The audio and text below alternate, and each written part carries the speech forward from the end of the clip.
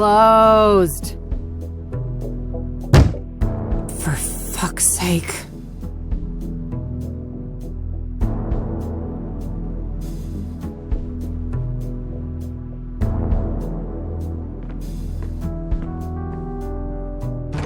Hey, kid. Oh, Lucas. Gee, what happened to you? Looks like somebody's been through the ringer. You should mind your own business, old man, before I bring up your ex-wife. Hey now, I'm just looking out for a former student of mine. And you're always my business. Oh, I bet I am. That's the only way a has-been like you could ever stay relevant. Ha! Yeah, that must be it. Now, you gonna invite me in and just let me stand here like an asshole? Fine, come in then. You want some coffee? I got enough ulcers, thank you very much. That brew you make is rancid. Oh, I did that on purpose. I wanted to do detective work, not dumb chores like some airbrained secretary. Feigning incompetence, huh? Clever move. I guess so. I just wish that shrewdness of mine could make me some money. There's my segue. Did you hear the news on the Soothsayer? I never took you for a sucker, Lucas. This is Cassidy. There's no way that reward is legit. You're wrong.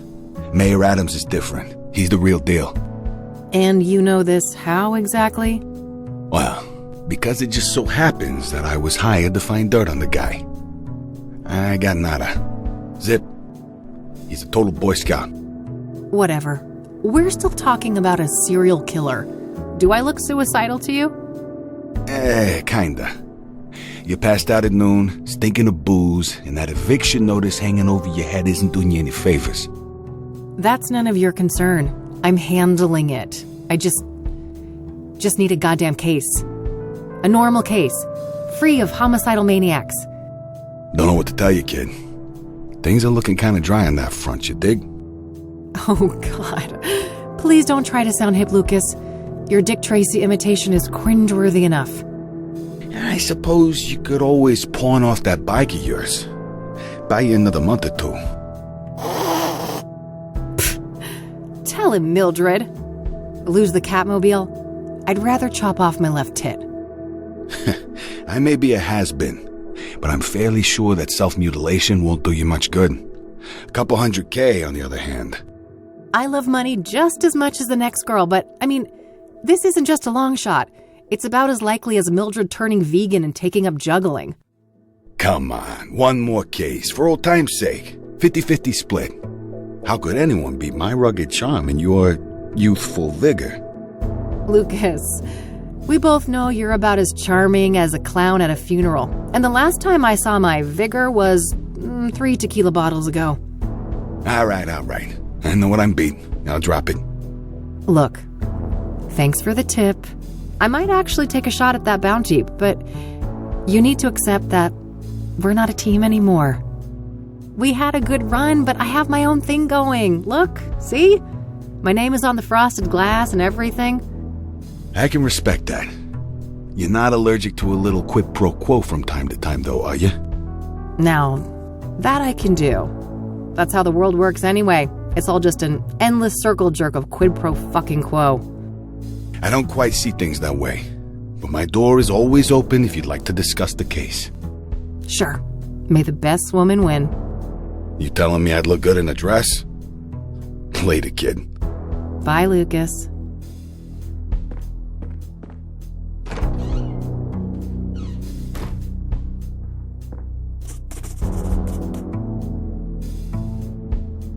Well, it's not like I have anything better to do.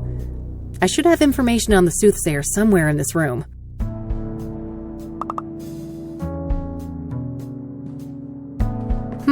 Yeah. Maybe there's something about the killings in these papers.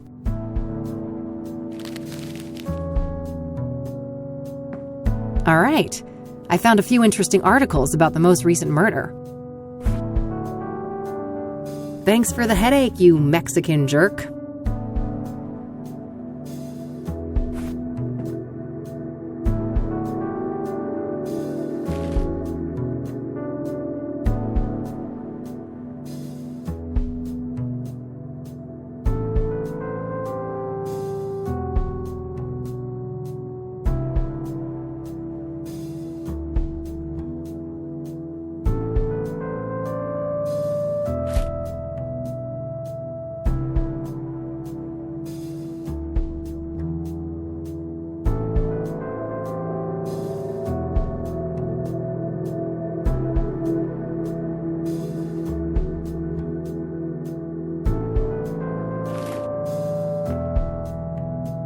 Alright, I think that's everything I've got on Deborah in here. When I'm ready to leave, I should be able to learn more about the other victims at the library.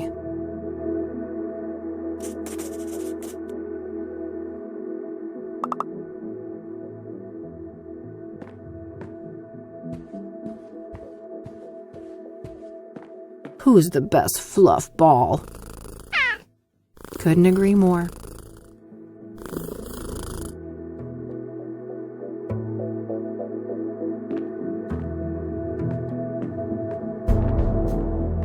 The yellow pages.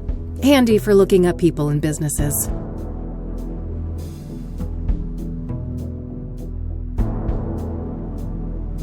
No dice. Hardly a shocker, she was a celebrity. Huh. I wish it was that easy.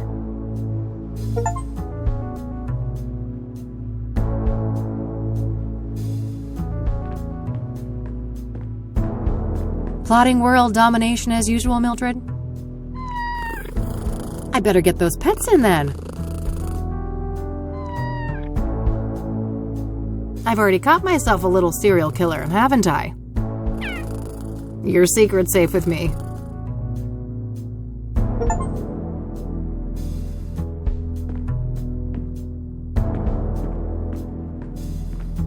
Thankfully, I don't need to make any calls right now. Every time I pick that thing up, I pray there's still a dial tone.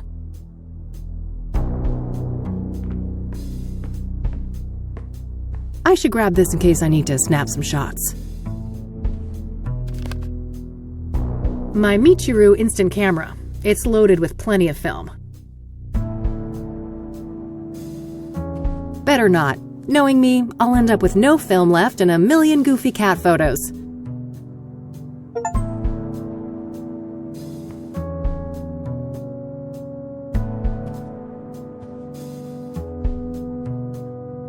What bills? Never saw those. Nope, no siree.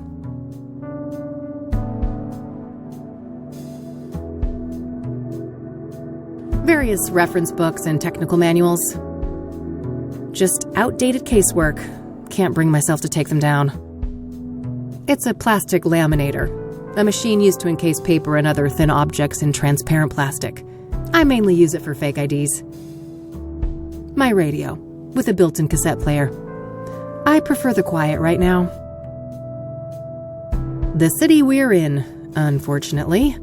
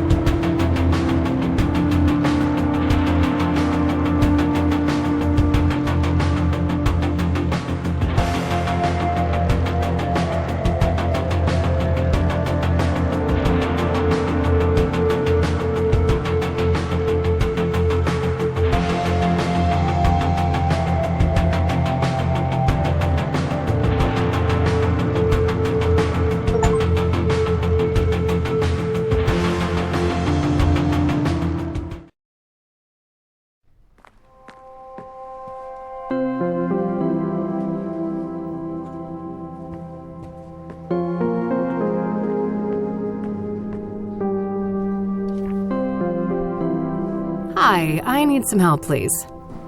Of course. How can I be of assistance?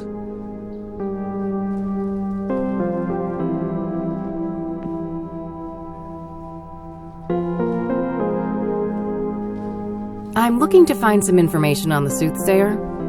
Ah. Quite a few people have taken an interest in that case lately. That's so. Well, I'm not scared of a little competition. So, you got anything for me? Yes. I would direct you to the microfilm viewer at the end of the hall. We have full scans of all of the major newspapers dating all the way back to the 50s. Perfect. I should be able to browse those for some articles about the murders. Indeed. If I may ask, what is your own interest in the case? You probably heard there's a reward, right? I'm a PI, and money is tight, so... I see. I suppose we each have our own ways to make a living. What do you know about Deborah Sinclair? Quite a bit. Do you have a more specific line of inquiry?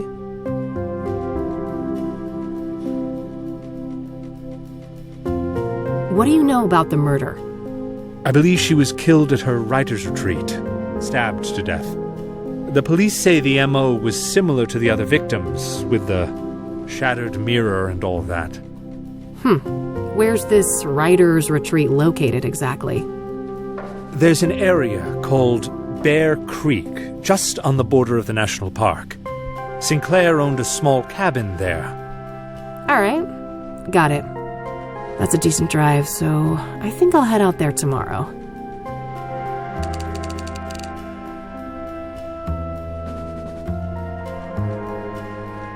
What kind of books did Deborah write? She dabbled in many different genres over the years, but her main bulk of work could probably be defined as horror, mystery, or a combination of the two. Afflicted, Dead Ends Meet, and the Jenny Payne trilogy are some of her most well-known titles. Huh, okay. Was she working on a new book when she died? I believe so, yes. But I don't have any details to share. Was Deborah a popular author? Oh, yes. Even before her death. Afterwards, her popularity has reached astronomical levels. I can imagine. Borrowing one of her books now is out of the question, right? Correct. 6 months wait minimum. Yeah, I figured. What do you know about Deborah's private life? She had quite an interesting life. Adopted as a child, and her adoptive father, Sebastian Willis Sinclair, was an accomplished author in his own right. Deborah's birth mother was a young homeless woman, and her father was a Native American. Deborah spent much of her life trying to track down her biological father, unsuccessfully. Perhaps in some part due to her roots, Deborah's books have often contained subject matter inspired by Native American religion. She was childless and unmarried when she passed away. Rumors say she was gay, but God knows tabloids are quick to jump to conclusions. I don't think she ever clarified that matter to the public. If you are curious to learn more, I would highly recommend her acclaimed autobiography, Unbound. Oh, I might check that out. Thanks for the information.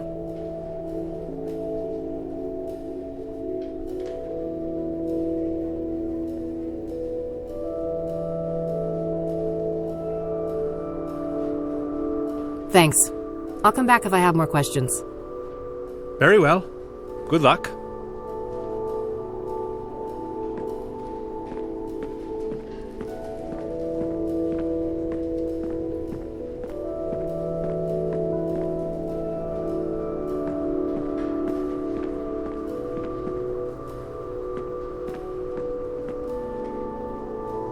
Okay, let's see here. It would take ages to look through all the microfilms since the killings began, so maybe I can figure out on what date the murder prior to Deborah's occurred.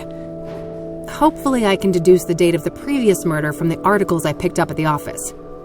When I have a good date written down, I can view the corresponding microfilm and look for useful information.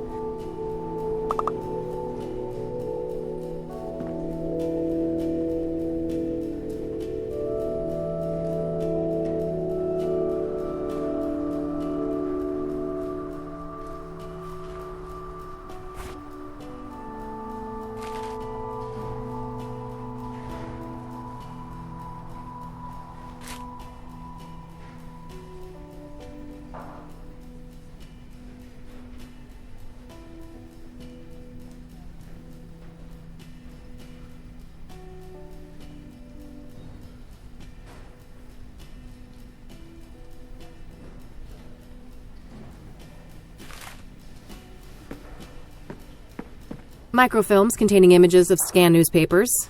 They're organized by calendar date.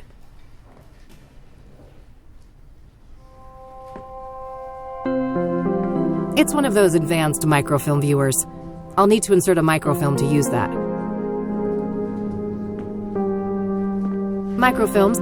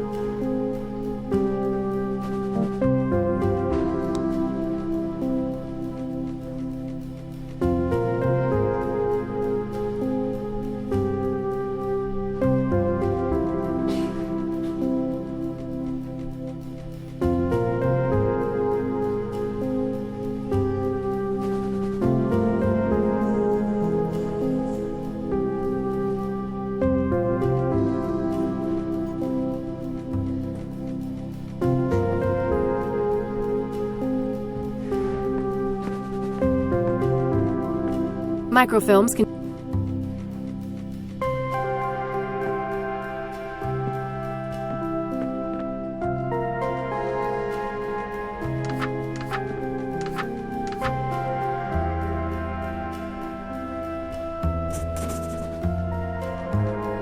Alright, I've got a date written down. I can use that to find the corresponding microfilm.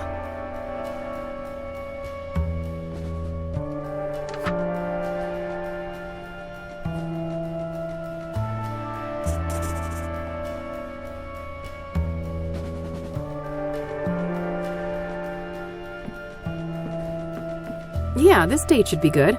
I'll search through a week or so of microfilm, starting from the date I've written down.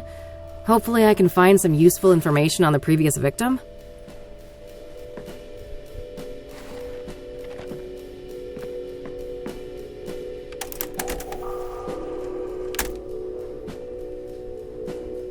Yes, there we go. I'll have these printed.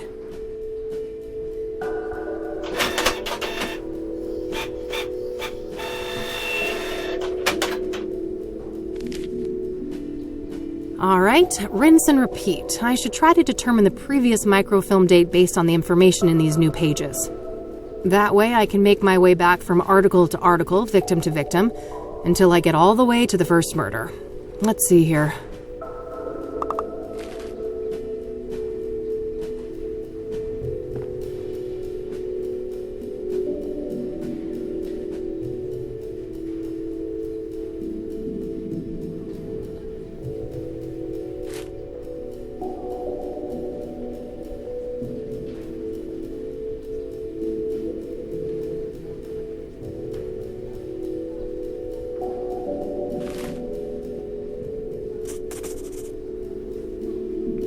I know where Constance Hill is, but that's a fair distance from the city. Better save it for tomorrow. For now, I'll put Jane Doe on hold and see what I can find about the previous murder victim.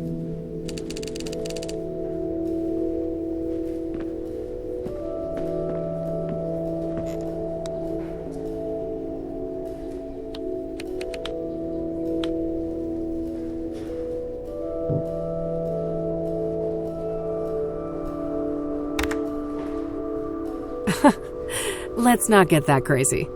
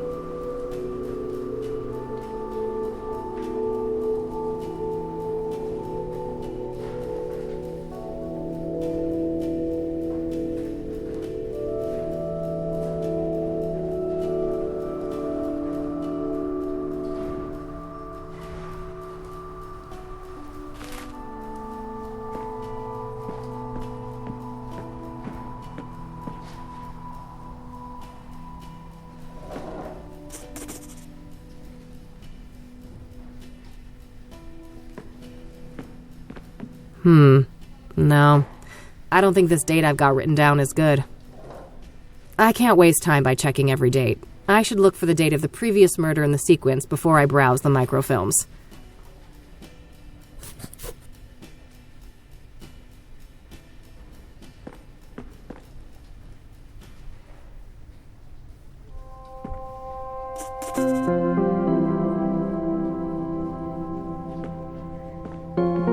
Yes, this should be the right date. Let's see here. Okay, let's have a look.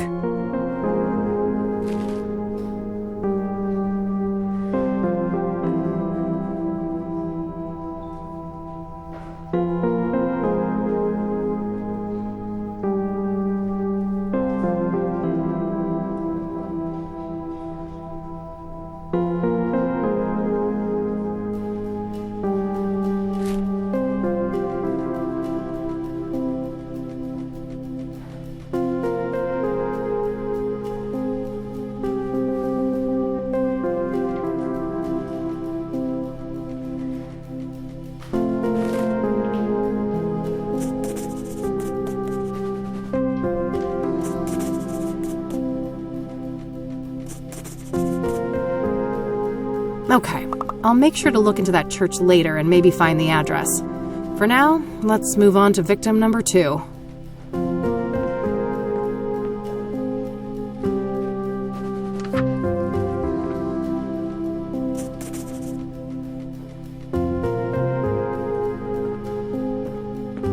Yes, this should be the right date. Let's see here.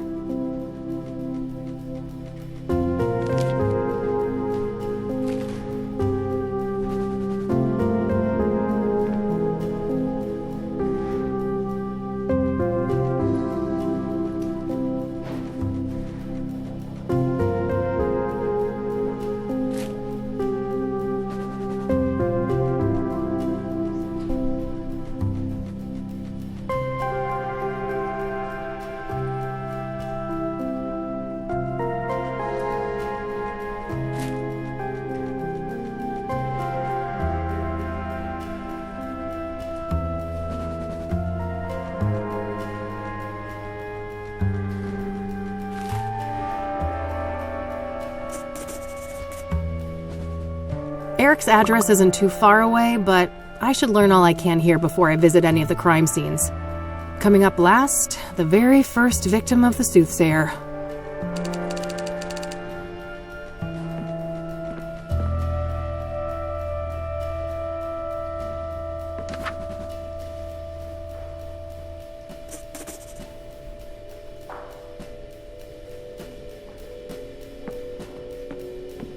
Yes, this should be the right date. Let's see here.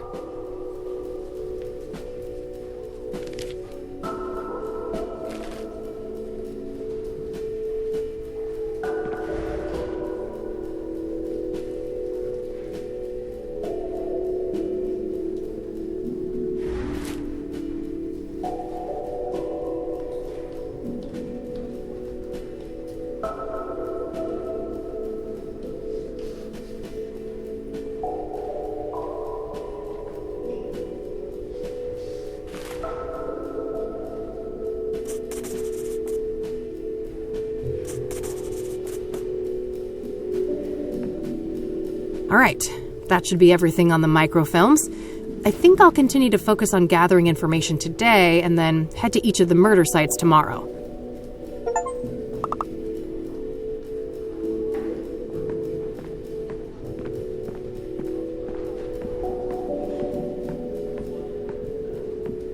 A bunch of magazines. Mostly celebrity gossip, it looks like. You can rent one of those if you lack a...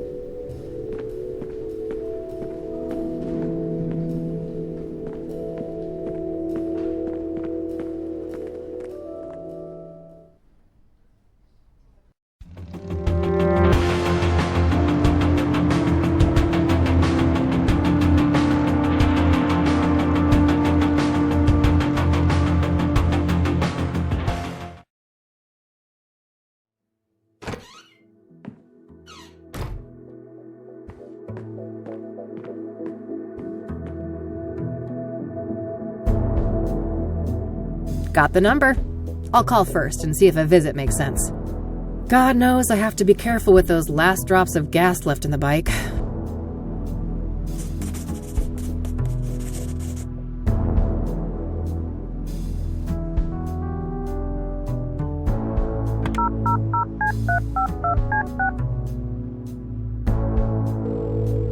Thank you for calling the Azure Sky Motel, your oasis in Cassidy. How may I help you? Hi there. This is Kathy Rain from Rain Investigations. I have some questions. All right, then. So, I hear that one of your tenants was murdered back in February? Rose Taylor. No shit. Here I thought the boys in blue ransacked this whole place just for shits and giggles. That happens more often than you'd think. Come on, man. Help a girl out. Sorry for the attitude, but you know you're the umpteenth person to ask about that, right? I get that, so how about we stick with the short version? Fine. No, I don't know anything that isn't in the papers. No, you can't see the room. It's rented out. And even if you did go in there, there's nothing that the cops or cleaners haven't removed since friggin' February. Understood. So what about the next of kin? She had a husband, right? Yeah, he came by later to pick up the personal effects. I just met the guy for a few minutes. Did you catch his name? I did, but I don't think he'd appreciate me giving out his name to some random lady on the phone. No offense. I am a bit offended, actually. I'm not some random lady. I'm a licensed private investigator and a renowned one at that. Ever hear of the Whitmore affair? That does sound familiar. Well, that was me. Now, here's a friendly piece of advice. Choose the path of least resistance. I can be a much bigger pain in the ass than this Mr. Taylor, believe me. All right, fine. It's Orson. Orson Taylor. That wasn't so hard, was it? Thanks, buddy. Appreciate it.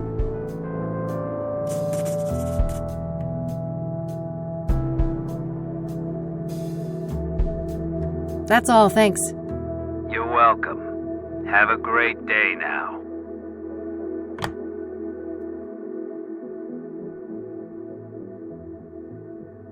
All right, found the husband's number. Here's hoping he's willing to talk to me.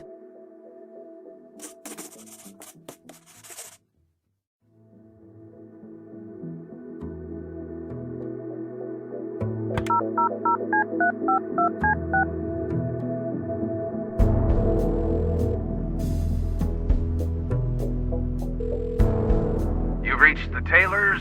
No one's home right now, but if you leave your details after the beep, I'll get back to you.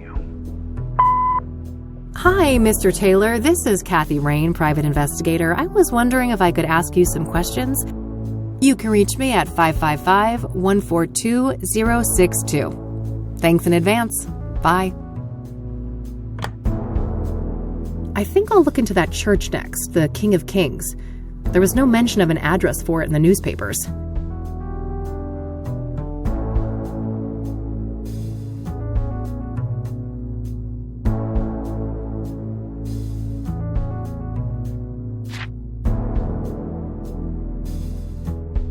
Great. I've got the address to the church. I'll head over there tomorrow. I think I've followed up on what I can today for each of the different victims.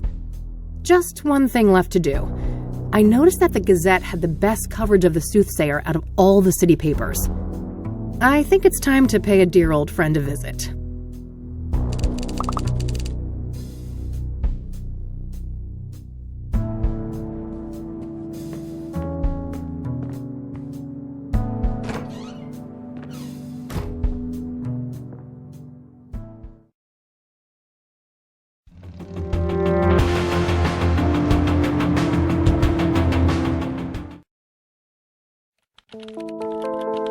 All right, here we are. Let's see how E is doing.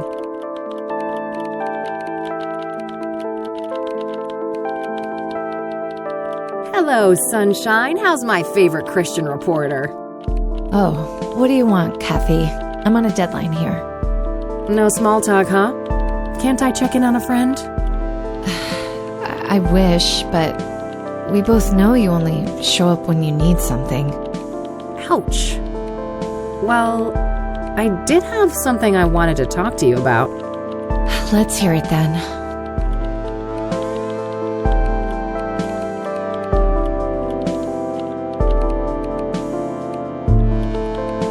What do you know about the Soothsayer? The serial killer? But... oh no, it's that stupid reward, isn't it? You betcha. Money in the bank, baby. Oh, brother. I'd say this is a terrible idea, Kathy, but it's not like you listen to me anyway. Oh, come on, Eileen. Don't be like that. No, don't even go there. Do you know how many times I had to go to HR to get people to stop quoting that stupid song? Poor old Johnny Ray set up on the radio. Art, make her stop. Why? It's not a half-bad performance. You guys are like peas in a pod. Ugh, well, now I lost my groove. I hope you're happy. Ecstatic. Are you done wasting my time now? Oh, lighten up, E. Aren't you thrilled about another big case? Teaming up, just like old times? You can't just pretend nothing happened, Kathy. You fired me, remember? I'll unfire you? Yeah, right. How do you even know you'll get that reward? This is Cassidy we're talking about. I was thinking the same thing, but Lucas did his homework. He says this new mayor is the real deal. That silly old man. He just wants one last case with his protege before retirement, even if it means you'll get yourselves serial killed. And I'm all here for it. Of course you are. It's not like self-preservation is anywhere on your hierarchy of needs. Can't argue with that. So, speaking of my, needs, what do you know about Cassidy's most prolific murderer? Not much. You should ask Art. He's much more up to date on that stuff, being our crime correspondent and all.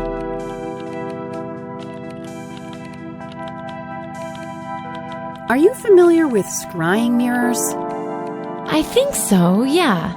You mean the black ones made out of obsidian, right? Yep. What do you know about them? Not a lot. I know they've been around since ancient times and that they're quite popular in New Age culture today. My friend Meadow is totally into that stuff. I bet she'd talk your ear off about it. Oh? Sounds great. Where can I find her? Let me call her tonight and ask first, okay? She can be a bit peculiar about things. Sure. Not a problem. I'll let you get back to your work. All right, see you later.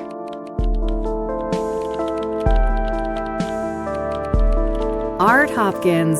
Just the man I need to see. That's so. This better be good. What do you know about the Soothsayer? What do I know?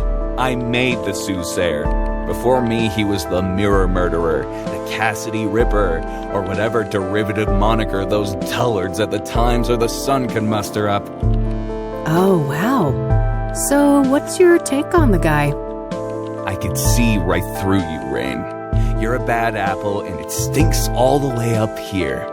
Finally got a whiff of that reward, huh? Can't blame a girl for trying. You've got your sights on that money too, huh? Who doesn't? It's 200 fucking grand. I got a juicy new lead, too. A new lead, huh? I doubt it's that impressive. Nice try. I'm not gonna slip up. Word of advice, go back to your cheaters and insurance frauds and leave the Soothsayer to the big boys.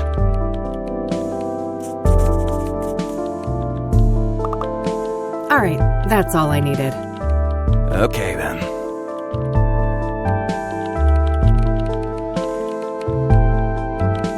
Hey, E, one more thing. Yeah?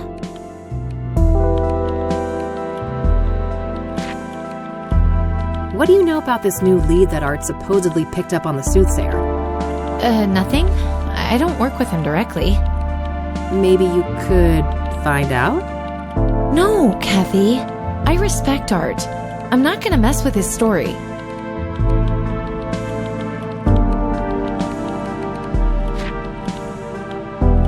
I'll let you get back to your work. All right, see you later. She respects art too much to do a little digging, huh? That guy's a grade A asshole. It shouldn't take much to bring that out front and center. Can I pick your brain for just a few more moments? You're lucky I'm in a patient mood.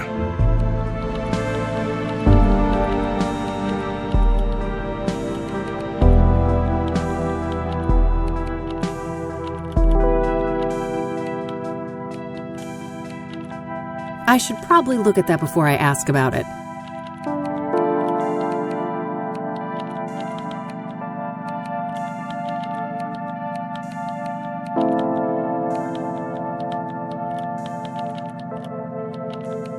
I don't want to ask him about that.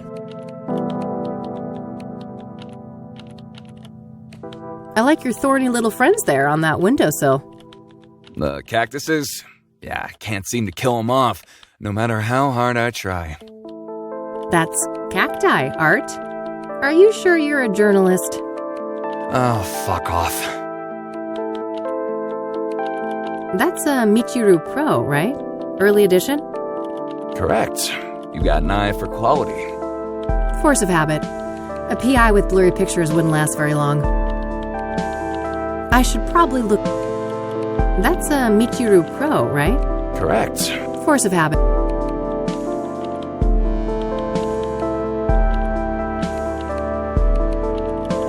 I should probably look at that before I ask about it.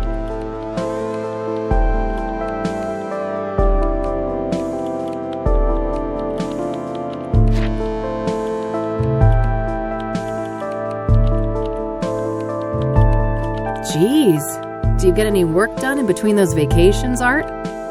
It's called foreign reporting. It must be an alien concept to a small-time PI like you. Sure thing, buddy. Keep spinning that yarn. So, you're one of those green tea guys, huh? Of course, I take my health very seriously. Oh, I couldn't tell. You're about 48, right? I can see that receding hairline of yours. Ha ha, you ain't exactly the poster child for health yourself, Rain. I could smell last night's booze all the way from here. I don't want to ask him about that. I don't want to ask him about that. How do you think Eileen is doing here? I don't gossip about coworkers. Take that shit somewhere else. I don't want to ask him about that. I don't want to ask him about that. I don't want to ask him. I don't want to ask. I don't want to. I should probably look at that before I ask about it.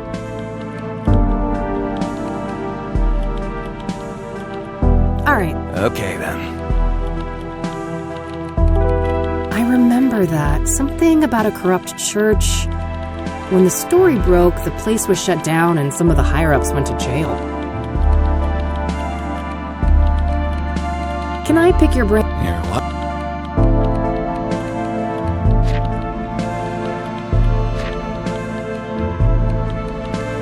What do you know about Deborah Sinclair? The most recent Soothsayer victim? Don't waste your breath about the Soothsayer. I'm not gonna say squat. No point. He's not willing to talk about the victims. What do you know about scrying mirrors? Certainly more than you. I'd be surprised if you ever picked up a book. Are you familiar with the King of Kings Catholic Church? Don't waste your breath about the Soothsayer. I'm not gonna say squat. What do you know about the Azure Sky Motel? Stop wasting my time. We both know you're just fishing for information about the Soothsayer. I don't need to ask him about that. That's quite the story you've got framed up there on that wall. Oh, yes. One of my proudest accomplishments.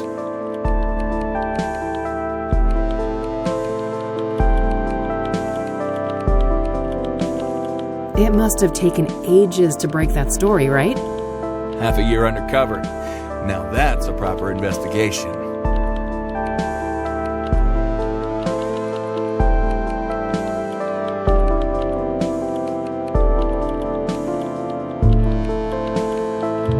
That's dedication. Lots of sermons to listen to, I take it? Ugh, too many.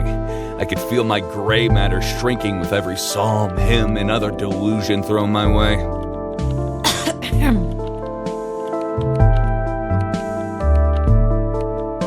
What made you decide to investigate the church? I had a family member in that parish. They told me some strange stories. Didn't take long for my reporter's instinct to kick in.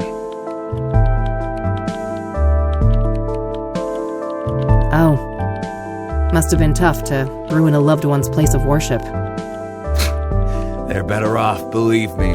I'd prefer to keep them out of organized religion altogether, but at least now they're no longer associated with goddamn criminals.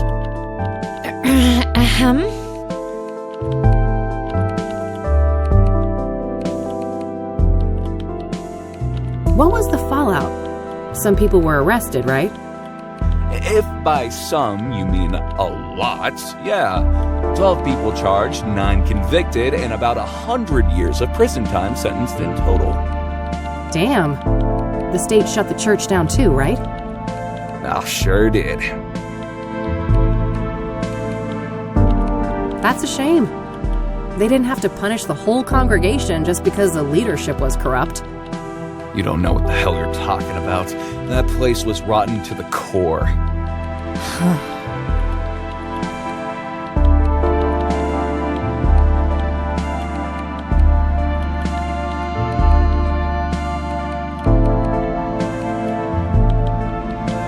It must have taken ages to break that story, right?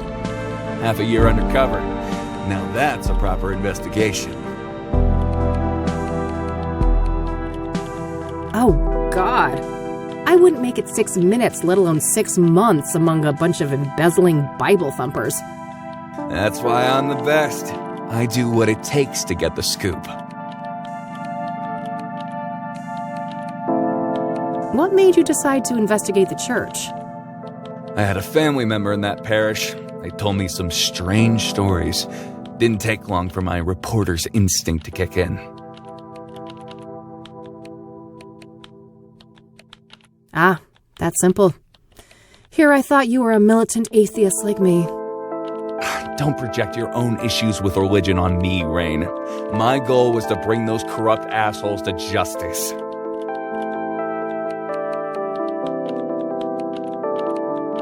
What was the fallout? Some people were arrested, right? If by some you mean a lot, yeah.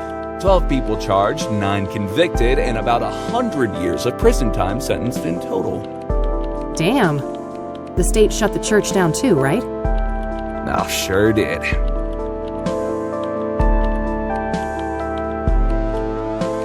Good riddance. They should have bulldozed the whole block and turned it into a parking lot. Your words, not mine, Ren.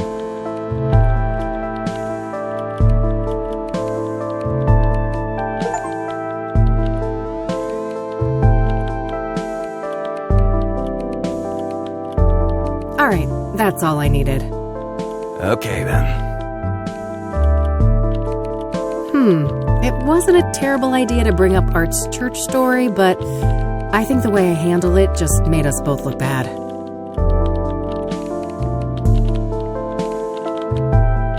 Hey, E, one more thing. Yeah?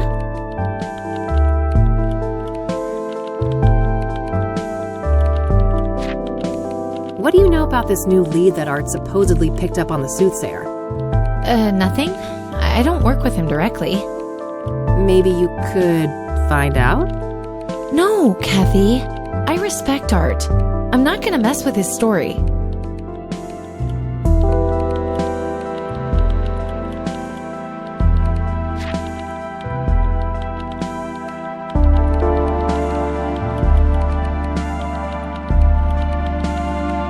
So, I heard about this expose Art did on a church here in town. Well, yes. It's not like Christians are immune to bad behavior.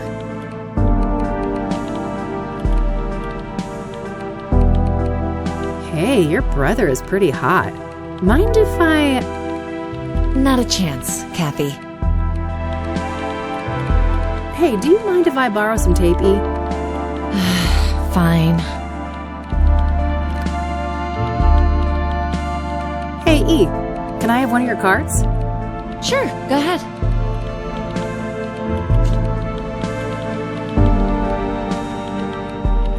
Want to have a water cooler moment together? I have a lot of work to do, Kathy. Get to the point, please. Jeez, you're no fun. I don't want to ask her about that. Still keeping that little bugger around, huh? Oh, I wouldn't part with Ribbit for the world. I don't want to ask. What do you know about Deborah Sinclair? I like her books, but I don't care much for celebrity gossip. Awful thing that happened to her, though. What do you know about the woman who was burned alive by the Soothsayer? Oh, nothing. I hope that horrible demon is caught soon. What do you know about Benedict Townsend, the murdered deacon? I don't know anything about that poor man. Hey, you're a Christian. What does a deacon actually do? It depends on the denomination, but a deacon belongs to a church and can practically do the same work as a priest, with the exception of sermons and rites. Interesting, thanks. Are you familiar with the King of Kings Catholic Church? I'm not. My family, we're Protestants. Do you know anything about Eric Holloway, one of the Soothsayer victims? Not really. I'm sure you know more about him than me. What do you know about Rose Taylor, the first Soothsayer victim? She worked as a nurse, I think. Other than that, I don't know much. Have you heard of the Azure Sky Motel? That's where one of those serial killings happened, right? Yeah. Thought it sounded familiar. I don't know anything else about it, though.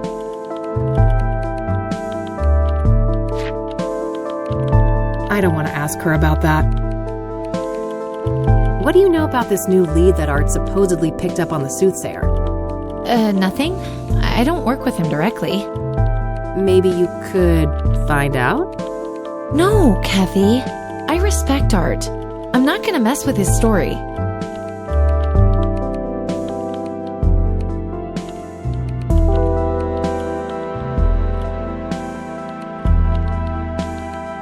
I'll let you get back to your work. All right, see you later.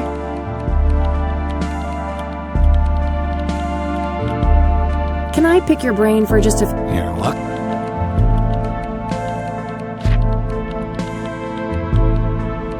A new lead, huh?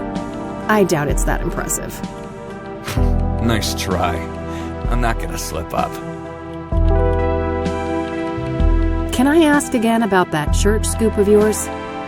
Sure. Always happy to talk about that. It must have taken ages to break that story, right? Half a year undercover. Now that's a proper investigation.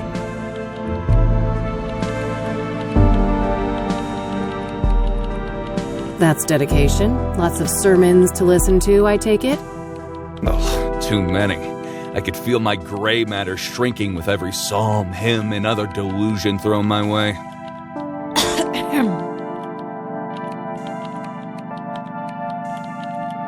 What made you decide to investigate the church? I had a family member in that parish. They told me some strange stories. Didn't take long for my reporter's instinct to kick in.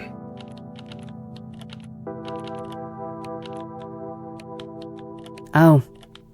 Must have been tough to ruin a loved one's place of worship. They're better off, believe me. I'd prefer to keep them out of organized religion altogether, but at least now they're no longer associated with goddamn criminals.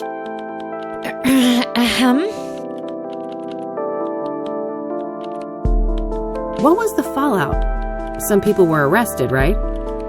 If by some you mean a lot, yeah. 12 people charged, 9 convicted, and about 100 years of prison time sentenced in total. Damn. the state shut the church down too, right? Oh, sure did.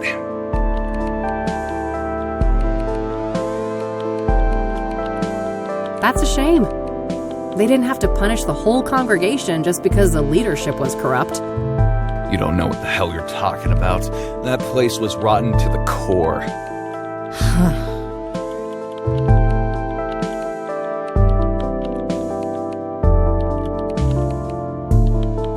All right. Okay, then. Oof. I don't think Art's Eileen's favorite person right now.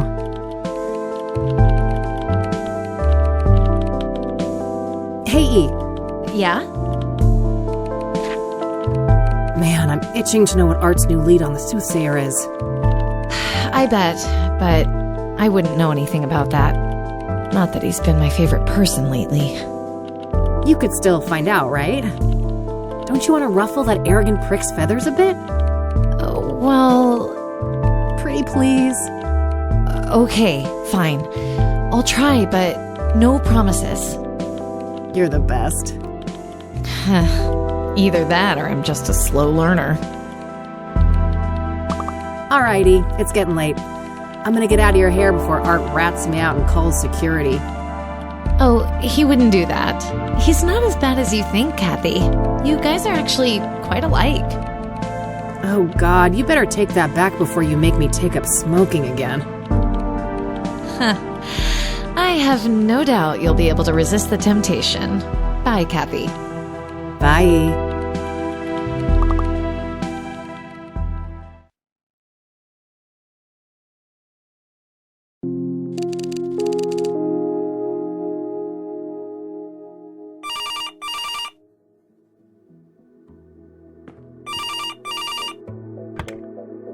Rain Investigations. Kathy, it's me, Eileen. Hey, E. What's up? Oh, just burning the midnight oil. So, I wanted to let you know that I found Art's new lead on the Soothsayer.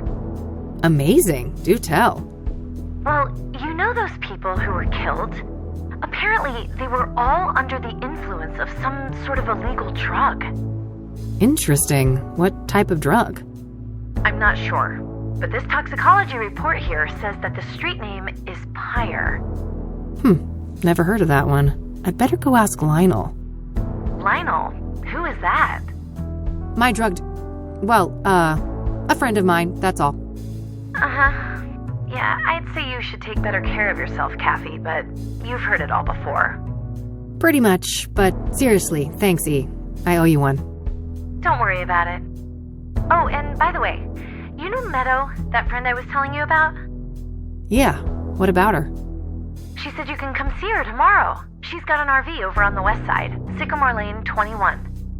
Perfect. I'll go talk to her in the morning. Okie dokie.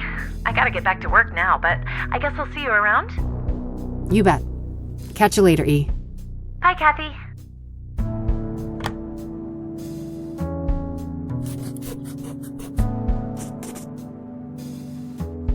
Pyre, huh? I better call the cop shop and ask Josh about that.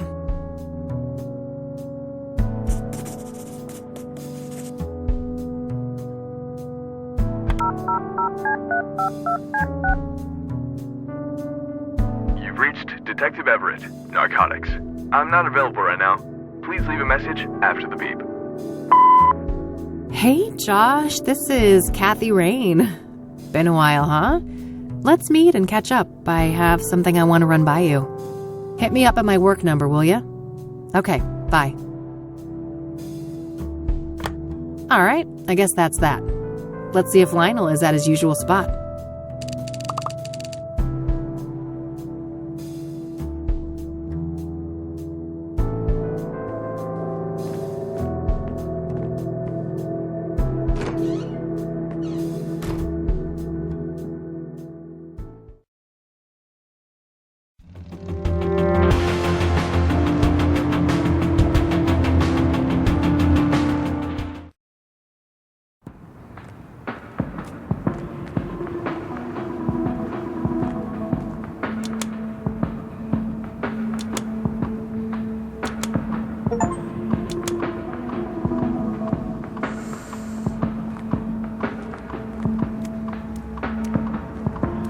Hey, what's up, Lionel? Hey, girlfriend. You here for the white stuff? Not this time, buddy. Oh, you broke? Well, I am, but that's not... You just broke. Well, I ain't giving you a tab. I'd never see my money back. No offense. I don't want a fucking Coke tab, Lionel. I just had some questions. Whoa. What's with the hostility, girl? There's no reason to be unsavory among friends. Sorry, rough day. Can I run something by you? Go on, then. I suppose I got some time to spare.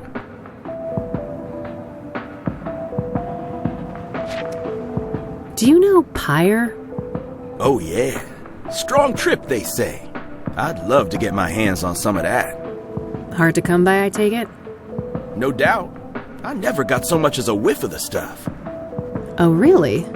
Who's slinging? No one I know. Sketchy motherfuckers, though, whoever they are. How so? Well, for one, you won't find them on the corner like us, regular hard-working candy men. Yeah, you're all salt of the earth. How do they conduct business, then? Well, they pretty much don't. I'm not following. Well, join the club, because it's some real candid camera shit. Every now and then, one of them dope fiends starts yapping on about some creepy fucker giving them Pyre, and it's always on the house. Trying to run an honest pusher out of business. Some kind of obtuse marketing tactic? If it is, those people sure as hell ain't capitalizing on it. Some half-assed DEA honeypot operation, then? No way. The feds don't give a fuck about Cassidy, trust me. Who are these fiends, then? Got any names? Nah, I don't ask for names. And the junkie clientele all look the same to me, no offense. Ha. So you don't know anyone who could get Pyre? Some drug dealer you are. No, I didn't say that. There is this one person who just might be able to pull it off. Yeah? A friend of the boss. Ultra-wealthy connoisseur. Tries everything once, apparently. Rich. I mean old money rich. Deeply connected. Quite the sales pitch. Are you gonna give me a name or just leave a girl hanging in suspense? Now. Let's not get ahead of ourselves. Surely a gumshoe such as yourself is well aware that information is a commodity. I told you, I'm fucking broke, Lionel. And I ain't deaf. We're talking a simple exchange. If you find out who's slinging Pyre, you send the Love Lion a word. Deal. Loaded guy's name, please. It ain't a guy, strictly speaking. It's one of those, transsexual types. Prefers to go by the name Hannah Verdue. Verdue? That rings a bell. Some French family, right? Mine owners? You tell me. Sounds about right.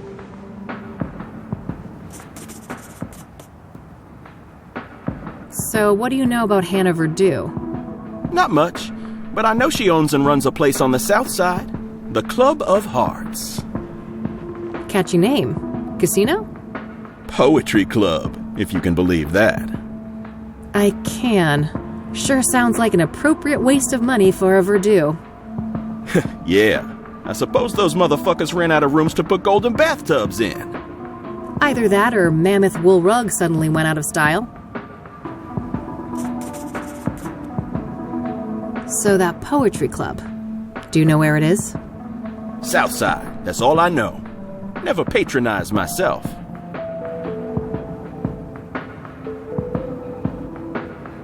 That's it. Later, Lionel. Until next time, hot stuff.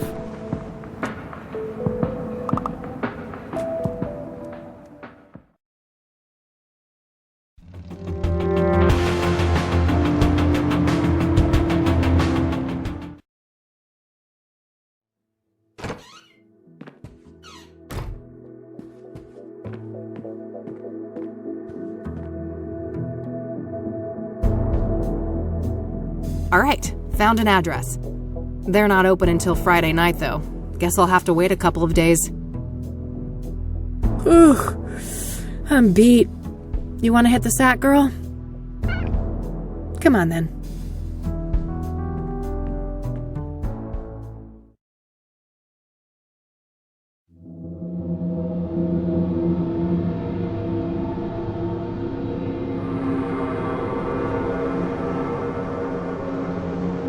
So, there's something I need to tell you. Yeah, I know, kid. Time to move on, huh? Yeah. Is it that obvious? I wouldn't be much of a PI if I couldn't see the writing on the wall for this one. It was nice having you around, though, kid. You spruced up the place, I gotta say. Well, don't get lazy without me. I'm sure you still have a couple of years of detective work left in you. Oh, that's all I need. Just a couple of more cases. Then I'm riding off into the sunset. What's going on, Lucas? What do you mean? Something wrong with my vacation outfit? I've always been a sun-kissed kind of guy.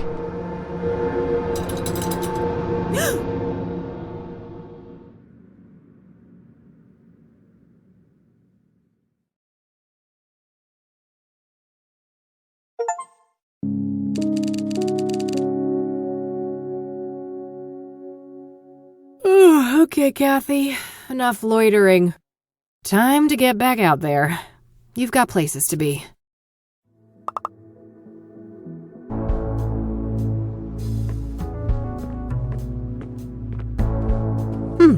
This might be useful.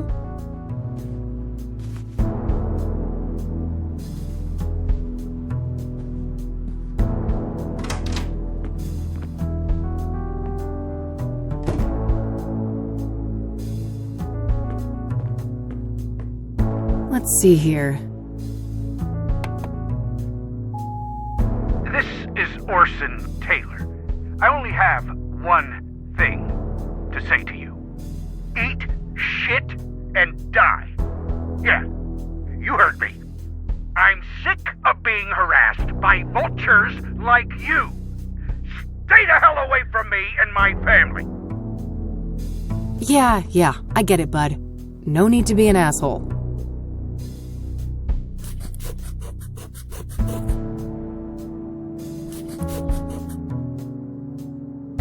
Let's see what this other message says.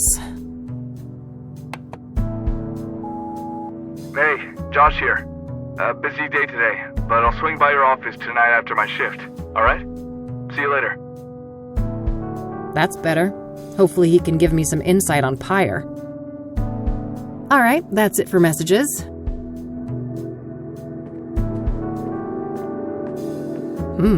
What's this?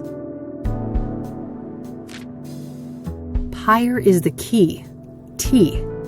Damn. This T knows what I'm up to. The question is, are they friend or foe?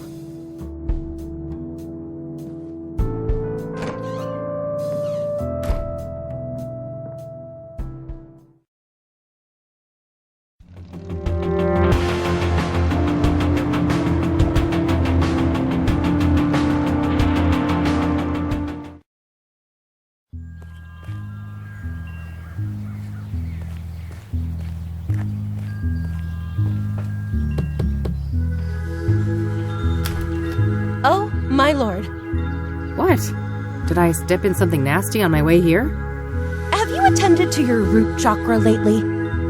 I can't say I've been keeping tabs on that one. Oh, you're such a treasure. Oh, how do I put this? Your root chakra is dog shit. It's a really crappy chakra. If I was a doctor and we were talking about your knee or shoulder, I would suggest just cutting it off. Just cut it right off. It's that bad. Tell me how you really feel. Oh, I'm fine. Thanks for asking. My chakras are in balance, from my toes all the way to the top of my noggin. That's just peachy. Look, Eileen told you I was coming, right? Oh, you're her! Oh, that's marvelous! Oh, wow. Okay. What the heck is going on? I'm sorry, but I can't have such blatant discord in my home. Take this pendant, love. I need a single photograph of you wearing it. Lotus position. Find a place in nature touched by fire, earth, and wind. I have no idea what you just said. That's funny. See you later. What a weirdo. If I want her help, I guess I need to find a spot to take that photo. Fire, earth, wind.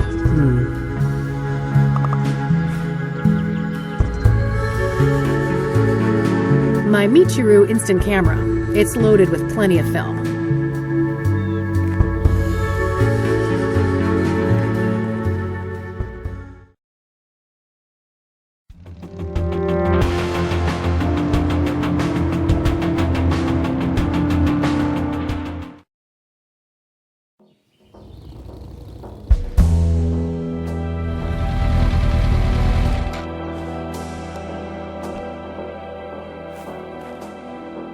Here we are, Constance Hill.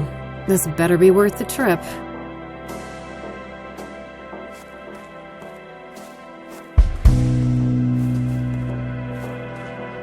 This must be it. This is where they found Jane Doe.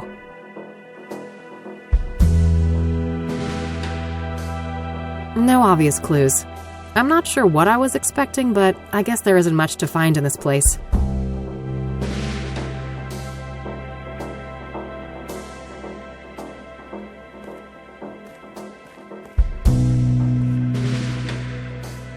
Well, it ain't city concrete if it isn't covered in spray paint. Well, it ain't city concrete if it isn't... Hey! You're not supposed to be here! It's a free country, nutjob. Step off before you get hurt. Your face is all wrong! Take it off!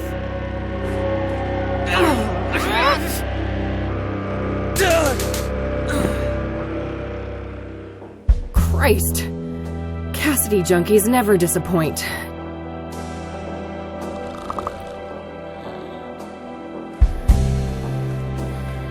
I already looked here. There's no clues to be found.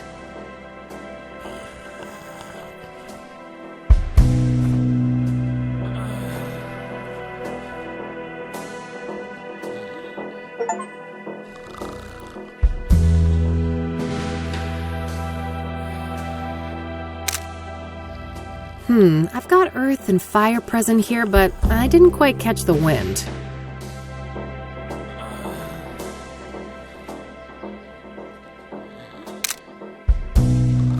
I've got earth and fire...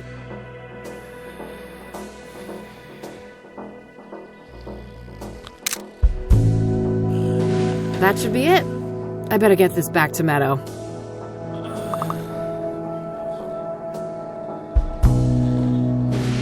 I'm not getting near that nutcase again.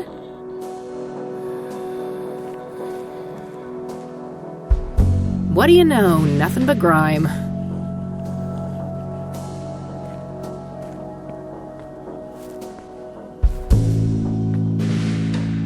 Oh, neat. I can see my office building from here. My expert lock-picking set. Not many locks can withstand these little fellas. I've got a perfectly good key for it.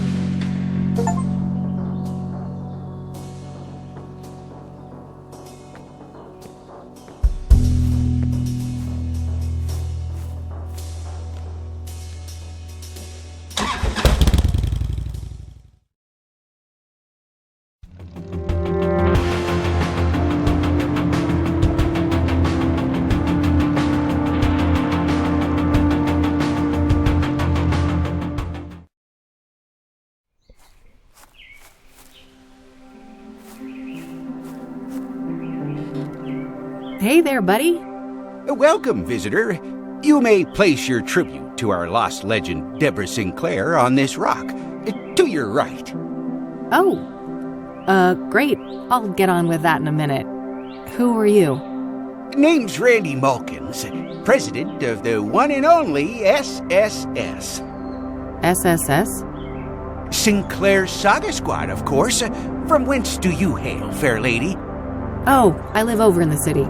Cassidy. Ha! I mean, which fan club do you belong to? Oh,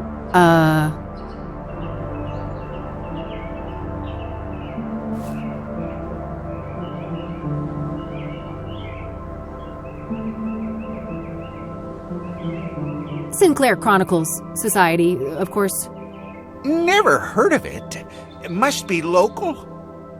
Yep. Yes, quite local. I'm Kathy, by the way. Kathy Rain. Oh, that's a lovely name. It sounds like a character in a book. Well, I certainly have days when I wish I was made up. Whoa, that's deep. Huh. Do you mind if I ask you a few things? Always happy to talk to a fellow fan. So, let's talk about Deborah. My favorite topic. Don't mind if we do. So, her death. Do you know what happened? Well, I follow the news like everybody else. I didn't think much of the killings. These things happen. But never in a million years would I expect poor Deb to become a victim. So, do you know the sequence of events exactly? Supposedly, some maniac came out here and stabbed her, right in this cabin. No sign of a forced entry, so either the door was open or she let him in. Any idea of who would want to do that to her? Did she have any enemies? No, everybody loved Debbie. Whoever did this is a twisted, sick person. We still have to consider the possibility that it was, one of us. A fan? No way. I refuse to believe that. Well, what about the fact that one of the victims was killed on the anniversary of Storm Chaser? Yeah, that's an odd one. Not sure what to think, but in the end, only the killer knows why he chose that date. Would anyone benefit from her death then? Some relative who would get the book royalties, maybe? She had no close relatives, so I'm not sure who would be next in line. I'd be surprised if she had no written will, though. I bet most of that money will go to charity, benefiting Native Americans. Do you know if Deborah was writing a new book when she died? Oh, yes. Years in the making, enshrouded in mystery. Now we'll never get to read it. Do you know what it was about? I wish, but no. Deb was tight-lipped about that one. All she stated publicly is that it wasn't a sequel. Have you ever met Deborah in person? Oh, for sure. A bunch of times. Only briefly, though. At fan gatherings, book signings, and things like that. What's your favorite Deborah Sinclair book? Oh, man. That depends on my mood. But I generally have a weak spot for her early experimental work, like Evermore and The Guidance.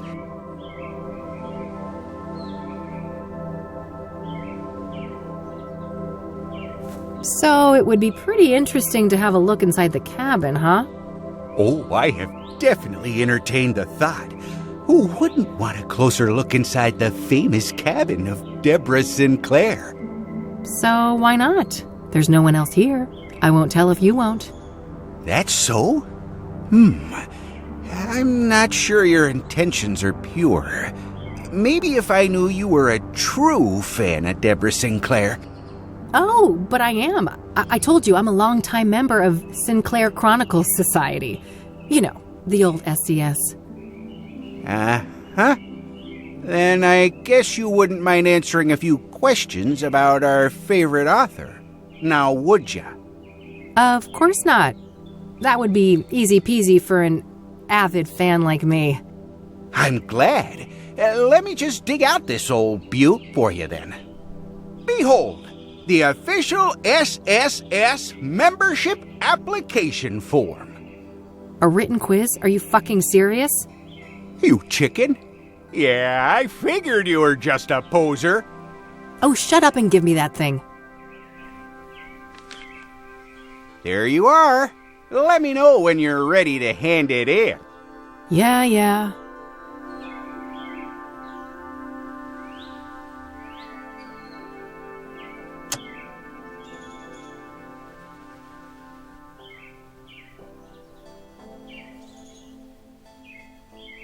I'll let you get back to your reading. Don't be a stranger. I guess I need to read up on Deborah. There's probably some useful information at the library.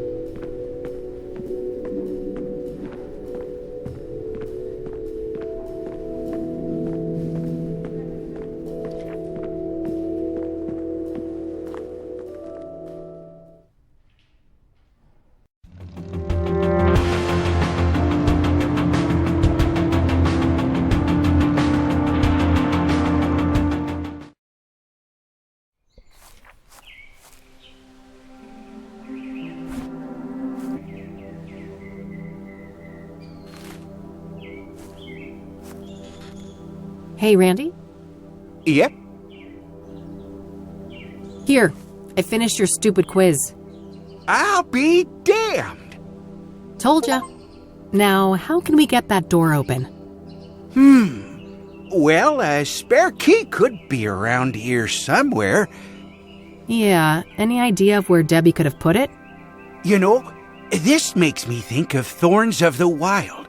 When Johnny was trying to enter Miss Goodman's house, the key wasn't just put in a flower pot, it was buried in the dirt.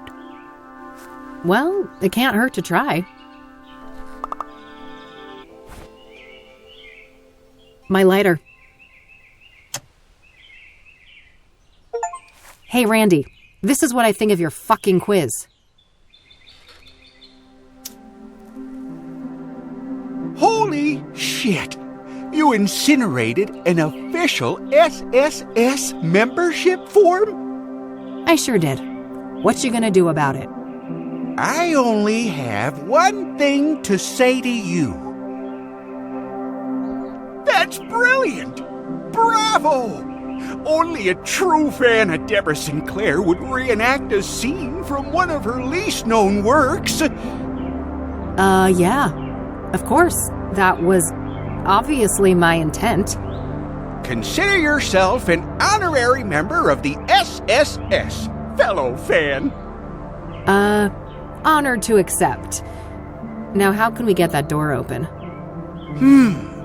Well, a spare key could be around here somewhere. Yeah, any idea of where Debbie could have put it? You know, this makes me think of Thorns of the Wild. When Johnny was trying to enter Miss Goodman's house, the key wasn't just put in a flower pot. It was buried in the dirt. Well, it can't hurt to try.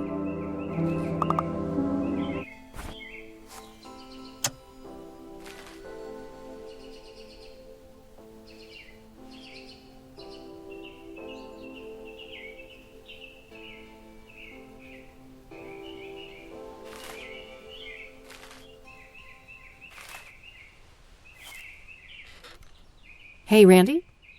Yep. Here, I finished your stupid quiz. Uh-oh, not even half right.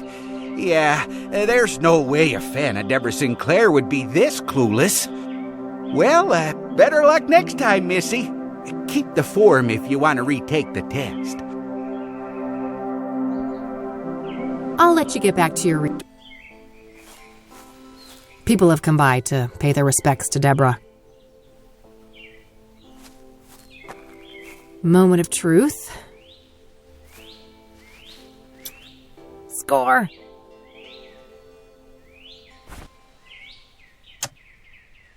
This must be a spare...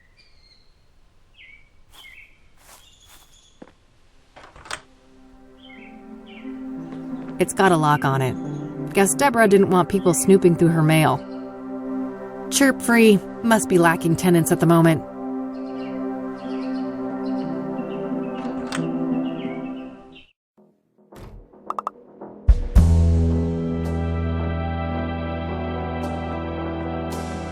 Holy shit.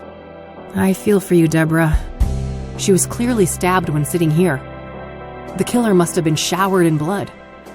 In a remote place like this, I guess they had plenty of time to clean up and escape.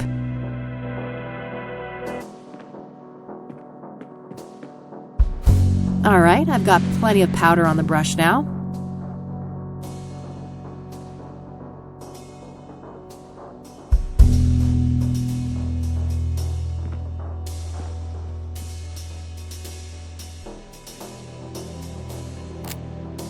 Whoa, it's an obsidian shard. This must be from the mirror left at the murder scene. The brush has been... Wow, there's an actual print. All right, gotta be careful. There we go, nice clean print. I'll grab the shard too.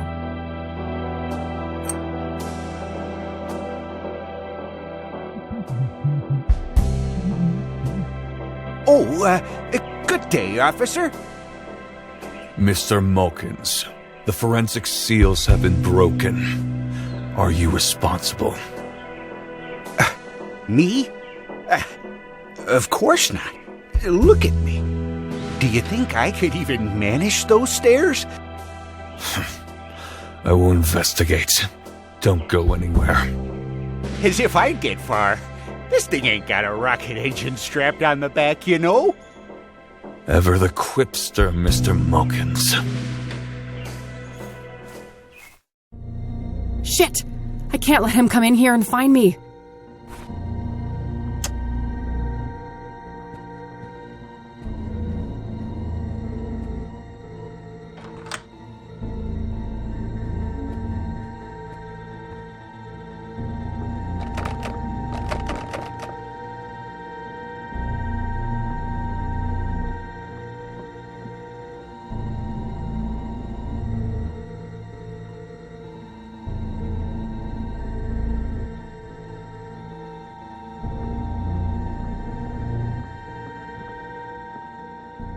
Phew. That was close.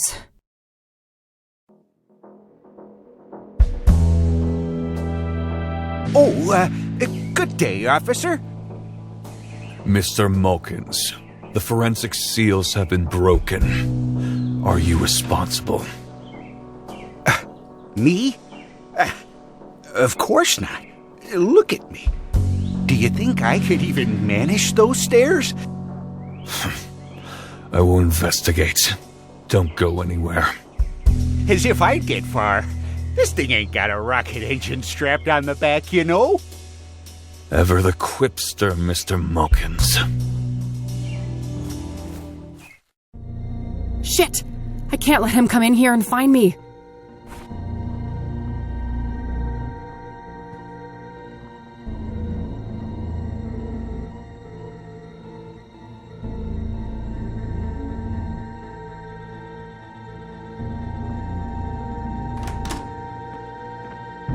Hey! Hold it right there!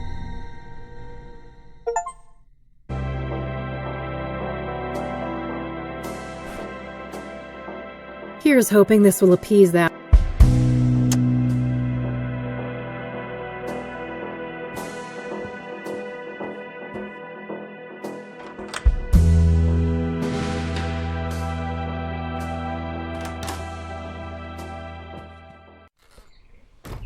Better lock this up. Close one, huh, Kathy? Sure was. Thanks for the assist, Randy. You're the man. Ah, shucks. Couldn't let a fellow fan get in trouble. Oh, and by the way, did you check the mailbox? Not yet, but that's not a bad idea. Go for it. I'll keep watch. It's got a lock on it. Guess Deborah didn't want people snooping through her mail.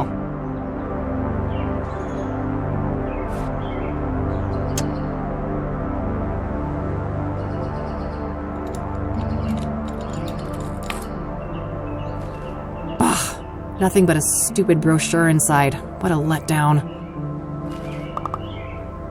These are the local rangers, huh? Probably not worth trying to question any of them right now. They're as likely to be tight-lipped about Deborah as the cops. I'll keep the brochure, though. Might be relevant later.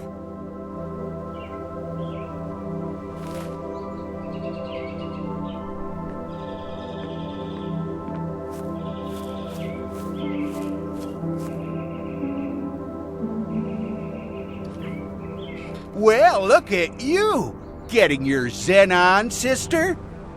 Yeah. Something like that.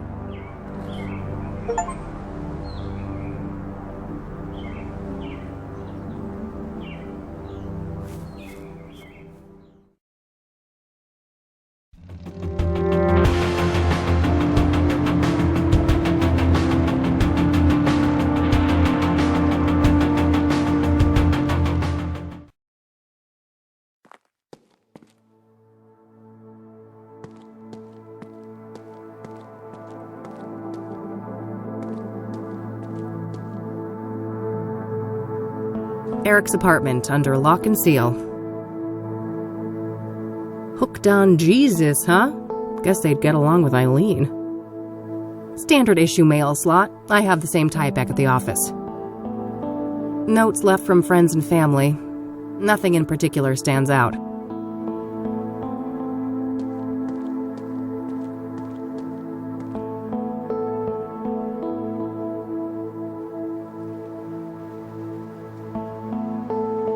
Frag. Boy, this person gets around. I've seen their work all over town.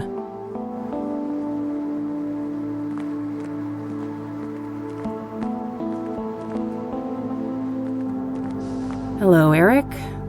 Sorry you had to die like this.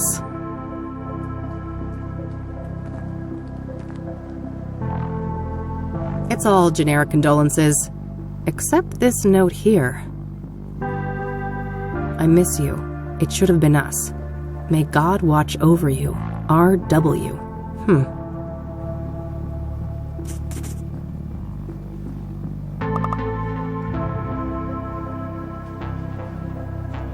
All dried up. No surprise, it's been months since the murder. Tons of spent candles. After dark, this little shrine must have looked quite nice under candlelight. Pyre is the key. T. Damn. This T knows what I'm up to. The question is, are they friend or foe? What am I even trying?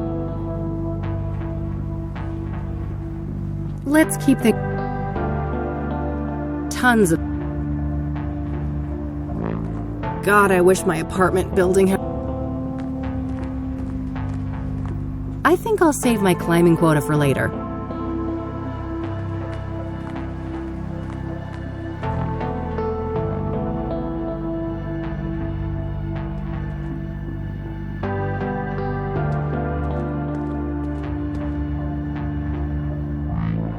Nothing but overdue bills. Eric's apartment under Eric Holloway. Rachel Wang. Oh, that's RW. Rachel must be the one who wrote that note on the roof.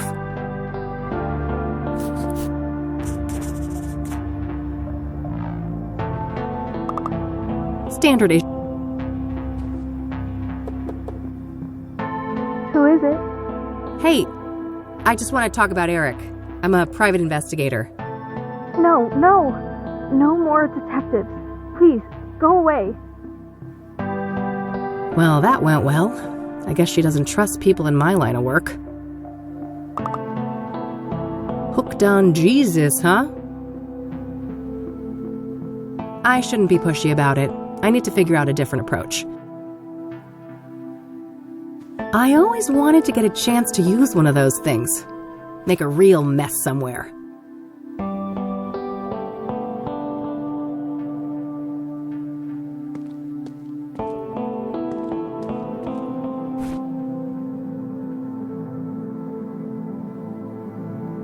I better look at the card first. It's Eileen's business card. Eileen Summers, junior reporter. Her work number here might be useful. I'll add it to my notebook.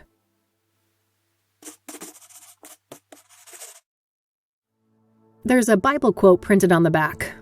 You will know the truth, and the truth will set you free. John 8:32.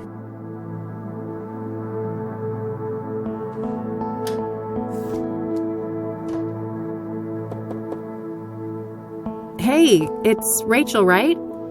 I dropped my card in your mailbox. I just want to talk. You're a Christian reporter? What do you want? Only to talk to you about Eric. It's for a story, a respectful one. Oh, I suppose that would be all right. I'm glad. Could you open the door? It's hard for me to hear you out here. Did you wash your hands? I can't risk getting any germs in here. Of course. Can I come in? No, I prefer it like this. I have a weak immune system. Sure, no problem. Okay. Ask your questions then.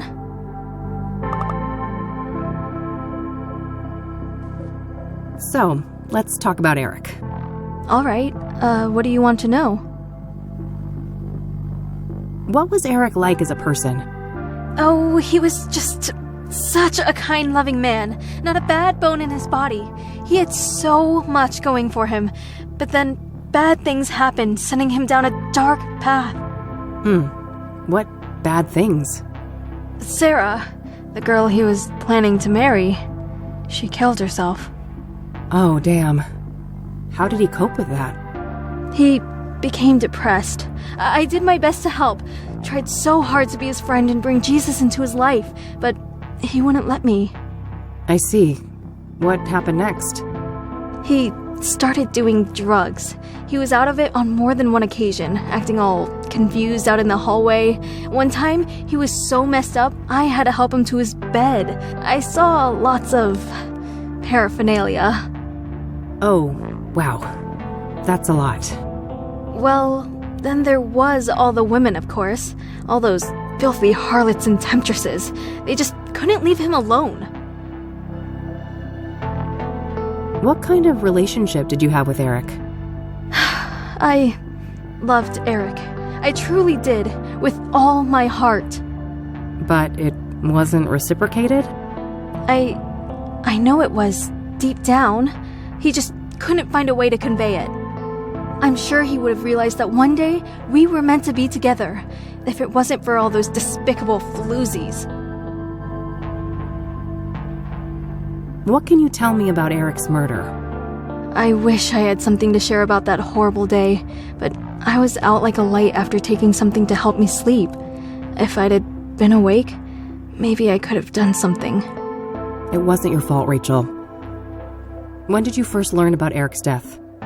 The morning after. I didn't see his body, which I'm grateful for. I did witness the blood, though, which was horrific enough. I can imagine. Did you notice anything out of the ordinary during the days before the murder? No, nothing. Eric and I hadn't spoken for a while. Was Eric seeing a lot of women when he died? Too many to count. They kept dragging him back into sin. I prayed and I prayed, but they kept on coming. It didn't end until one of those Jezebels killed him. I know it in my heart. That's what happened. Did any of the women stick out in some way? Maybe one of them acted suspicious? Not that I can remember. I'd have to check my... no. You'd have to check your... what? Your diary? I misspoke. Don't mind me. I get confused sometimes.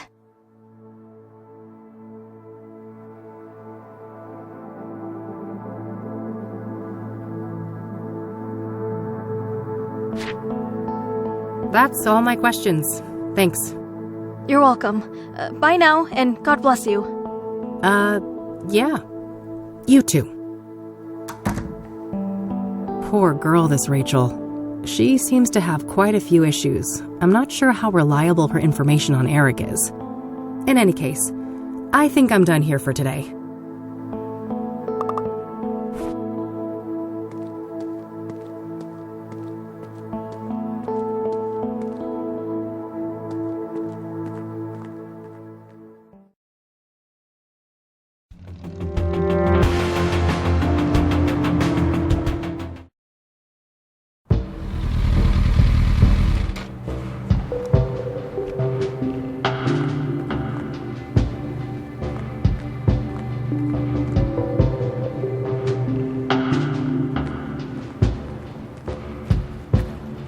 There's an open toolbox on the driver's seat. Hey there. How's it going? No time to chat, young lady. I gotta get this old bird up and running. You'll have to come back later. Engine trouble? Can I help? Maybe so. As long as you aren't a complete dimwit. See that toolbox? Yeah, what about it? It's real simple. I'll ask you for tools. You hand them over, one by one. No problem. Sounds easy enough. Good. Just don't hand me the wrong thing. That would be an abject disaster. I think I can handle it. I happen to know a thing or two about engines. That's so. There should be smooth sailing then. Let me know when you're ready. All right, I'm ready. What do you need? Hand over the medium-sized wrench, will ya? Not the rusty one.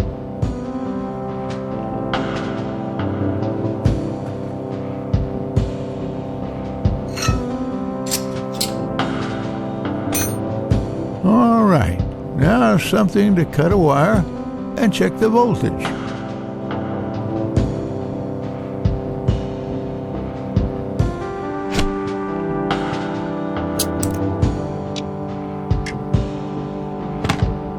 That's finished. What's next? Give me the regular pliers and then the big Phillips screwdriver. I don't think that's the right number of tools.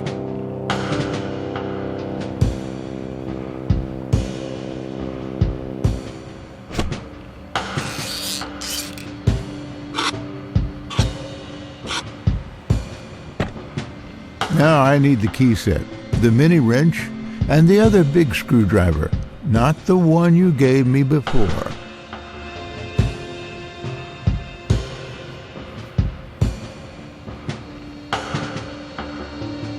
I don't think that's the right number of...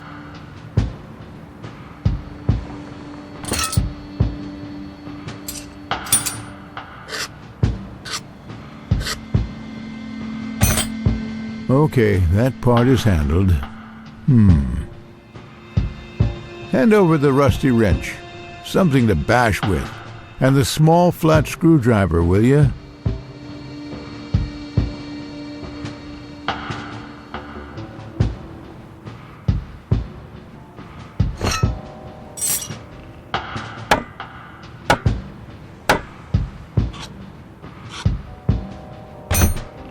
I got a 6-inch bolt here, a real oily little thing. First, I need something to clean it with, and then a tool to grip it properly.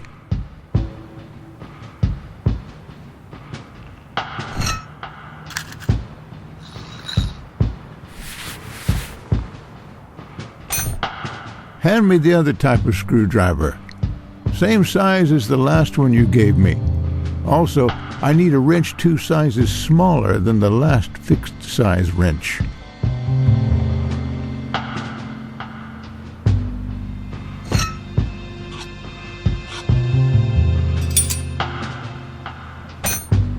I think that did it. Hit the ignition, lass. Okay, hang on.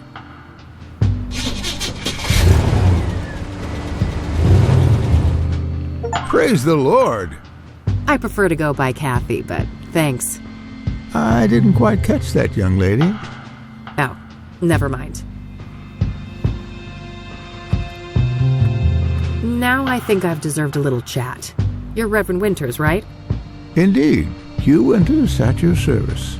And who might you be? The name is Rain, Kathy Rain. I'm a private investigator. Oh, I see. Another one.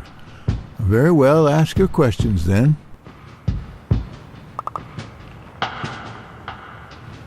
Care to tell me about your church? Well, the King of Kings is a Catholic church with roots nearly as old as the city itself. These days, we're a fairly small congregation, around 200 active parishioners. I see. So how long have you been a priest here? Coming up on 30 years now. Oh, wow, that's a long time. I suppose so, yes. But I've been nothing but content here. Until the murder, that is. Things will never be the same. Yeah, I can imagine. Can you tell me about Deacon Townsend? What was he like as a person? I can, if you call him Ben. That's what he always preferred. Oh, sure, I will. What was Ben like? I'm glad you asked, because these days most people know him as Ben, the murder victim. Isn't it a tragedy how a man's life's work can be so utterly overshadowed by his final moments? Tragic indeed. Perhaps you can help me get a more nuanced view? I'll try. Ben was a good man, a good Christian, and he always managed to stay optimistic despite leading quite a difficult life. Difficult how? I shouldn't say. He wouldn't want me to share all of his secrets. But trust me, he carried great pain. Fair enough. Did he have any immediate family? No, and he never married. He had distant relatives out of state, but as far as I know, they were estranged. Okay. Next of kin? Never came into play. He had a written will and left everything to charity. Got it. Thanks. So, the reason I really came here was to ask about the Soothsayer. Very well, go ahead. Were you the one who found Ben at the scene? Yes, I was. In the rectory. Right here behind us. Do you mind if I have a look inside? Yes, I mind. It's my home. But the police already ransacked the place, and we had the whole room refurbished for the reconsecration. I understand. Can you walk me through what happened that night, then? Well, I came back late, after traveling. The front door was unlocked, which is unusual, but not overly alarming. I entered and kept quiet in case Ben was asleep, but it didn't take long for me to notice that his bedroom door was wide open. That's when my eye caught the shadow of his hanging body. I ran up to the doorway and saw him on full display, and, well, I froze from shock. It was immediately clear that there was nothing I could do. He wasn't moving. He wasn't making a sound, and his face was blue. The world didn't make sense until I got my bearings. Took a small step and heard the cracks of broken glass under my shoe. I saw the mirror shards, and I realized that he didn't do that to himself. Someone must have done it to him. I carefully backed out of the room, called the emergency services, and they arrived shortly thereafter. Did you notice any other relevant details in the room? No, like I said, I was in shock. My friend was dead, murdered. I needed to get the authorities there, and I had to go pray. Understandable. Who do you think did this to Ben? I don't know. But he had plans to meet someone that night. A lost soul, he said. I never inquired in detail, saw no need to ask more. Now I obviously wish I had. Did Ben keep records of his meetings? He did, but none were found, so I can only assume that the killer disposed of them. Sounds likely. Was there anyone that he was seeing like this regularly? I'm sure. I wouldn't know any specifics. I haven't been involved in that work lately. I see. Thanks. All right, that's all. I'll let you get back to the repairs. Very well. Take care, young lady.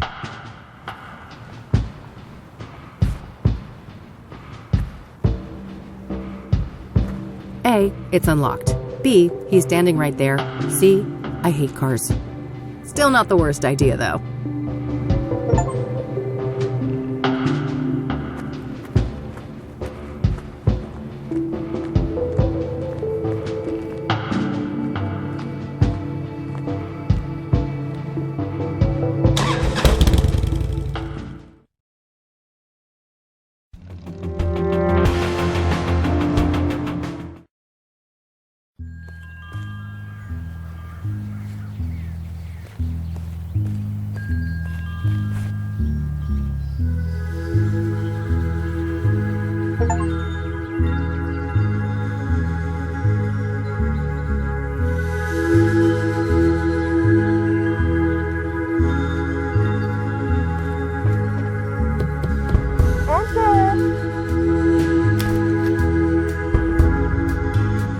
Look at you! You're positively glowing! Thanks, I guess. I took that picture you wanted. Oh, that's okay. I can see that your chakra is well taken care of. Oh, aren't you supposed to have scars, though? Scars? What are you on about? I've got plenty of emotional ones, if that counts. Oh, never mind. I must be confusing you with someone else. Have a seat, love.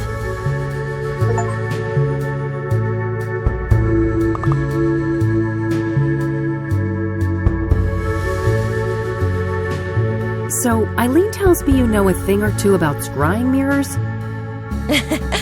You could say that. I am a practicing clairvoyant. What do you want to know?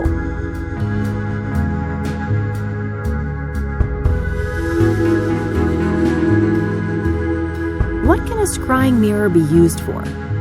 A scrying mirror is a powerful artifact that can be used to channel the astral realm, perform divination, and even commune with spirits. Ah, can you walk me through your scrying process? Sure. First off, the room should be dimly lit, preferably by candlelight. I like to use sage smoke to cleanse the air, and then I establish a protective circle to keep any negative energies at bay. I gently place the mirror in a steady position where I can look into it without using my hands. I make sure that the surface is clean and polished. I sit down, relax, calm my thoughts, and close my eyes. I visualize my intent, the knowledge I seek. When I'm ready, I open my eyes and gaze through, not into, the mirror. I see. And this is when you're supposed to get the visions? With some patience, yes. The scrying is not always successful, mind you. Spirits are a fickle bunch. Where can I get a scrying mirror? You're in luck. I have a spare one right here. Someone I don't like left it after a botched divination, so I'm totally fine with giving it to you and pretending I never saw it. Sure. Thanks. Oh, and just so you know, this is just made of painted glass. All serious practitioners use obsidian mirrors, so don't expect too much, okay? I'll try to keep my expectations in check. Can we do a scrying session together? Sure. I charge $250 per session. I can pen you in next week? I think I'll pass on that one.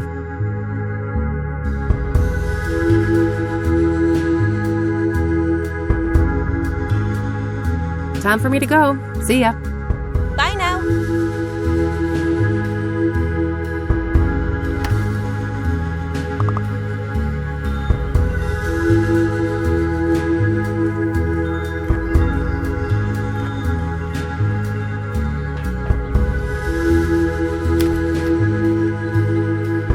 Hey. Oh, sure.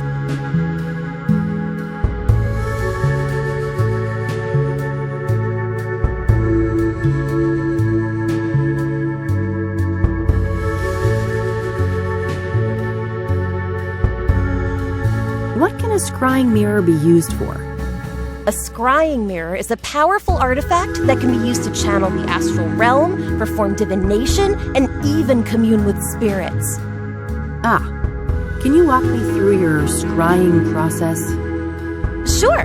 First off, the room should be dimly lit, preferably by candlelight. I like to use sage smoke to cleanse the air, and then I establish a protective circle to keep any negative energies at bay. I gently place the mirror in a steady position where I can look into it without using my hands. I make sure that the surface is clean and polished. I sit down, relax, calm my thoughts, and close my eyes. I visualize my intent, the knowledge I seek.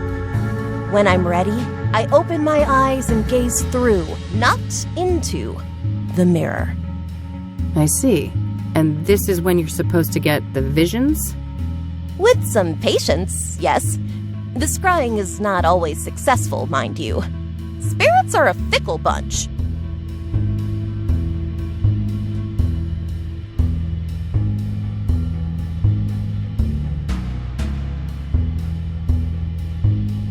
Why is obsidian used in traditional scrying mirrors? Because of its rich mystical potency, of course. Obsidian is strongly grounded in the astral plane, which makes it ideal not only as a vessel for divination, but also for protecting the scryer and cleansing any negative energies. So it's pretty much spiritual duct tape? Spot on, sister. Can we do a scrying session together? Sure. I charge $250 per session. I can pen you in next week? I think I'll pass on that one. Time for me to go. Bye now.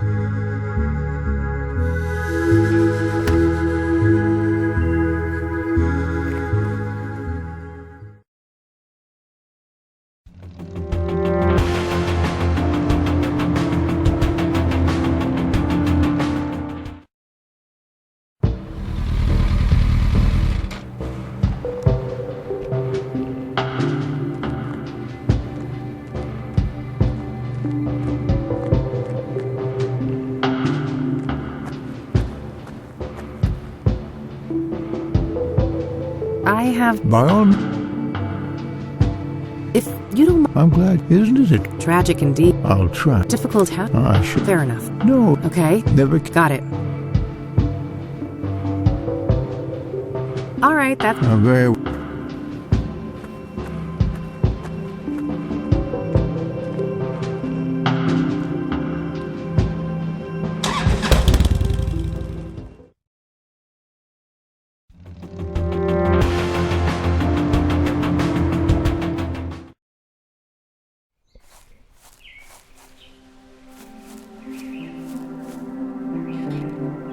Hey, Randy? Yep. So...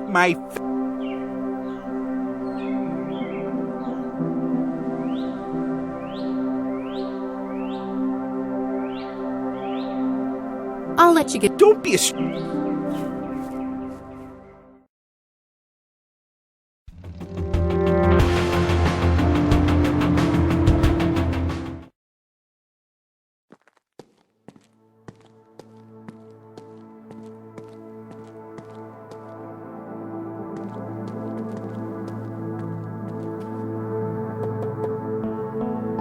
Who is it? Hey, it's me again. Yes? No need to read. What do you know about the Soothsayer? Only that he's an irredeemable demon. I have faith that when his time comes, God will judge him harshly for all the misery he has caused. Do you know Deborah Sinclair, the author? I've heard her name, but I'm not much of a reader. What do you know about Jane Doe, the fourth Soothsayer victim? I heard she was burned alive. I can't imagine the pain. What do you know about Benedict Townsend, the deacon killed by the Soothsayer? I know that he was a prominent figure. What do you know about foul implements used for witchcraft and black magic? You should steer clear of them. Are you familiar with the King of Kings Catholic Church? I've heard of it, but I belong to a different church. What do you know about Rose Taylor, the first Soothsayer victim? Not much. I just know that the police think that she was stabbed to death by the same person that murdered Eric. Do you know the Azure Sky Motel? That's where the first victim of the Soothsayer was staying. I don't know much else than that, though. Have you ever heard of a drug called Pyre? Goodness, no. I want nothing to do with drugs. Do you know who Hannah Verdew is? No, I haven't heard that name before. Have you heard of the Club of Hearts? I haven't. Never been there. What can you tell me about yourself, Rachel? Well, my family is Korean. We belong to a Methodist church. As for me personally, I guess I'm not that interesting. I don't go out much. Due to your immune system? Yes, not that any of the doctors believe me. Agents of Satan. Uh-huh. What do you do to support yourself, then? I've been between jobs for a while now. I get help from my family in the church. That's all my questions. You're welcome. Bye now, and God bless you. Yeah. You too.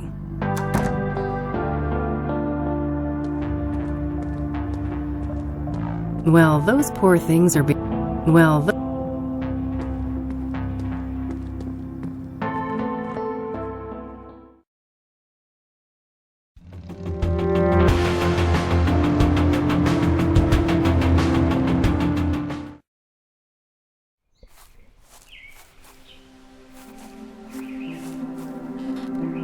Hey, Randy? Yep. What do you know? Only that he took a legendary author away from us. Do you know anything about Jane Doe, one of the Soothsayer victims? Oh, I don't know anything about those other victims. Sorry. Do you know anything about scrying mirrors? Not really. I just heard that they were connected to the murders. Do you know anything about the deacon? Oh, Are you familiar with the King of Kings Catholic Church? No siree. I'm a Buddhist. Have you heard of the Azure Sky? Have you heard of... Nope. Do you know... Oh, sure. She's a leading figure in the Cassidy poetry scene. I always try to drop by the Club of Hearts when I'm in town. Ah, I see. Have you met her? An average guy like me? I wish. I've seen her from a distance in her club, but that's about it. What's your opinion on the Club of Hearts? Only that I love the place. I don't need to ask him. I'll let you get back. Don't be a...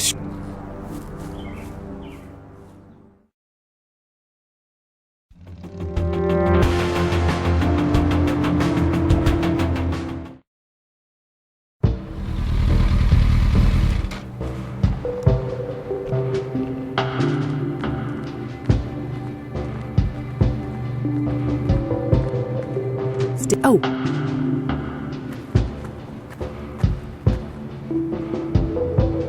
I have more questions, Reverend. By all means. What do you know about Deborah Sinclair? Except for Ben, I don't know much about any of these murder victims. What do you know about scrying mirrors? Well, they're pagan instruments used for millennia. It would seem to me they have some ritualistic purpose for the Soothsayer. What makes you say that? Couldn't they just be a signature or a decoy even? No, I was there. The view of my departed friend was a... Do you know the... Never heard. Have you ever heard of a drug called pyre? I haven't, no. Why would... Drug tests have shown that the Soothsayer victims had pyre in their bloodstream when they were killed. That's preposterous. Ben wouldn't go near anything like that. Covertly drugged? Something along those lines. The Ben I... Do you know... I don't. Do you know... It may come... Does the name... I'm afraid not. Alright, that's all. Very... Alright, looks like that's all I'll be able to learn about the deacon here today. It's getting late. I better get back to the office so I don't end up missing Josh.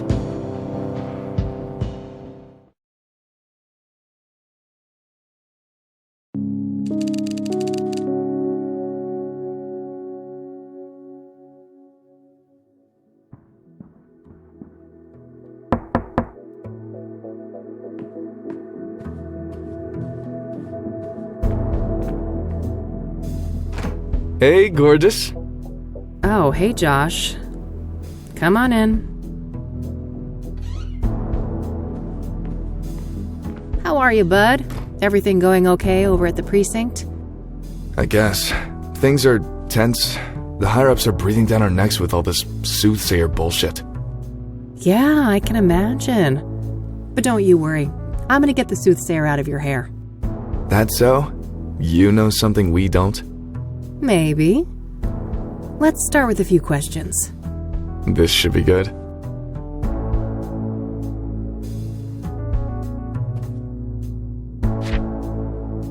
So, you're in the drug unit. You must have heard of pyre. Yeah, that's an odd one. Novel narcotic.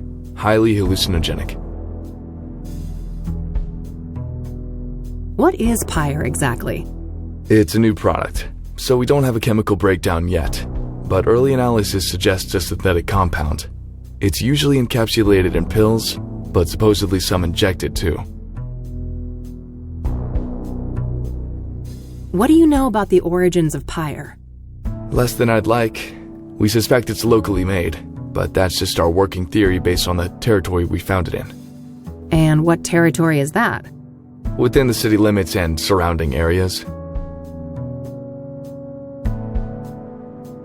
Do you have any leads on the pyre dealers? Nope, and not for lack of trying. These fuckers are friggin' Houdinis. Every meth head has a story about them stranger than the next. Alien abductions, government experiments, you name it. Huh. What do you think the deal is, personally? My gut feeling is that this is a new actor on the scene, and they're being real careful not to rustle any feathers. Whose feathers? Rival gangs? Yep. My informants tell me that there are some bad people out for blood. They don't like competition. Interesting. Someone told me that pyre was handed out for free. Is there any truth to that? Yeah, I've heard similar stories. I wouldn't read too much into it, though. Things like that are common business tactics in these circles. Do you have any leads on the pyre dealers? Nope, and not for lack of trying. These fuckers are friggin' Houdinis.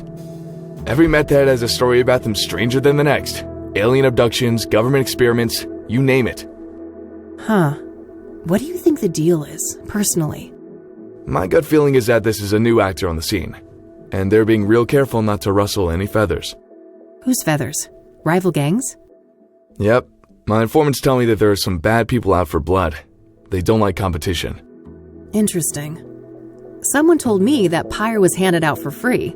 Is there any truth to that? Yeah, I've heard similar stories. I wouldn't read too much into it, though. Things like that are common business tactics in these circles. What about Pyre being connected to the Soothsayer killings? That's news to me, but they have seniors from narcotics on the task force, so it's possible they're looking at that angle.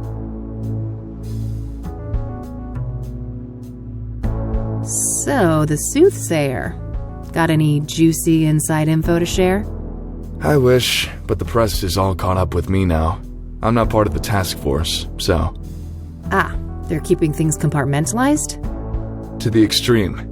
After the press leaks, they put a big lid on the case. Everything's handled on a need-to-know basis. I see. The feds still aren't involved, though, are they? Nah, not last I heard. The chief fought tooth and nail for that. What do you know about Deborah Sinclair? Like I said, I'm out of the loop on the Soothsayer. I can't give any details on that. What do you know about Jane Doe, the fourth Soothsayer victim? Like I said, I'm out of the loop on the Soothsayer. I can't give any details on that. What do you know about scrying mirrors? Not much. I didn't even know they existed before they popped up in relation to the killings. Are you familiar with the King of Kings Catholic Church? Not really. I just know it was where one of those murders took place.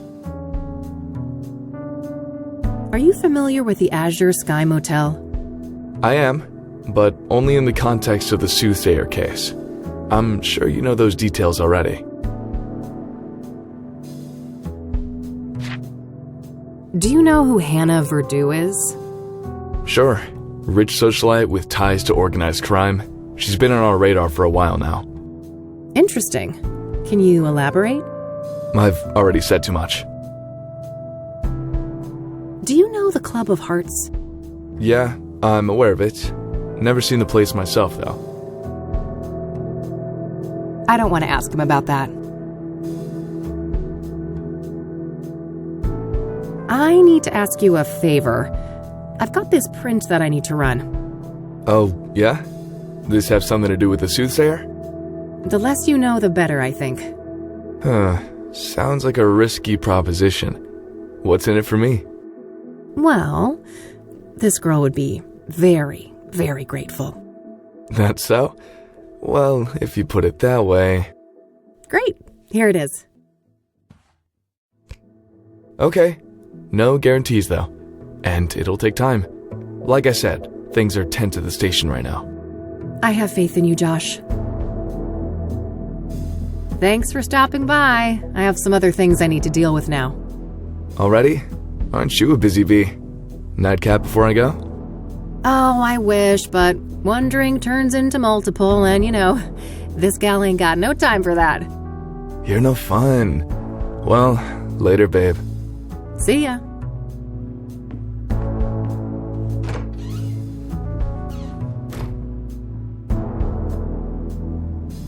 Okay, that's sorted. It might be worthwhile to head over to Lucas. Maybe he's had more luck with some of the clues that led nowhere for me.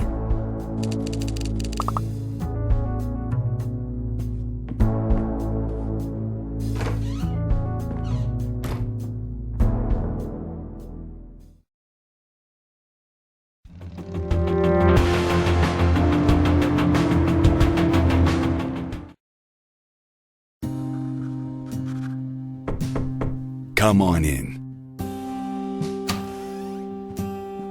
Hey, kid, solved the case yet? I wish. I just, happened to be in the neighborhood. Thought I'd stop by. Uh-huh. Make yourself at home. Let me know if you want to discuss the case. Sure thing, will do.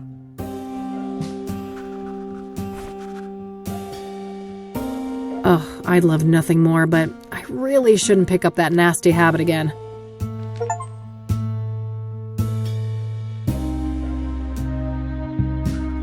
Nope.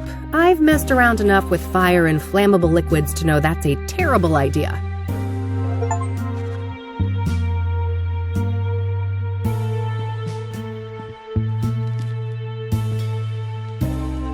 So, you were in my dream yesterday.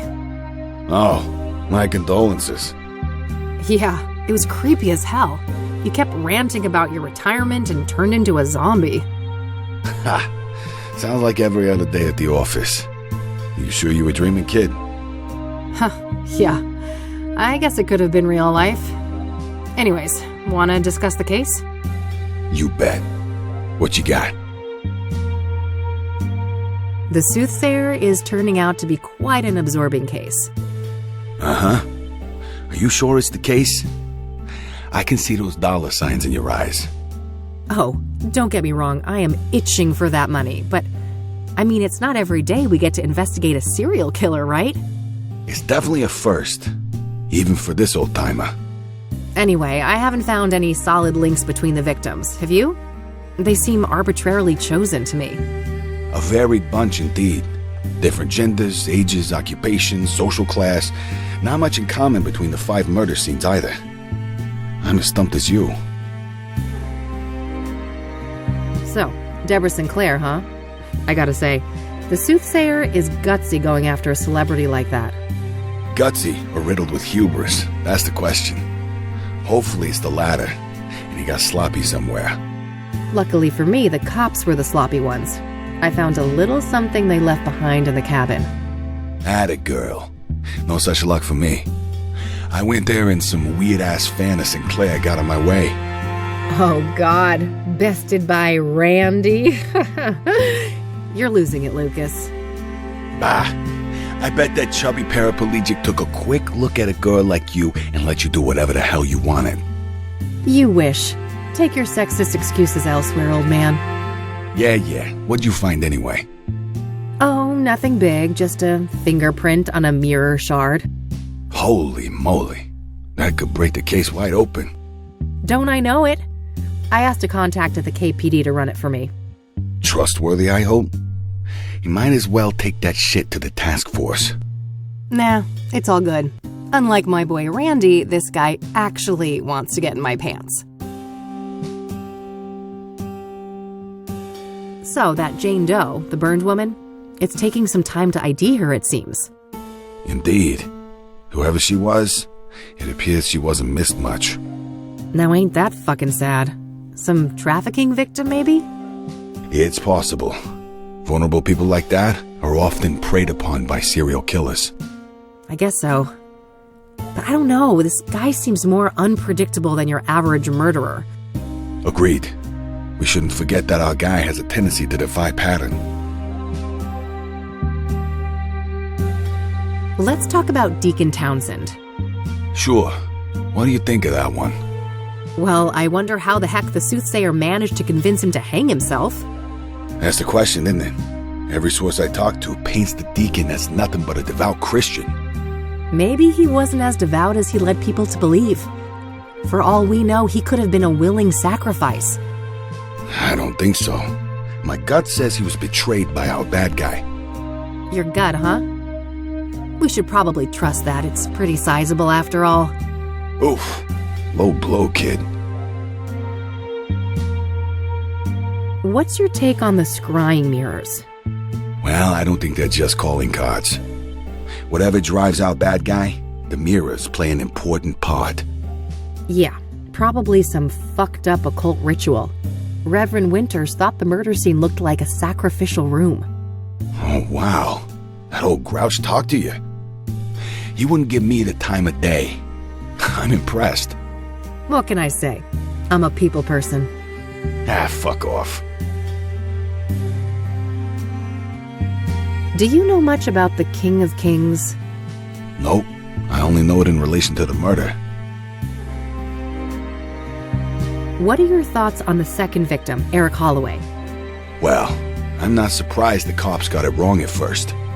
He certainly fits the profile of a suicide victim, given the rumors of depression and what happened to his ex, Sarah. Oh, yeah. Maybe that's why the Soothsayer chose him? Could be. It'd certainly be easier to isolate a vulnerable person like that. Did you go to the apartment building? I did. Managed to squeeze some info out of the neighbor next door. Had to grit my teeth and pretend to be a devout Christian, but I powered through it. Probably not the last time you had to do that. What did you learn then? Well, apparently Eric had a drug problem. And he was also engaging in a lot of casual hookups. Interesting. I suppose it's not uncommon to get caught up in addictions after a trauma like that. So, Rose Taylor, the first victim, I hit kind of a brick wall there. Yeah, been a while since that one. The husband wasn't very agreeable, I take it. He told me, and I quote, "Eat shit and die." Ha! Well, I caught the guy before he got fed up with us. He had some interesting things to say. Oh, do tell. Now, quid pro quo, remember? What do I get? Not sure. Let's keep talking. Maybe I know something you don't. What do you know about the Azure Sky Motel? Well, we both know that the first killing took place there. Other than that, I don't have any interesting tidbits to share. Seems like any other motel. Yeah, that's my take too. What do you think of the Pyre angle? The what angle? Oh, wow, Lucas. Am I ahead of you already? Looks that way. Perhaps it's time for a trade. How about Rose's husband? Sounds like he told you something juicy. Sure, that's a fair trade. Ladies first? If you insist. So, apparently, there's this new drug on the street called Pyre. And the Soothsayer victims all had it in their bloodstream when they died. Whoa, if this information is good, it must be part of the Soothsayer's MO. Yes. It could also explain why some of the victims didn't resist, right? Pyre is a powerful hallucinogen, so they probably didn't even realize what was happening. Not a bad theory. What else do you know about the drug then? Your turn first. Orson Taylor. Fair enough. So he and his wife, their marriage was a train wreck. They were going through a divorce. Just like every other marriage in '98? Did he tell you why? No, but I can read between the lines. Infidelity on her part. Got anything concrete on this supposed lover? Nope, and not for a lack of trying. I suspect the guy probably doesn't want to deal with the publicity after the murder, even if he had nothing to do with it. Hardly more than a hunch, Lucas. What else have you got?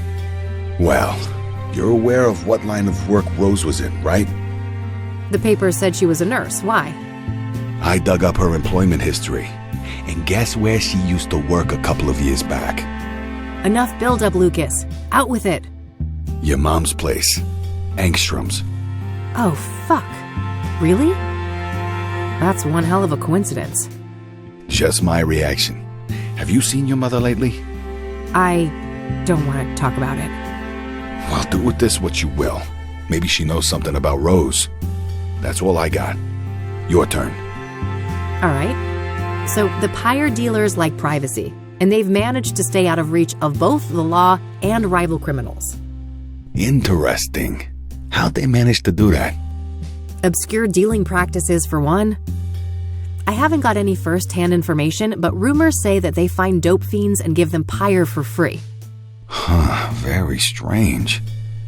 I'll need to look into this further. You do that. As for me, I guess I'll have to go to Ingstrom's tomorrow. Fuck me.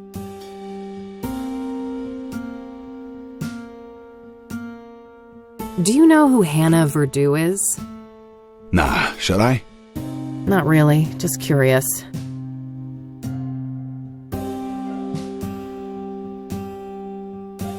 Do you know the Club of Hearts? Nope. Any relation to the murders? Nah, just might be a useful source there.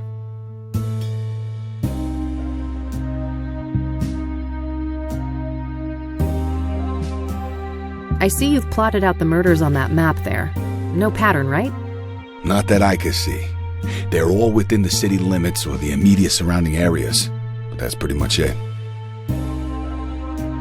That mob case way back when was pretty wild, huh? Oh yeah. Wildest case of my career. Wanna tell the story again? Maybe when we're done with the Soothsayer. You know how long that tale is, and we both got work to do. All business today, huh? Fine.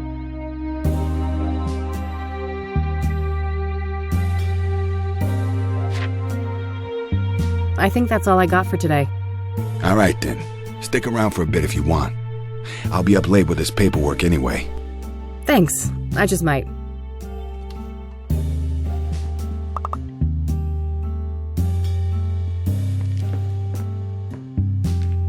Thanks, Lucas. I need to get some sleep now. Talk another day, yeah? Sure. See you around, kiddo. See ya.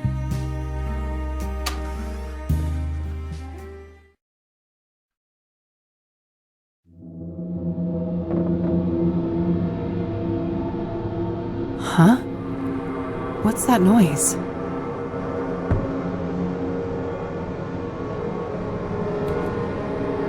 Oh, ew, Mildred, gross.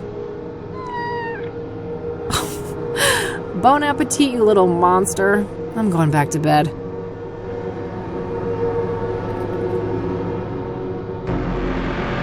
Everyone's here. It's been a busy house. The colors are just right. And we are all so very, very proud. Oh, fuck.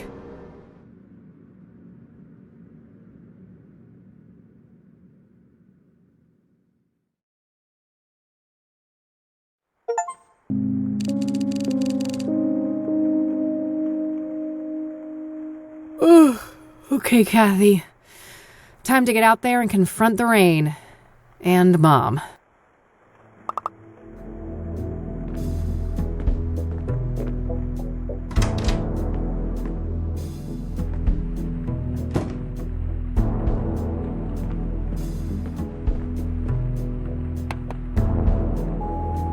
Hey, Josh here. So, that print you asked me to run, apparently it belongs to an old lady called Tabitha Caldwell, 73 years old. Turns out that we grabbed her print in the 60s for violating some obscure state law about endangered plants. Apparently she owns a small flower shop now, Tabby's Garden. The address is 11 Pine Road. Hope this helps. Gotta go. Very interesting. I should definitely check out that shop today.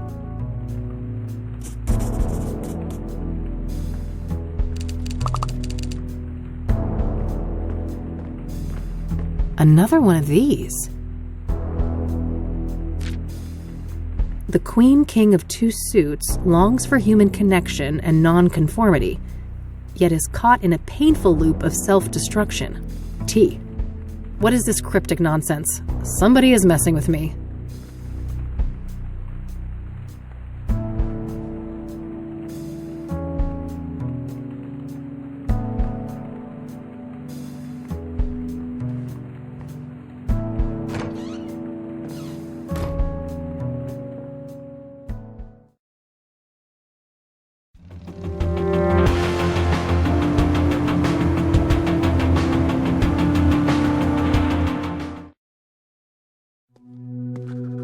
God, this place makes me want to vomit. Okay, get a grip, Kathy. You can do this. Focus on the task at hand. Rose Taylor used to work here.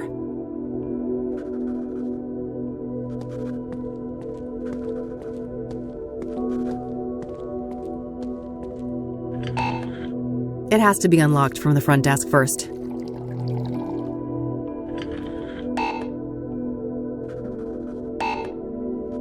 Come on, cut that out. I'm trying to work here. Sorry.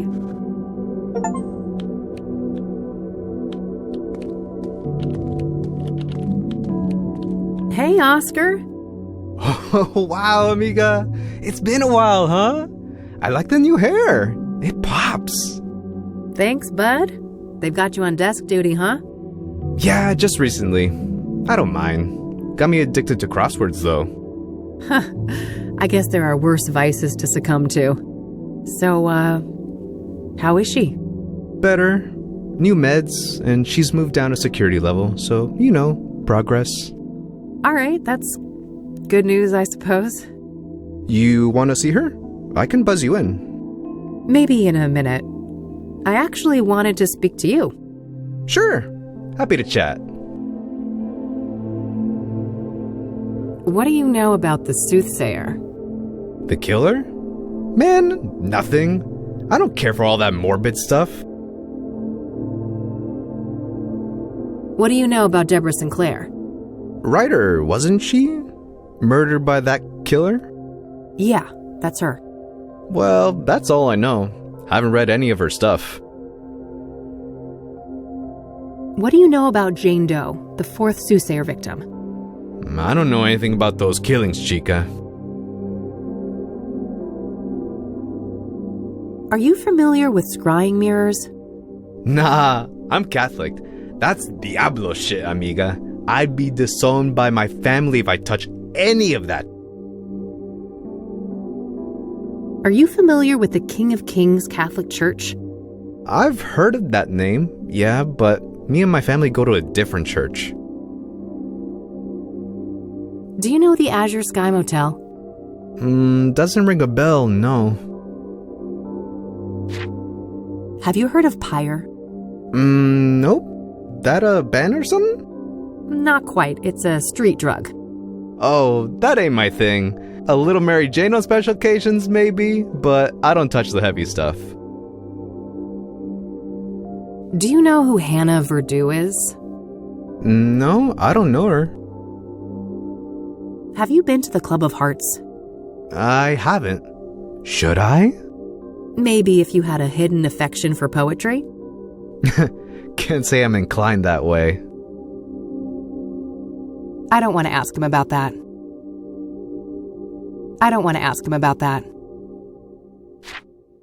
So, I hear that a certain Rose Taylor, the woman who was killed by the Soothsayer, used to work here?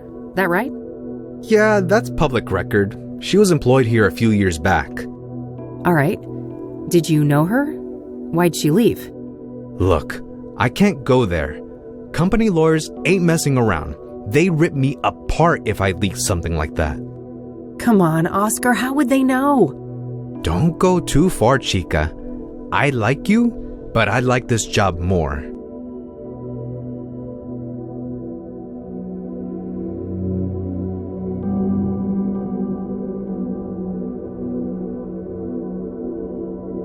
I see that the Suits decided to add a slogan. Sure did. I didn't see a need for it personally, but I guess those marketing people need to make a living too. I don't want to talk about that. You should really do something about that magazine selection. Preaching to the choir. Don't think I haven't tried. You're a big water drinker, huh? Ever get a kidney stone? I have twice. Never again. I wouldn't wish that shit on my worst enemy. Can you buzz me in? Sure, go ahead. Thanks.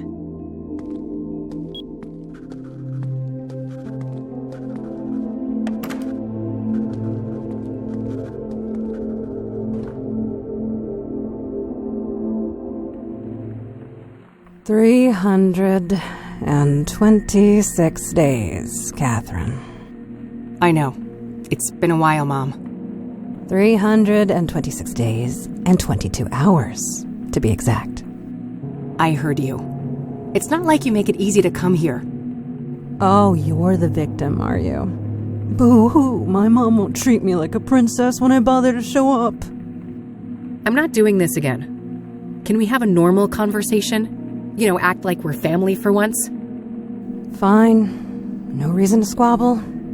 I see that you changed your hair. Again. Sure did.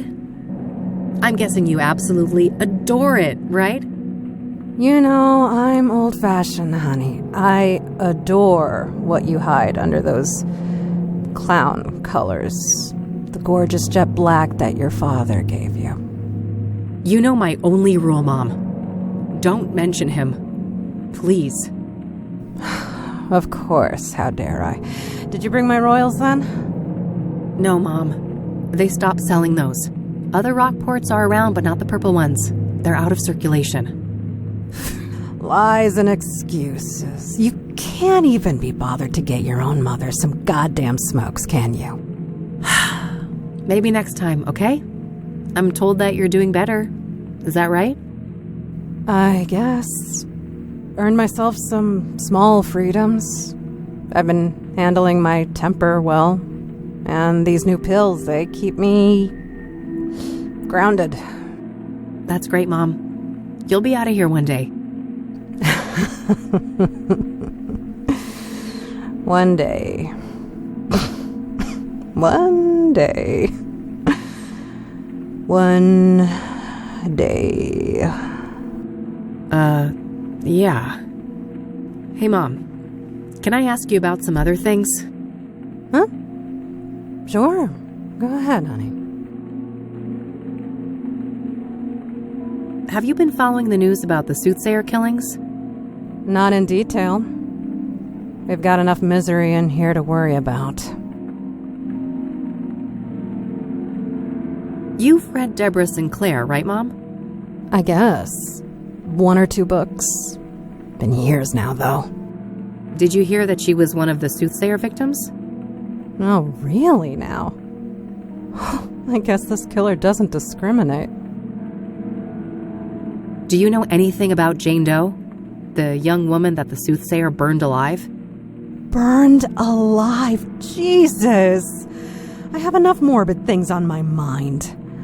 Poor girl. Do you know anything about Benedict Townsend? He was one of the Soothsayer victims. No, I know nothing about him. Are you familiar with scrying mirrors? Why? I've raised you better than to bother with superstitious nonsense like that. Have you heard of the King of Kings Catholic Church? Why? Have you had a religious epiphany? Is it that aggravating Christian girl putting delusions in your head? Her name is Eileen, Mom, and she's not like that. Just forget it. What do you know about Eric Holloway, the second Soothsayer victim? Look, you better ask somebody else about these murders. I don't know jack squat. So, I hear that a woman by the name of Rose Taylor used to work here? You heard right. Quite a piece of work, that lady. A shame she got herself sliced up, though. Quite a piece of work, was she? How so? Oh my, I recognize that tone of voice. How we come across the real reason you're here, Yeah, Mom, you're right. You caught me. Are you gonna help me or not? That depends. Are you gonna be a good girl and get me my fucking royals?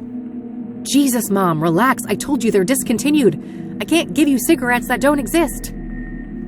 Doubling down on that horse shit, are you? I've had enough of this. You know my price. Get me my smokes. Then we'll talk about Rose.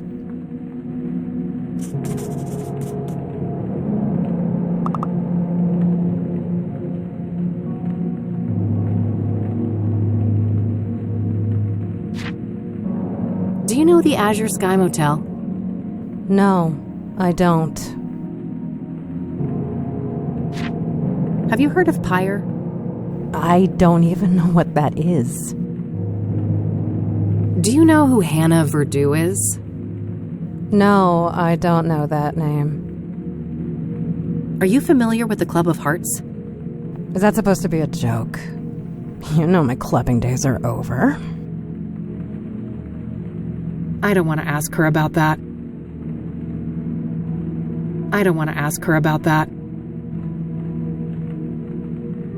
I'm gonna go now, Mom, but I'll be back soon, okay? If you say so, honey.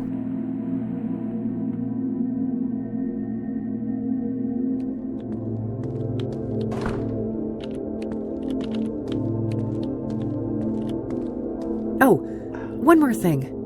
Yeah? Do you know Rockport Royals, the cigarettes? I've heard the name, sure, but tobacco ain't my thing. Thanks. I should get going. Anytime. See you around.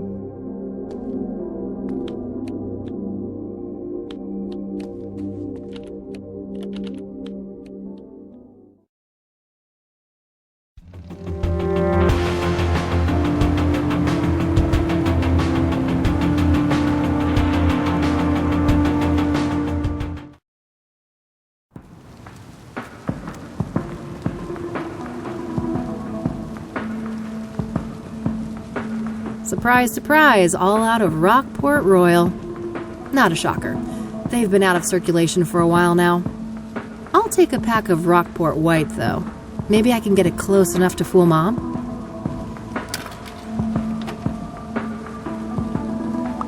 Oh, and come to think of it, didn't I see an ad for Rockport Royal in one of the papers? Maybe that can help. Bulky looking thing. Guess that's a necessity in a neighborhood like this.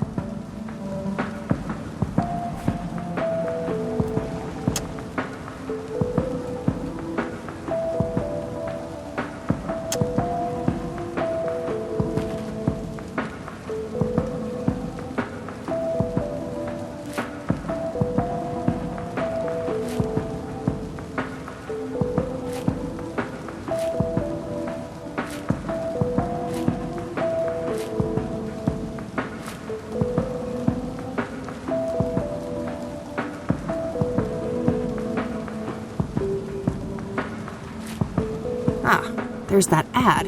The description might be useful.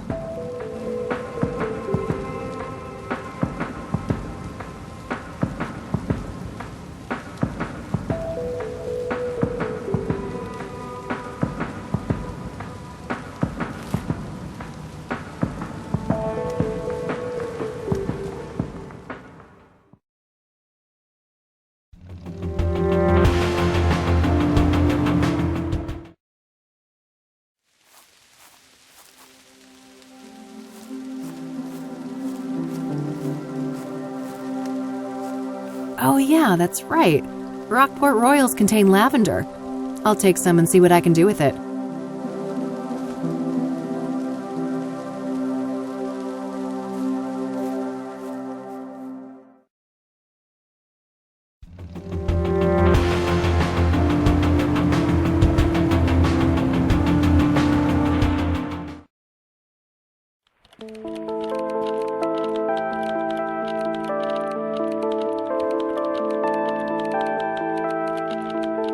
Hey, Art, what's a synonym for disappointing? Lavender collected outside. Now that's just mean. I'm sure it would be an improvement, but I shouldn't waste this ingredient on Art's tea. Disheartening, dismaying, dissatisfactory. I think I'm looking for a stronger statement.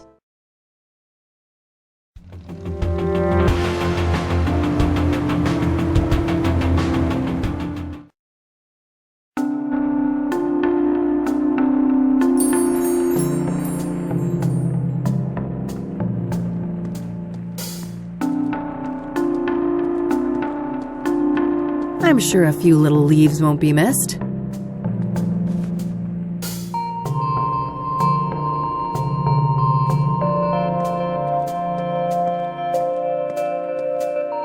Holy shit.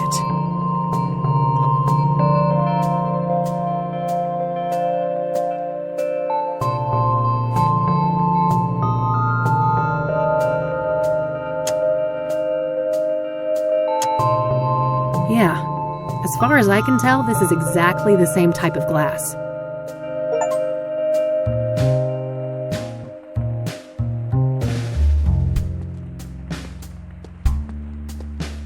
Hi there. Hello, and what? Wait, you look familiar. Have we met? No. I'd remember that. Oh, never mind then. What can I do for you, youngin'? What do you know about the Soothsayer? Child, don't you try and rile up this mama with all that nasty business. I'm too old to stay up to date with this latest newspaper boogeyman. Boogeyman, huh? You think the Soothsayer murders are blown out of proportion?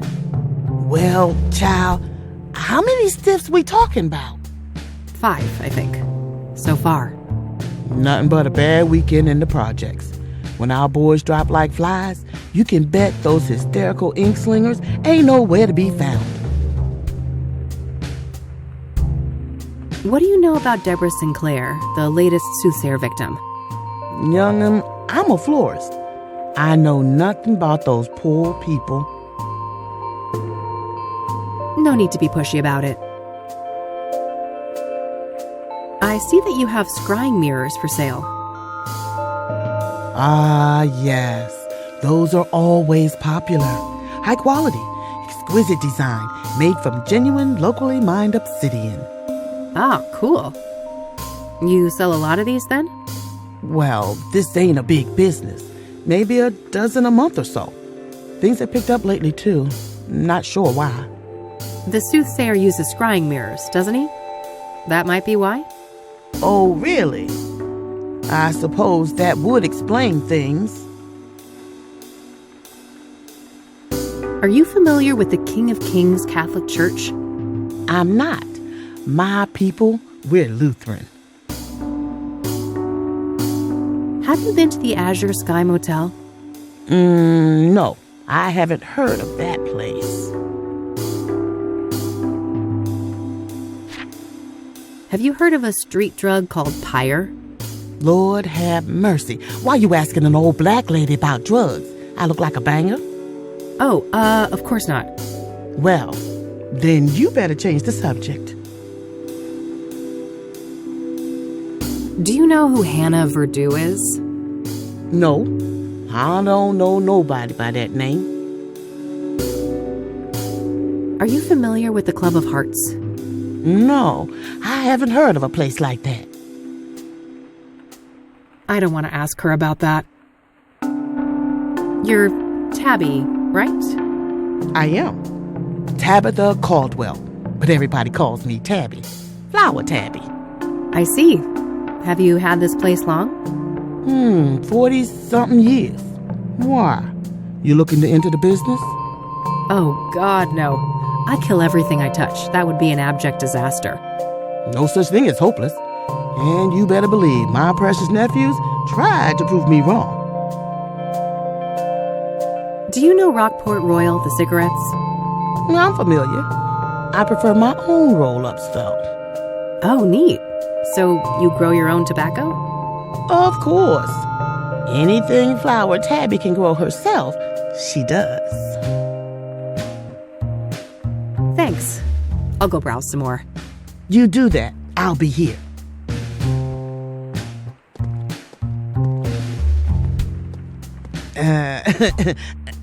Not so fast. There were 4 mirrors when you came in. Now there's 3. You ain't gonna rob an old lady, are you?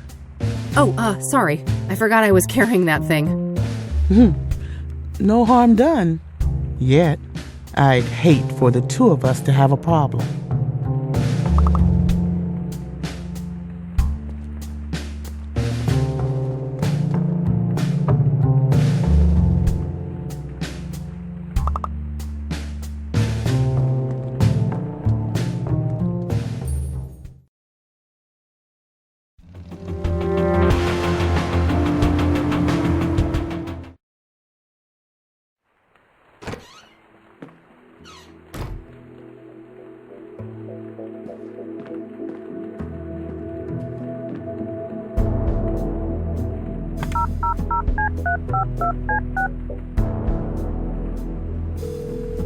Eileen Summers.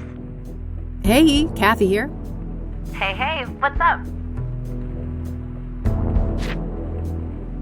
So that drug lead you mentioned ended up being quite the rabbit hole. Oh, really? Have you been able to learn more about it? Yeah, lots of little leads to follow up on. I'll let you know if there's anything concrete I'd like to discuss. That name sounds familiar. Do you know who Hannah Verdew is? That name sounds familiar, but I can't place it. Do you know the Club of Hearts? Sure, never been there myself, but I know Meadow loves the place. Ah, interesting. We'll have to ask her about that. Does the name Rachel Wang mean anything to you? No, I don't know who that is. Does the name Tabitha Caldwell mean anything to you? I don't think so. Should it? Probably not. I don't want to ask her about that. Hey, you know that stupid drawer in my office? How do you open it? Oh, just hold it up to the left, tilt the cabinet slightly towards you, give it a good shake, and then pull out the drawer quickly. Easy peasy. All right, then I'll give it a try. Thanks, E. All right, that's all. Okie dokie.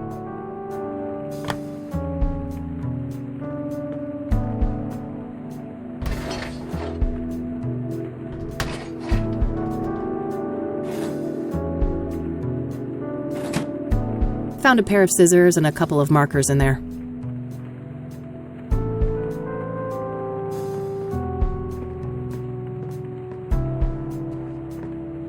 Daily papers from the last couple weeks. They have, accidentally made their way here from the recycling bin outside.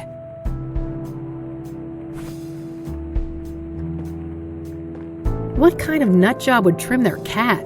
Jeez Louise.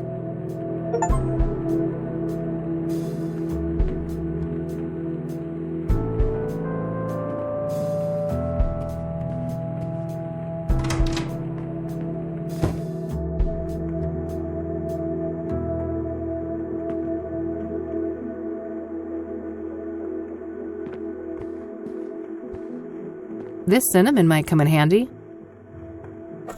Got it.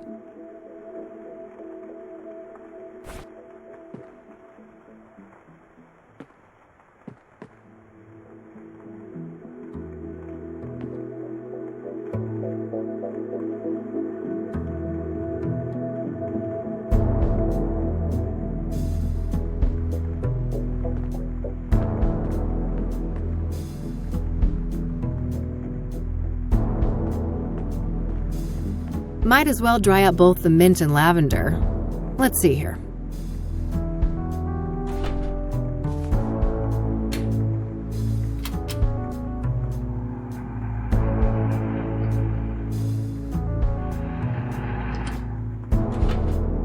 All right, nice and dry.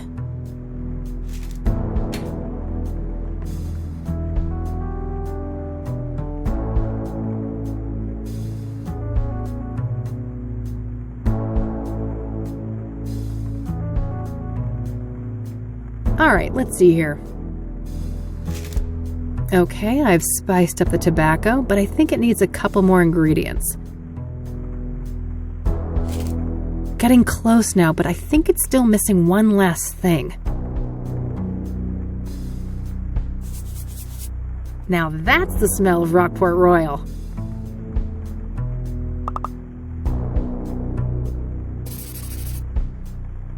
I think I've got the shape of the coloring close enough, but the hue isn't quite right. Should be close enough. Let's just hope Mom isn't wearing her reading glasses when I get back.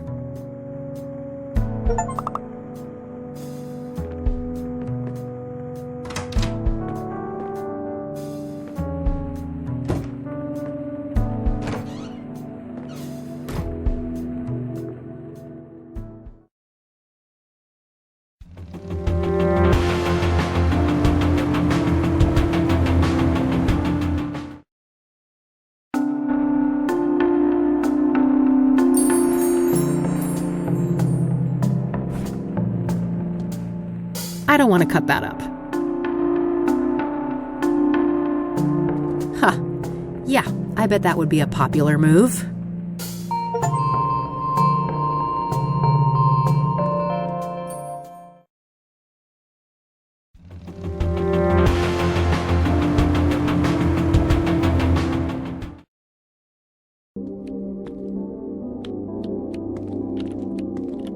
Oh, one more thing. Yeah?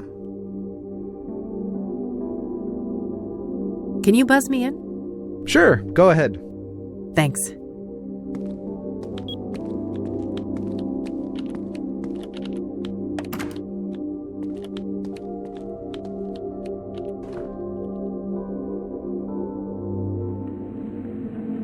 Back already. Ain't I spoiled? I was expecting to have to wait another year to see my only daughter again. Nice to see you too, Mom. I brought you some smokes, Mom. Just like you wanted. Good. Hand them over. Well, that wasn't so hard, was it? No. A real breeze. You got your wish. Rose? What's your obsession with her, anyway? It's complicated, just work stuff. I held up my end. Your turn. Well, Rose was a bully. Pure and simple. She got a kick out of the power she held over us. I was over the moon when they finally fired that bitch. Fired, huh? For the bullying? Nah, she got caught fucking a patient. Apparently it'd been going on for a while, too. She got the boot the next day. Oh, wow. So, who is the patient? Is he still around? I don't know. Happened in a different ward, supposedly. All right. That's useful info. Thanks, Mom. You're welcome. So, I guess that's that then. What do you mean? No reason for you to stay. You're gonna fuck off for another year, aren't you? Keep this shit up and I just might. You will. You're no daughter of mine. I didn't want to see it at first, but you're not her. That's real nice. You're an imposter. A fake. My Catherine would do everything in her power to get me out. I can't deal with this. Nurse, we're done here. Yeah, nurse, time to get this Jezebel out of here! Take care of yourself, Mom.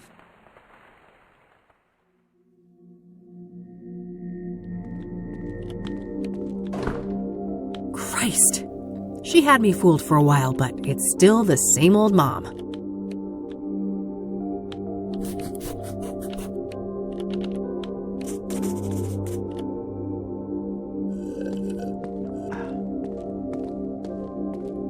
Oh, one more thing.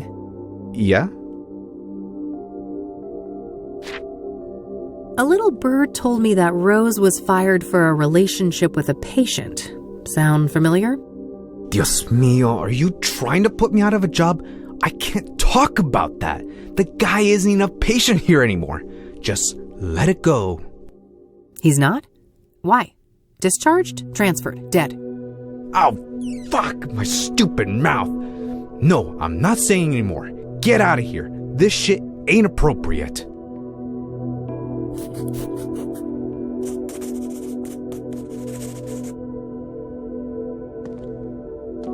Well, I guess that's that. It's getting late. I better get back to the office and have something to eat before the club opens.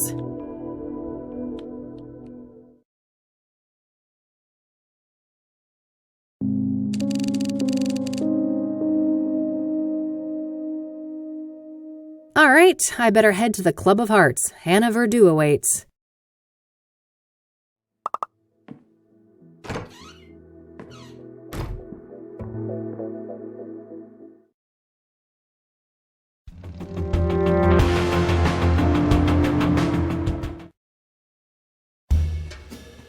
Membership card, please. Oh, shoot. I must have forgotten that.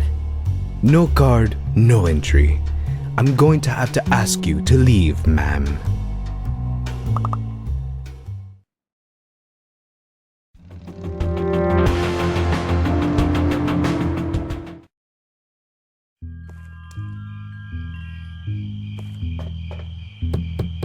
Enter!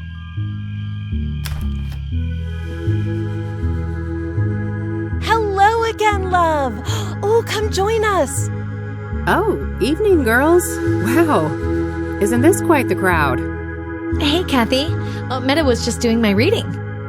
This gal right here, her chakras are off the charts. I'm well aware of those chakras of hers. Can I talk to you guys for a sec? Sure. It's not like we're offended by your biker smell or anything. Huh. That's good, I guess.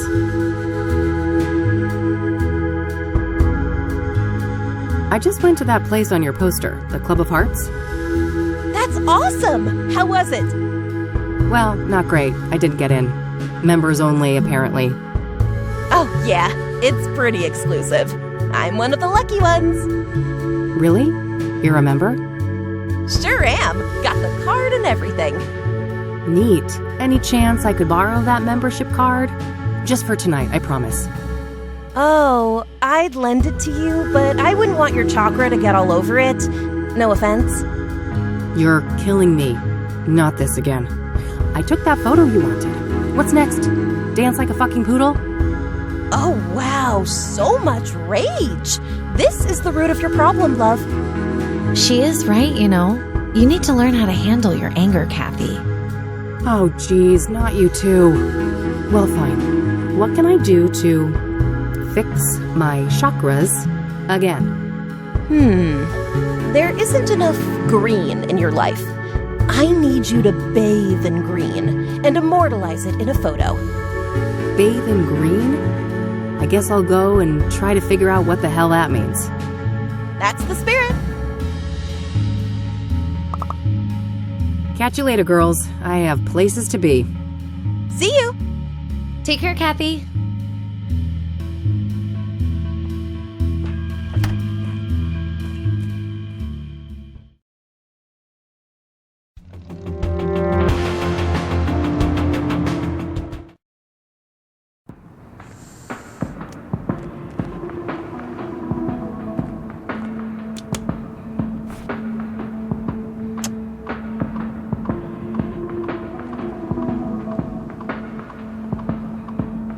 What the hell is that, girl?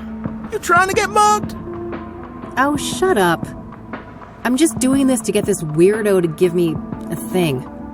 A thing? Uh-huh. I think someone's got the hots for a hippie. Oh, for fuck's sake. It's all good, girlfriend. You're hardly the first to humiliate yourself for some Class A poontang. Jesus Christ. Oh, I think my boy JC will stay clear of this one. I doubt he'd like the thing very much.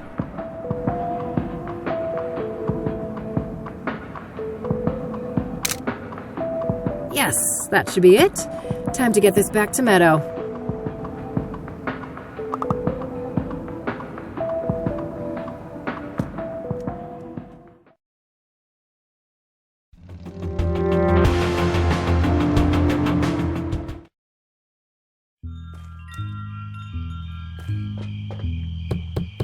Enter.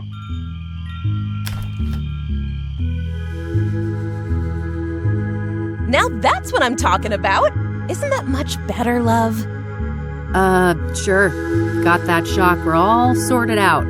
Wasn't humiliating at all or anything. Here you are, as promised. This card has got your picture on it. Well, of course. What did you expect? It's my card. Seriously, how do you expect me to enter the club with this? Plastic surgery, maybe? And a wig? Great plan. I'll get right on that. Maybe start by sticking my head in the oven to melt my face off.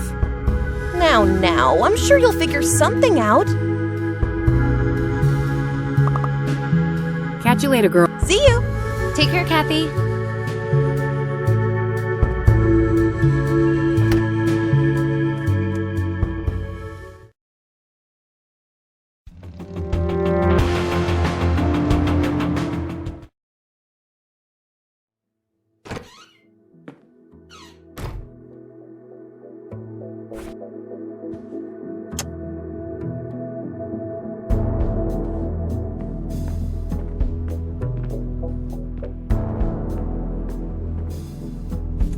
Alright, the card is placed in the laminator. I can now use the machine to attach something to it.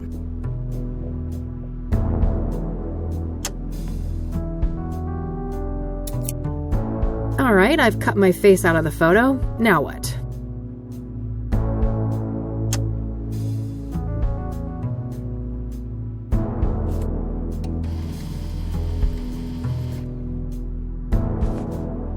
All done. Hopefully this is good enough to fool that bouncer at the club.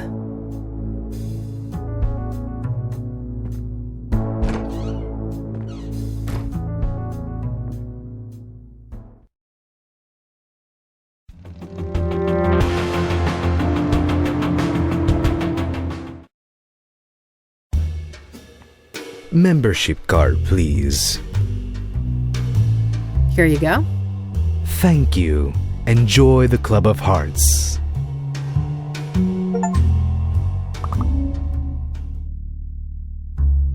And I'll leave you with these parting words. What is in a name?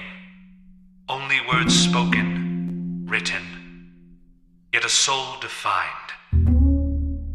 Thank you. Huh. Who knew librarians had leisure time?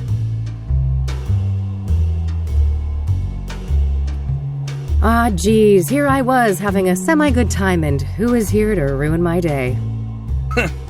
Rain, you conniving schemer. Conned your way in here, did you? There's no way in hell you're an actual member. I haven't the faintest idea of what you're talking about, buddy. I've been a proud patron forever.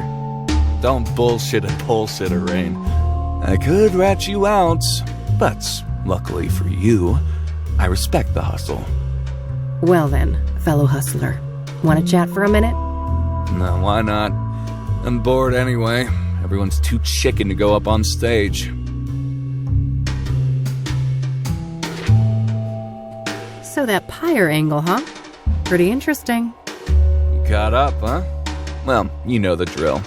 I ain't saying squat about the case.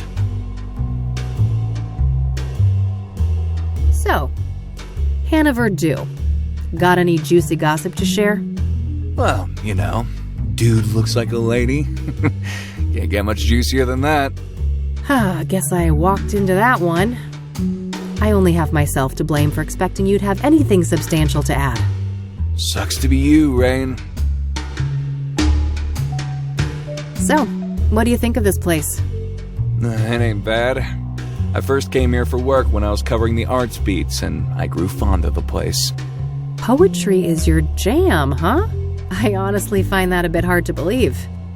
Believe what you will. I don't give a crap what you think. I should probably keep that to myself. I don't want to give Art free information. He's competition after all. I should probably keep that to myself. I don't want to give Art free information. He's competition after all. I should probably go look at the poster first.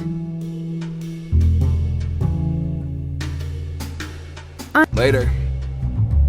Probably just leads to a storage room or kitchen. Open mic haiku night, huh? Looks like anyone can go up on stage and perform. Hey, one more thing. Yeah? Open mic tonight, it seems. How does one write a haiku anyway? Well, lass, Mr. Hopkins is about to teach you a little something about poetry. 3 stanzas, 5 syllables, then 7, then 5 again. Rain is a dummy, whereas Art is a shrewd man. Universe aligned. 5, 7, 5. Alright, let's see. Receding hairline, arrogance personified. It's Art Hopkins, folks. 575. Yeah, you got it. You should definitely go up on stage tonight. I could use some schadenfreude. So, Hannah Verdue, got any juicy gossip to share? Well, you know, dude looks like a lady. Can't get much juicier than that. Guess I walked into that one. I only have myself to blame for expecting you'd have anything substantial to add. Sucks to be you, Rain.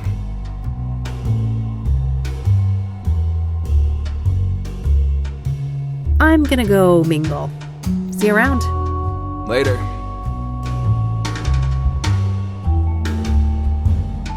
Hannah? All right, move along. Madame Verdue doesn't want to be disturbed. Oh, but I just need a quick word. Yeah, you and everybody else. Unless she asks for you, it ain't gonna happen. Feel me? All right, fine, relax. Guess I'll have to try and attract attention somehow.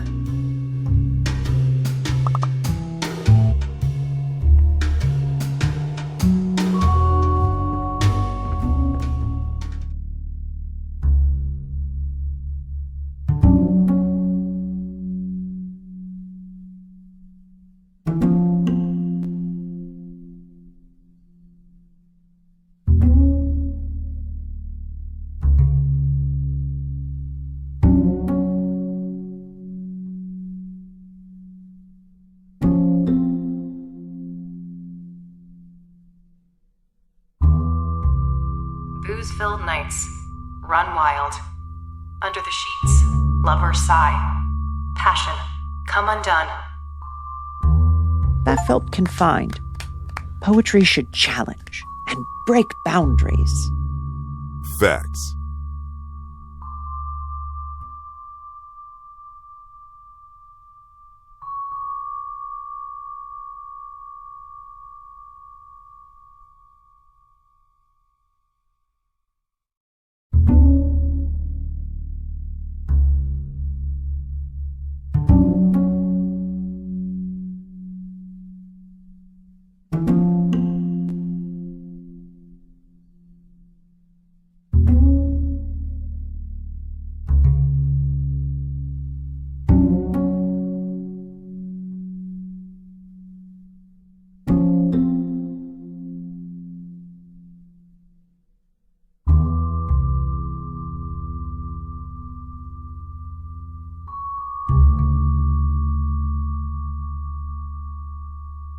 Booze-filled nights. Run wild. Trapped in a maze. Tumbling down. Madness takes its toll. Too little humanity in that one. For real.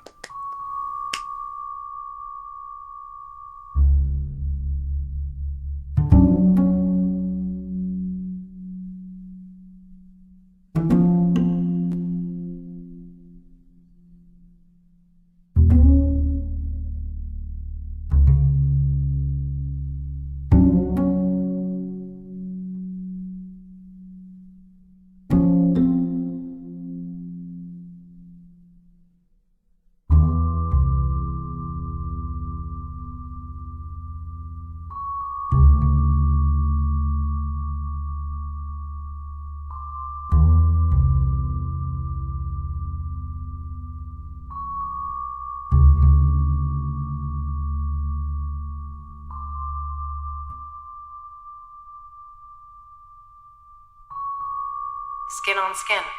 Run wild. Trapped in a maze. Turmoil roars. Freedom. Justified. Oh, just lovely. It had it all. Indeed. Felt that one. Who is she? Get her up here. For sure, boss. Hey, you. Yes? Madame Verdu would like to speak to you. Have a seat. All right, great. Thanks. Hello, darling. Why, aren't you a doll? I might be a doll, but don't you get any ideas about playing with me?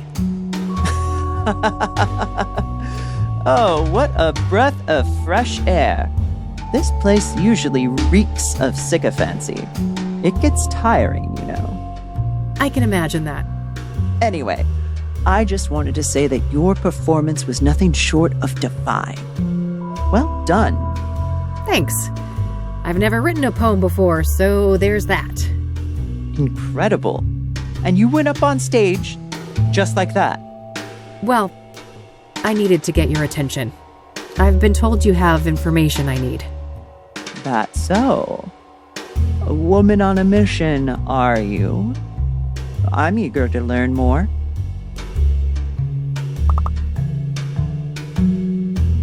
What do you know about the Soothsayer? I don't know much about the murders, but as a person with an ear to the ground culturally, I've noticed a shift. Yeah? In what way? People are more nervous, distrustful, on edge. The subject matter expressed on stage has been darker, too. Yeah, I can see that. Serial killers tend to put a damper on things. Do you know Deborah Sinclair? Of course. Lovely woman. She will be missed. You knew her personally, I take it? A little, but I wouldn't call us more than acquaintances.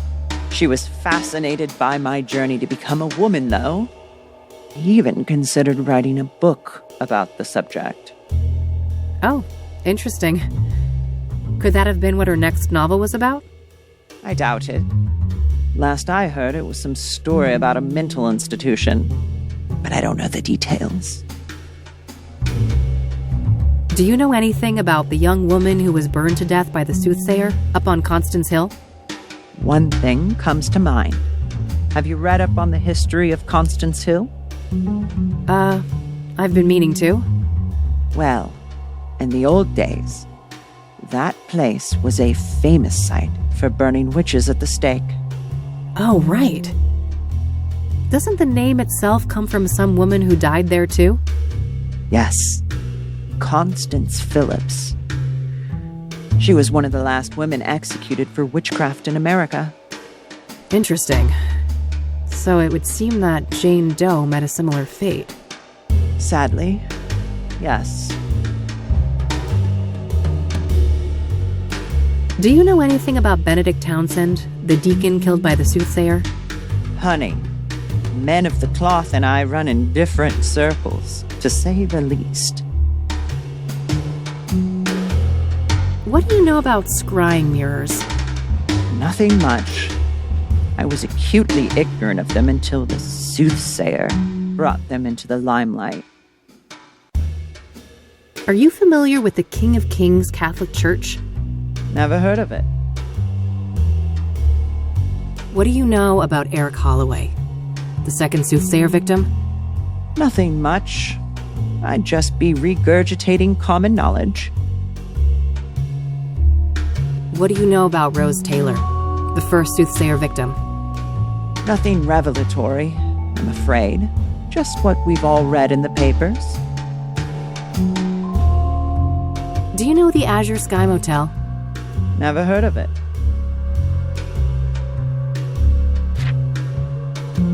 Pyre. Someone told me that you might be able to get that? Ah, a fellow connoisseur. Sorry to disappoint, but I haven't been able to procure pyre.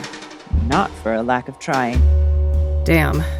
Well, if somebody like you can't get it, it's gotta be impossible. I never claimed to have superpowers, darling.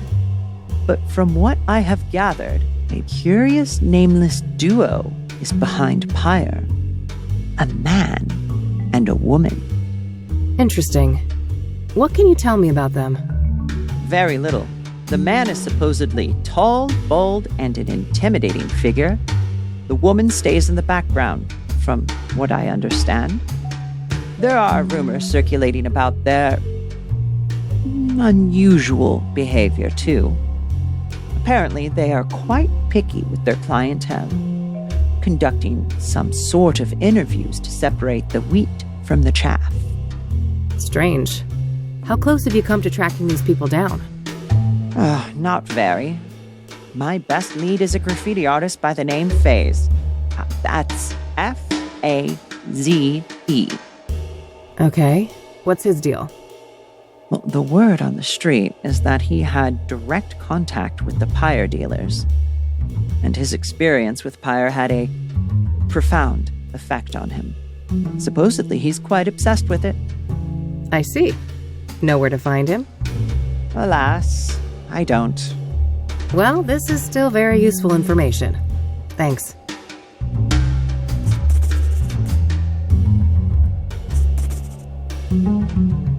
So, what's your deal, Hannah? You come from a wealthy family, right? Oh, how dull. I've enjoyed our little foray so far, and this is my leisure time. Let's not turn this into a boring interview. This is a nice place you've got here. Thank you, darling. It's just a little pet project of mine. I've always been fascinated by language. And in my opinion, there is no purer form of language than poetry. Does the name Rachel Wang mean anything to you? No. I have no recollection of that name. Do you know who Tabitha Caldwell is? No. I'm not familiar with that person. We don't need to talk about that. All right. I have places to be. See you around. Enjoy the rest of your night, darling. All right. I think I've got what I needed from here.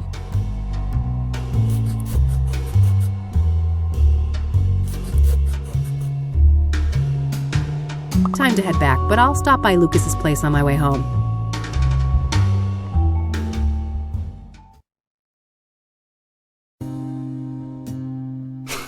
Wish I could have seen that performance. Never figured you for the artistic type. When there's this much money on the line, my type tends to be of the flexible variety. Wow, sounds like it paid off. This Verdú person give you some good info, right? Oh, you betcha. Let's talk. So, Rose Taylor, I've made a little progress, but I was hoping for more. All right. If you want, we can try to untangle it together. Well, okay. Apparently, she was fired for screwing a patient, but that person is no longer at the facility for reasons unknown. That would explain the failed marriage. She's caught in the act, they fire her, the husband files for divorce? Makes sense. And then sometime after that, she's murdered in the azure sky by this lover of hers, possibly? If the husband was cleared, this paramour, if released at the time, would certainly be a prime suspect, yes. Surely the KPD must have been swarming him like flies on a turd then. Indeed. My source at the KPD said no arrests yet. So either patient X isn't our guy, or he's a slippery fuck, and they simply don't have enough on him. Okay, good to know.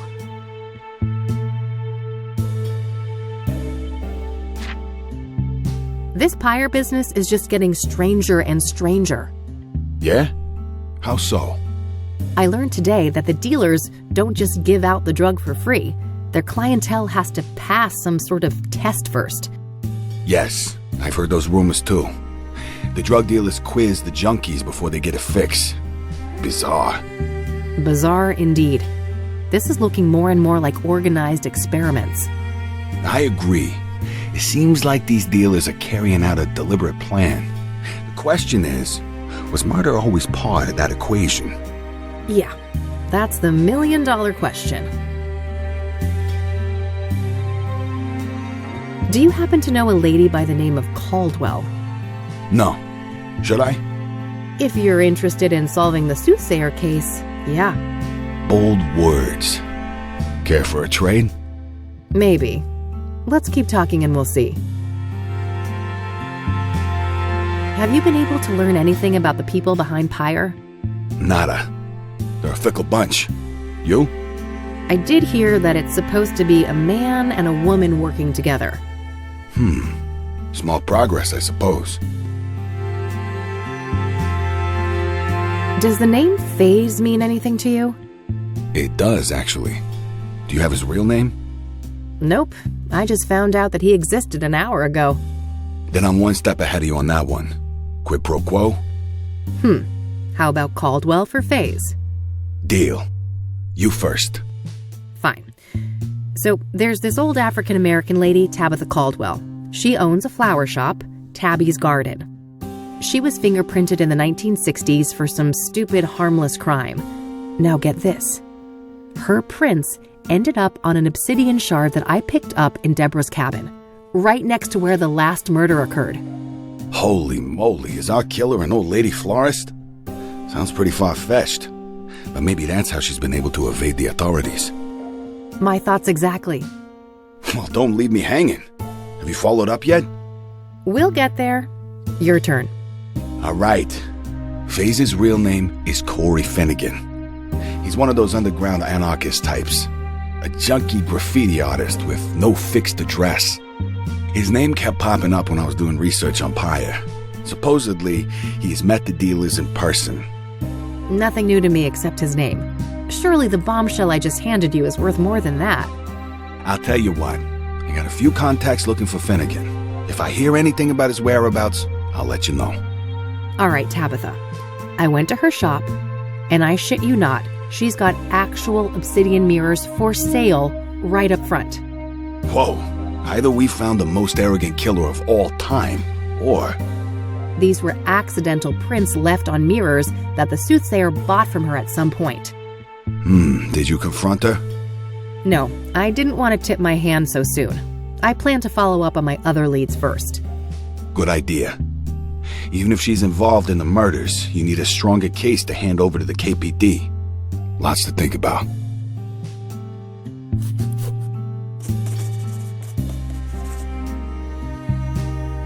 Okay, that should be everything. Understood. I'll be up for a while longer if you come up with more things to discuss. Great, I'll keep that in mind.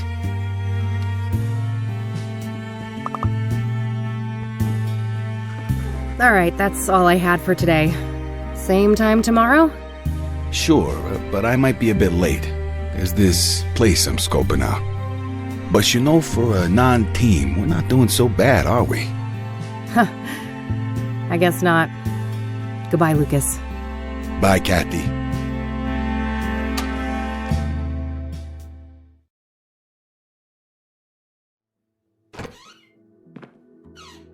Hey, you little menace. Miss me? You better.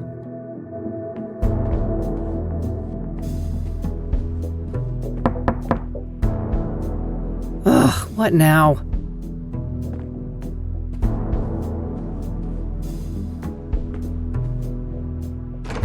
Hey, how about that drink?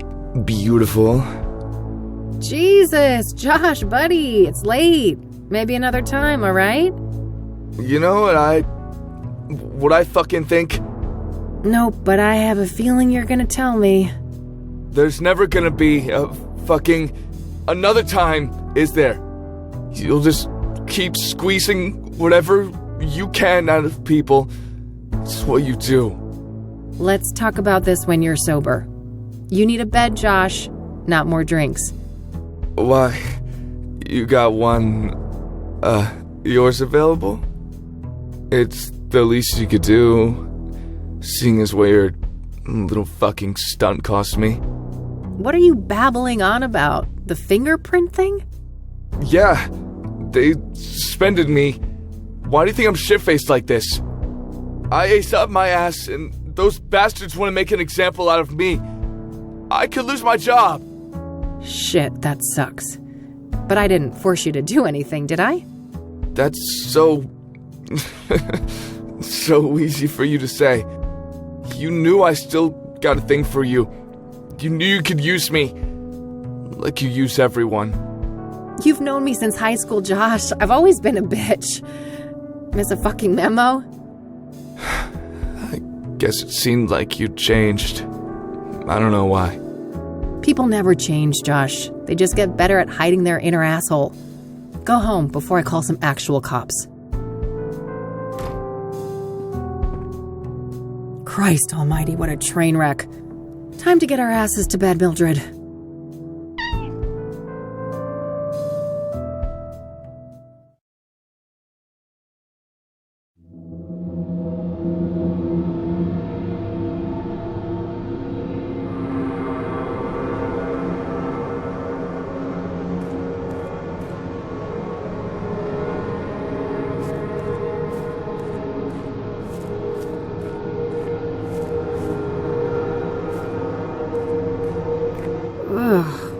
What's burning?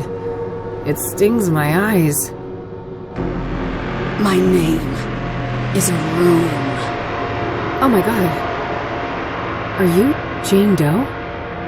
That's not my name. My name is a room. I don't understand. You will. When you reach our house, you will.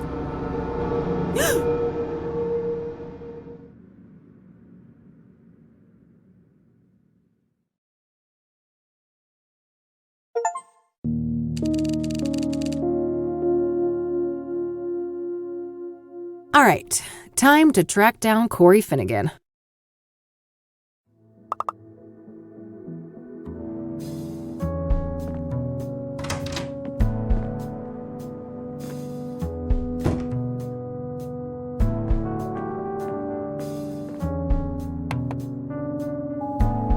Hey, it's Lucas.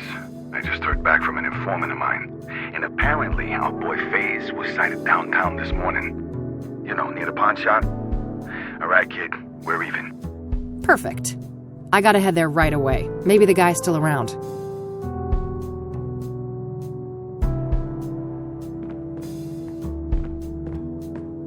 Here we go again. Pattern. Stab, fall, hang, burn. Mirrors are portals.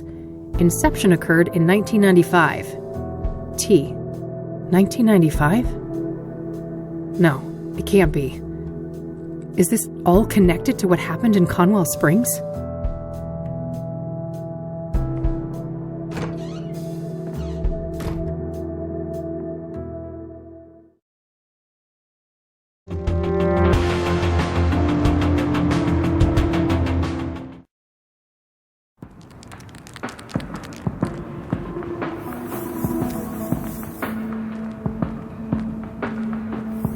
Hey, Corey, right? Only Ma calls me that. It's Faye's, homegirl. Sure thing, Faye's homegirl. You one of those sassy-ass chicks, huh? I've been known to mouth off on occasion. But wait a minute, you look familiar. Huh? What are you on about? The Fays ain't never seen you before.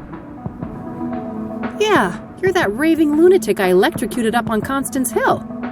Damn, that was you? Oh man, my bad. I was fucked up that day. No doubt, yo. No shit you were. You better keep your distance, buddy. Oh, come on, I'm all good now. I just had a tiny little pick-me-up this morning. That's it, I swear. Uh-huh. At least you're lucid enough for a fucking conversation. You got me good, though, no joke. Look at this sick bump on my head, and I still can't feel some toes on my foot, for real. Well, you had it coming. Look, Faze, people have been saying that you're a guy with some useful information. Oh, yeah, I guess the Faze knows a thing or two. Alright then, speak. What do you know about the Soothsayer? That crazy killer? Nothing. Faze ain't that much of a creep. What do you know about Deborah Sinclair, the latest Soothsayer victim? Look, I know nothing about no murders, aight? What do you know about Benedict Townsend, the third Soothsayer victim? Look, I know nothing about no murders, aight? What do you know about scrying mirrors?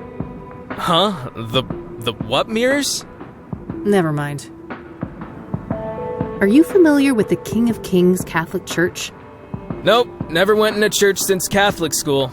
Fuck that shit. Do you know the Azure Sky Motel? Sure, stayed there a few years back.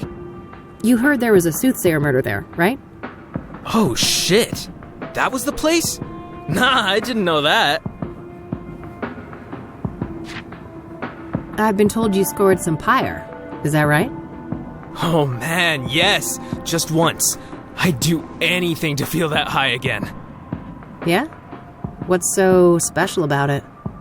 You'd have to be a junkie to understand. The Faze has tried every psychedelic under the sun. LSD, DMT, shrooms, none of them compare to pyre. Mind at large, pure and simple. Mind at large? What does that mean? That we have like a filter in our brains, keeping us from seeing what's really out there. Drugs like pyre numb that filter, allowing us to see alternate realities, astral realms, all kinds of wild shit, yo. Interesting. And what did pyre make you see? Man, most of it can't be described with words. One thing is burned into my mind, though. The eye. The eye of the universe staring back at me. I never believed in a god before, but now I ain't so sure. How did you get pyre in the first place?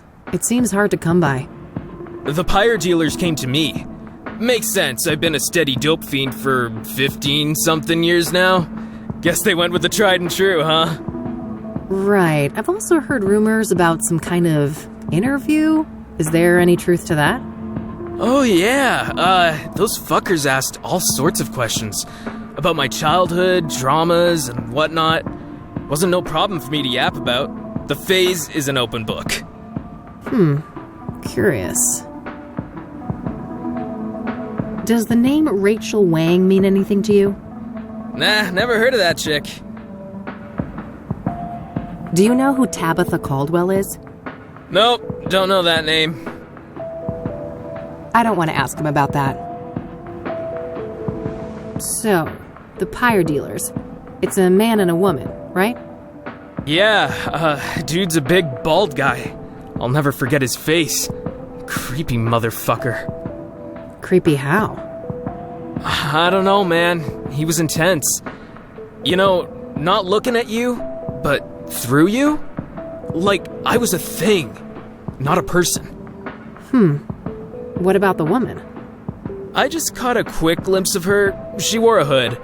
Saw some pretty nasty scars, though. Something seriously fucking bad happened to that chick. She had scars? On her face?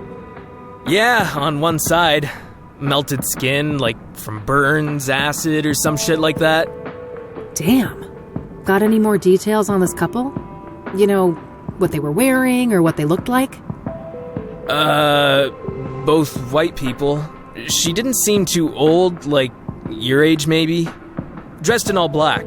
I guess she wasn't too girly, you know. What's the word for it when you're in between? Androgynous? Yeah, androgynous. That's what she was. Got it. And what about the man? In his 40s or so. Bald head, big black eyebrows, brown eyes, and like I said, intense fucking energy. Major big bad wolf vibes coming off that dude. Alright. Thanks.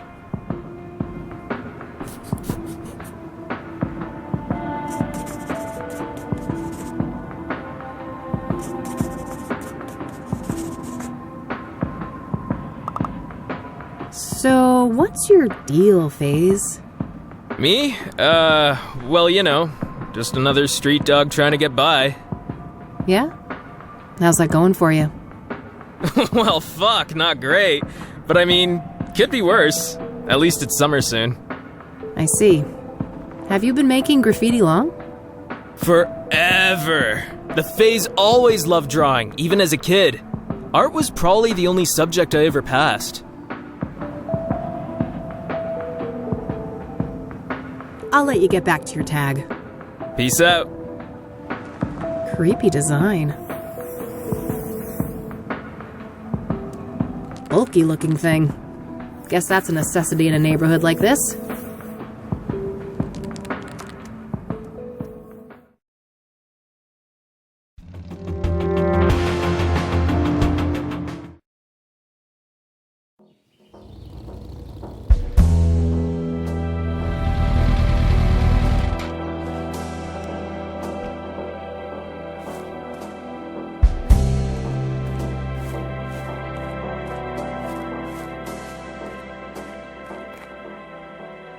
That red symbol reminds me of Corey's graffiti. Guess this must be some of his handiwork.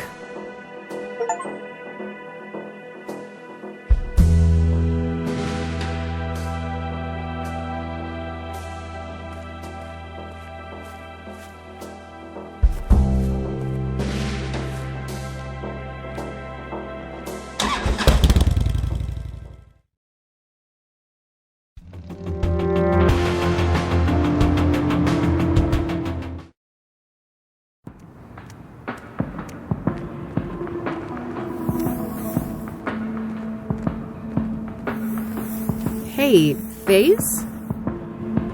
Yo, what up? Hey, have a look at this. Do you recognize any of these men? Oh, fuck! That's him! The tall, bald guy! You sure? The man called Vic? 200%. That's the pyre dealer. Well then, I guess it's time to go visit the ranger station.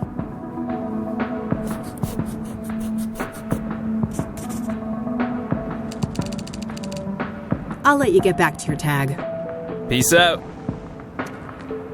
Alright, I think that's everything he knows.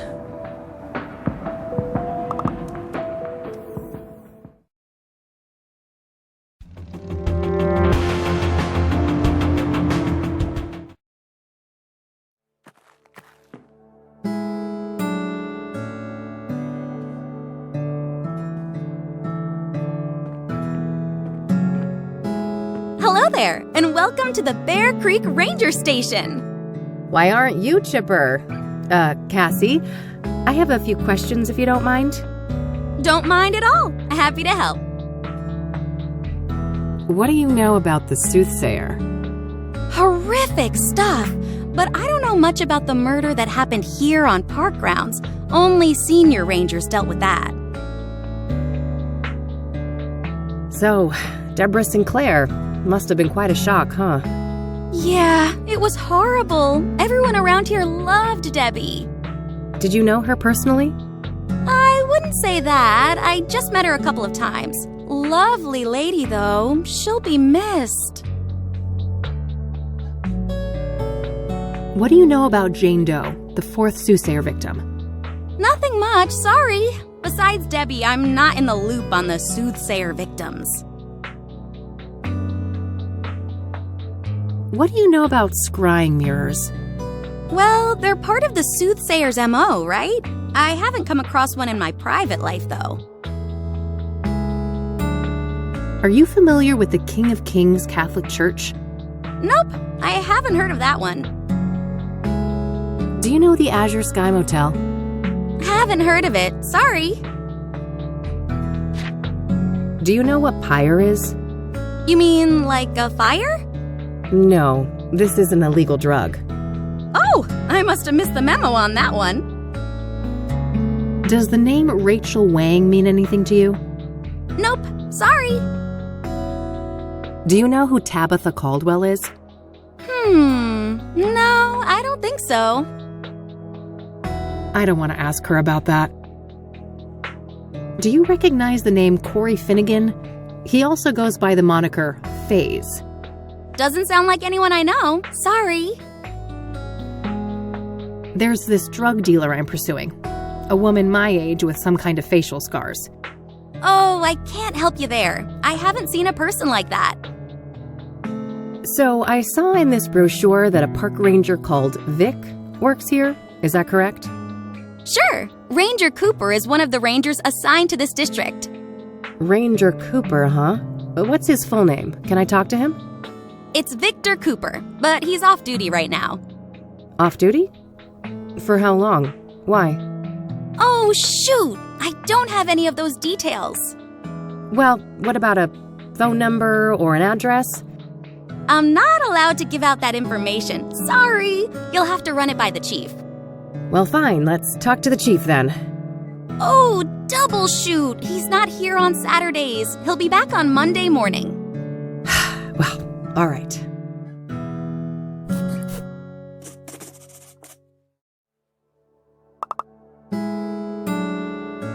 That's all I needed. Thanks.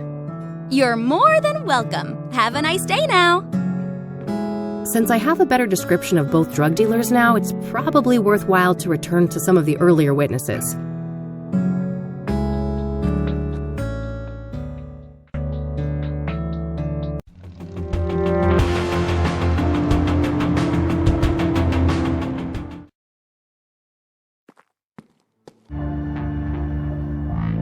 Huh. Aren't those Rachel's?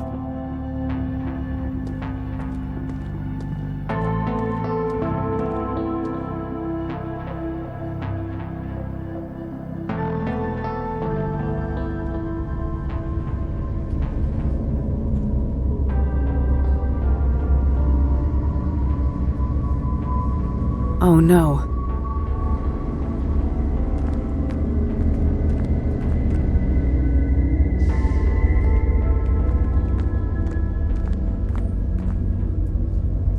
Hey there, Rachel. Oh, it's you. I wonder what went through his mind as he fell. Was he confused? Scared? Probably. But no matter what he felt, I'm sure he wouldn't wish the same for you. Of course not. He was such a kind, caring man. And I'll never see him again. In this world. Why do you think you'll see Eric in the afterlife? Because we're supposed to be together. I know it in my heart. If Eric would reunite with anyone in death, it would be Sarah. He did love her. He talked about her all the time. Yes. Think about it. what started Eric's spiral of destruction. Sarah's death. She's the one he always wanted. Everything he did was to try and distract himself from that fact. You're right. What am I doing? This can't be God's plan. It can't. God wants something better for you.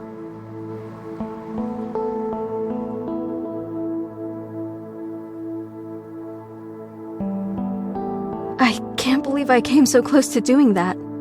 You didn't go through with it, and that's what matters. You need to promise you'll get some help, though. I will. Promise.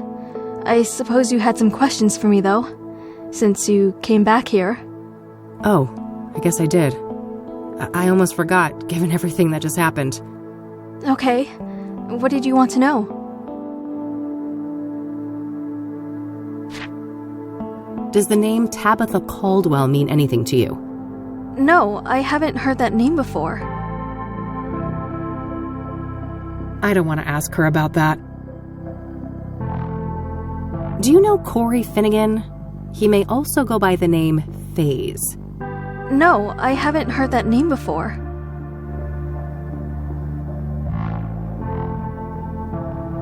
I'm trying to find a park ranger named Victor Cooper. Do you know him? No, sorry.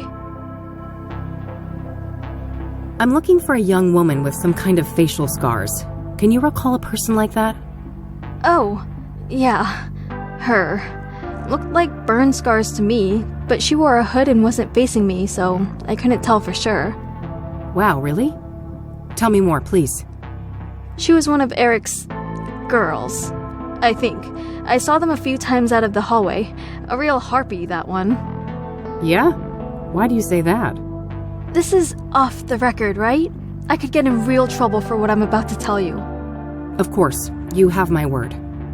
Well, I was really worried about Eric, you know, so I made sure to write down everything he was up to, so I could help him better, and I overheard them talking.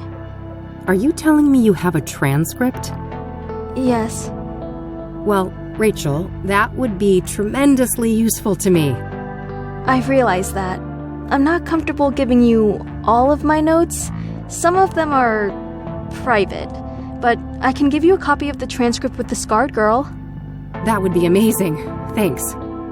Okay, wait here. I'll be right back. Here you go. Perfect. Thanks, Rachel. You're welcome.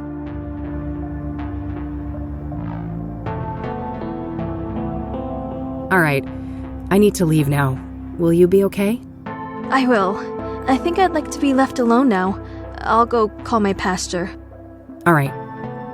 Take care, Rachel, and, God bless you. You too, Eileen. Actually, it's... Never mind. Bye.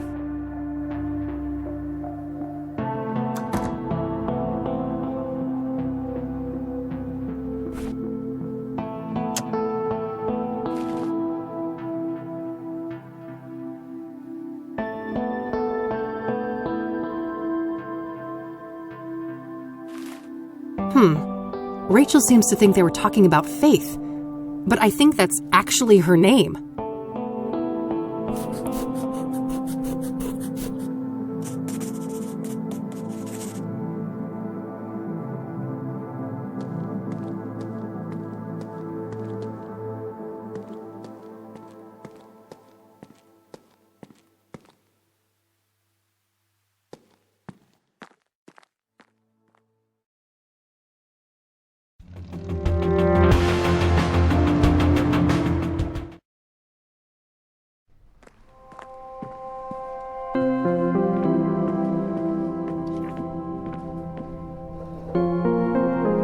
One more thing. Yes? I'm trying to find a park ranger named Victor Cooper. Do you know him? Alas, I don't. Do you know anyone called Faith with facial scars? No, I don't know anyone named Faith, scarred or not. Thanks. Very well.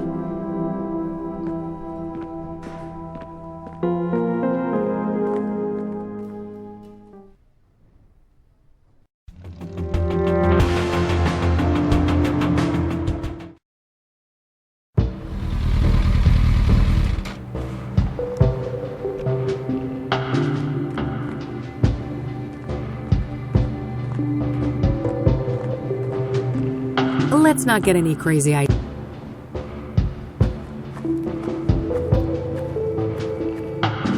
Hello again, Father. Welcome back, my child. What can I help you with? Do you know who Tabitha Caldwell is? No, I don't know that woman. I don't want to ask him about that. Do you recognize the name Corey Finnegan? He also goes by the moniker FaZe. That name doesn't sound familiar to me. I'm trying to find a park ranger named Victor Cooper. Do you know him? No, I don't know that person. So, I'm looking for a young drug dealer, a woman with facial scars. I believe her name is Faith. Ring a bell? I happen to recall a person like that. A homeless woman whom Ben was helping get back on her feet. Wow, really? Yes, about your age. No drug dealer to my knowledge, but she had some sort of scars on the side of her face, yes. Amazing. Is there anything else you can remember about her? I'm afraid not. My memory has seen better days, and this was years ago. Well, is there any more information about her somewhere? Maybe in Ben's records, if he had any. Give me a moment. I'll go look at the files. Yes, there was a Faith Cyrene. An apartment was arranged for her at 12 Onyx Row in 1996. No phone number listed. That's tremendously helpful. Thanks. You're quite welcome. I sincerely hope she provides the answers you're looking for.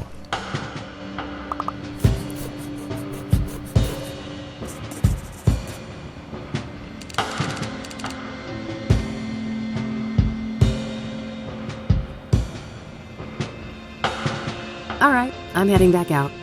Goodbye, young lady. That's my best lead yet, but it's getting late. I better swing by the office and grab a bite to eat before I check it out.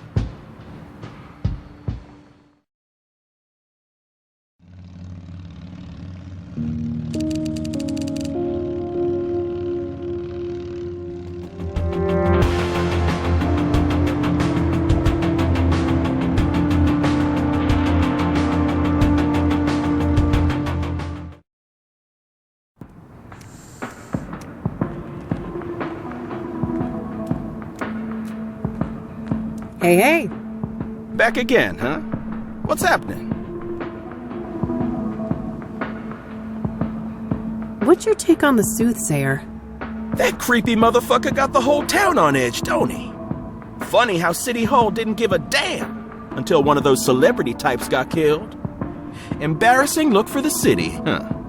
I suppose it was just a matter of time until Cassidy got our own Ted Bundy.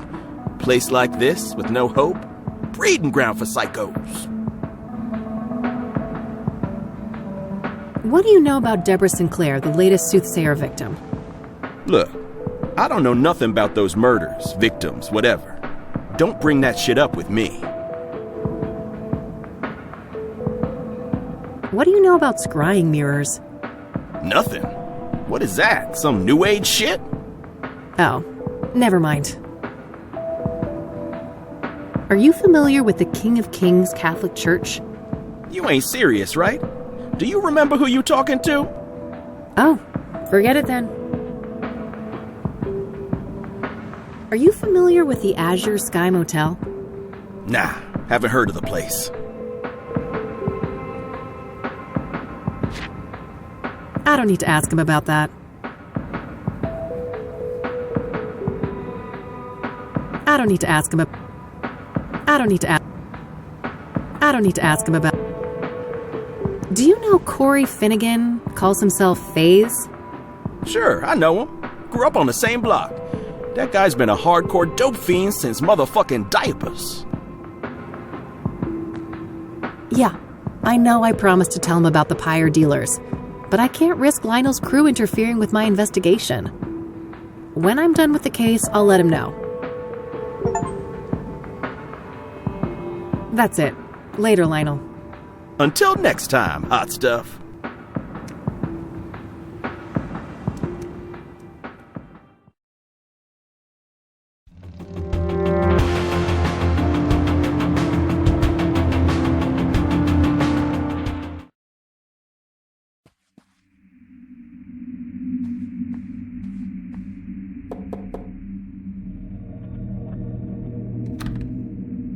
Locked. Guess no one's home.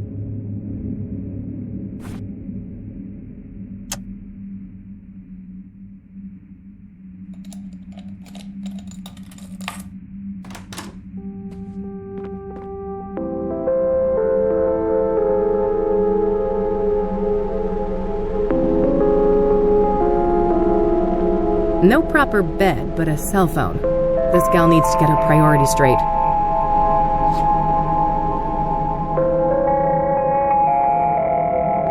Various groceries. Nothing out of the ordinary.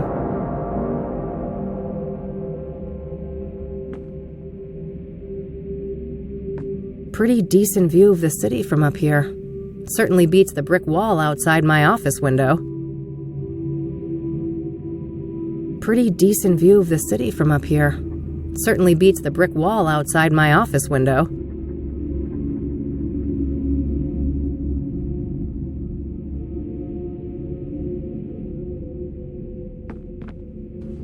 Huh. That poor thing doesn't put a dent in the god-awful aesthetic of this room.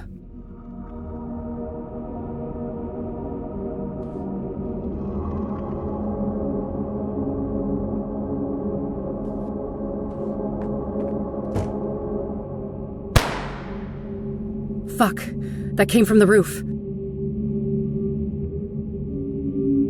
No time for that.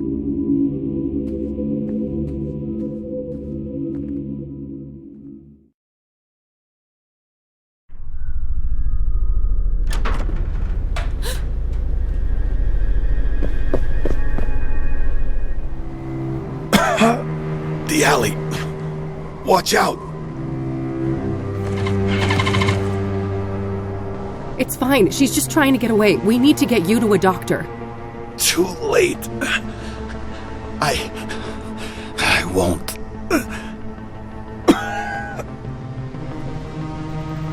Lucas!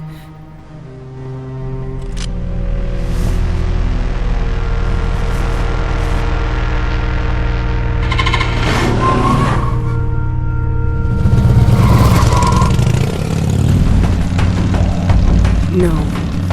You're not gonna get away with this. I'm gonna catch you, and I'm gonna kill you.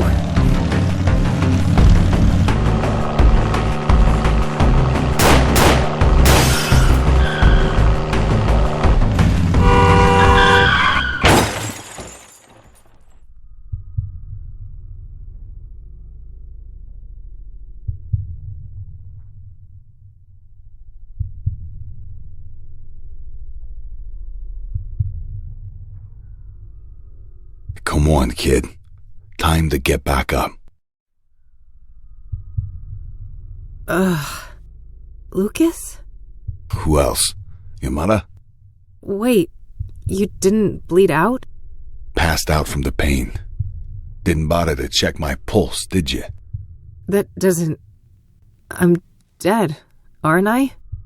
Ha! Yeah, I see how that could make sense.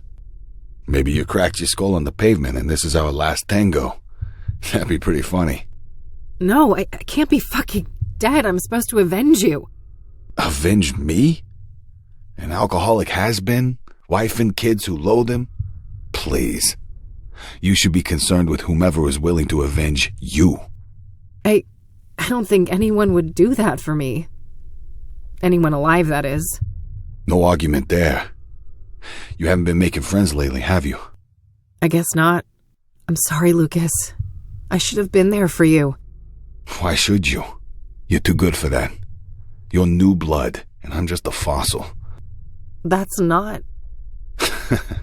Let's not play games, kid. I know you. Afterlife or not, we can't stay here. This place reeks of gasoline. Come on. I know the way.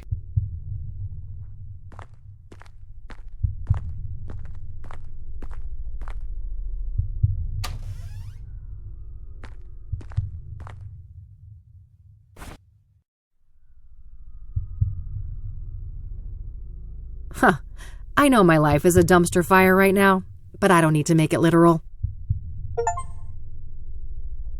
Just some drain. I have more important things to worry about.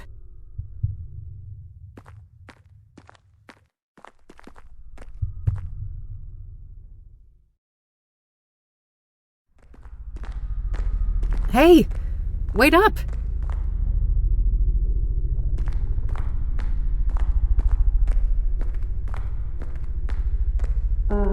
What's going on, Lucas?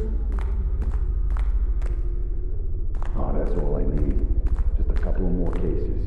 Then I'm riding off into the sunset. Yeah. Is it that obvious?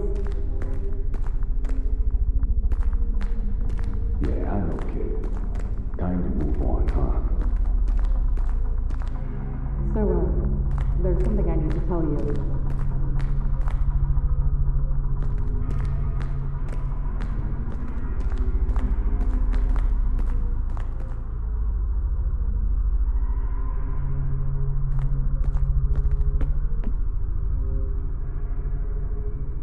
Lucas? Here's Kathy Rain! What the hell is this? Who said that? Now, who's got something to say to the one and only badass bitch herself? I'm tired of being manipulated, Kathy. You've always got some hidden agenda. I've been nothing but a good friend to you, and there's only so much I can take. We were great together at Rain Investigations, and then you had to ruin it all by blaming me when things started to go downhill. That was so unfair, and it really hurt me. Will you ever change? I'm too scared. Whenever I've been vulnerable, I've been abandoned. When we were young, you used me and threw me away. That really fucked me up. And now you're doing it again. Have you ever thought about why you're alone? Why everything keeps going to shit? People like me are just meant to be alone. I'm damaged goods. It's better if you all stay away. Who are you? And what did you do to my fucking daughter? I'm right here, Mom. Ready to take out the trash. Hallelujah! Uh-oh, somebody's out for blood. Time to bash some sense into you, bitch. Can't. This is confusing. It wasn't me, was it? I want to wake up. There's... God, what a nightmare. Good girl. Let's go back to sleep. What's that, honey? We got a rat in here?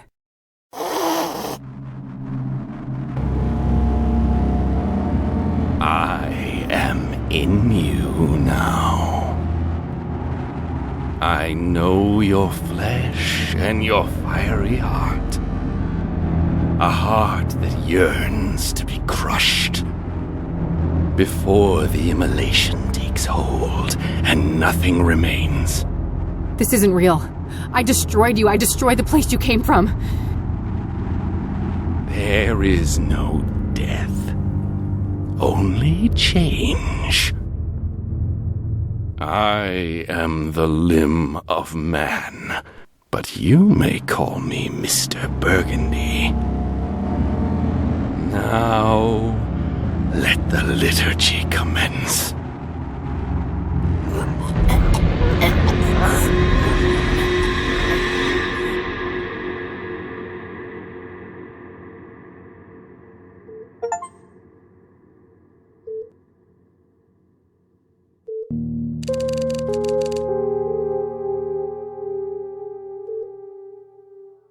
It was him, yet it wasn't. He realized that he had to be the one to pass through the threshold. He had to be the one to take responsibility. Ugh. Kathy?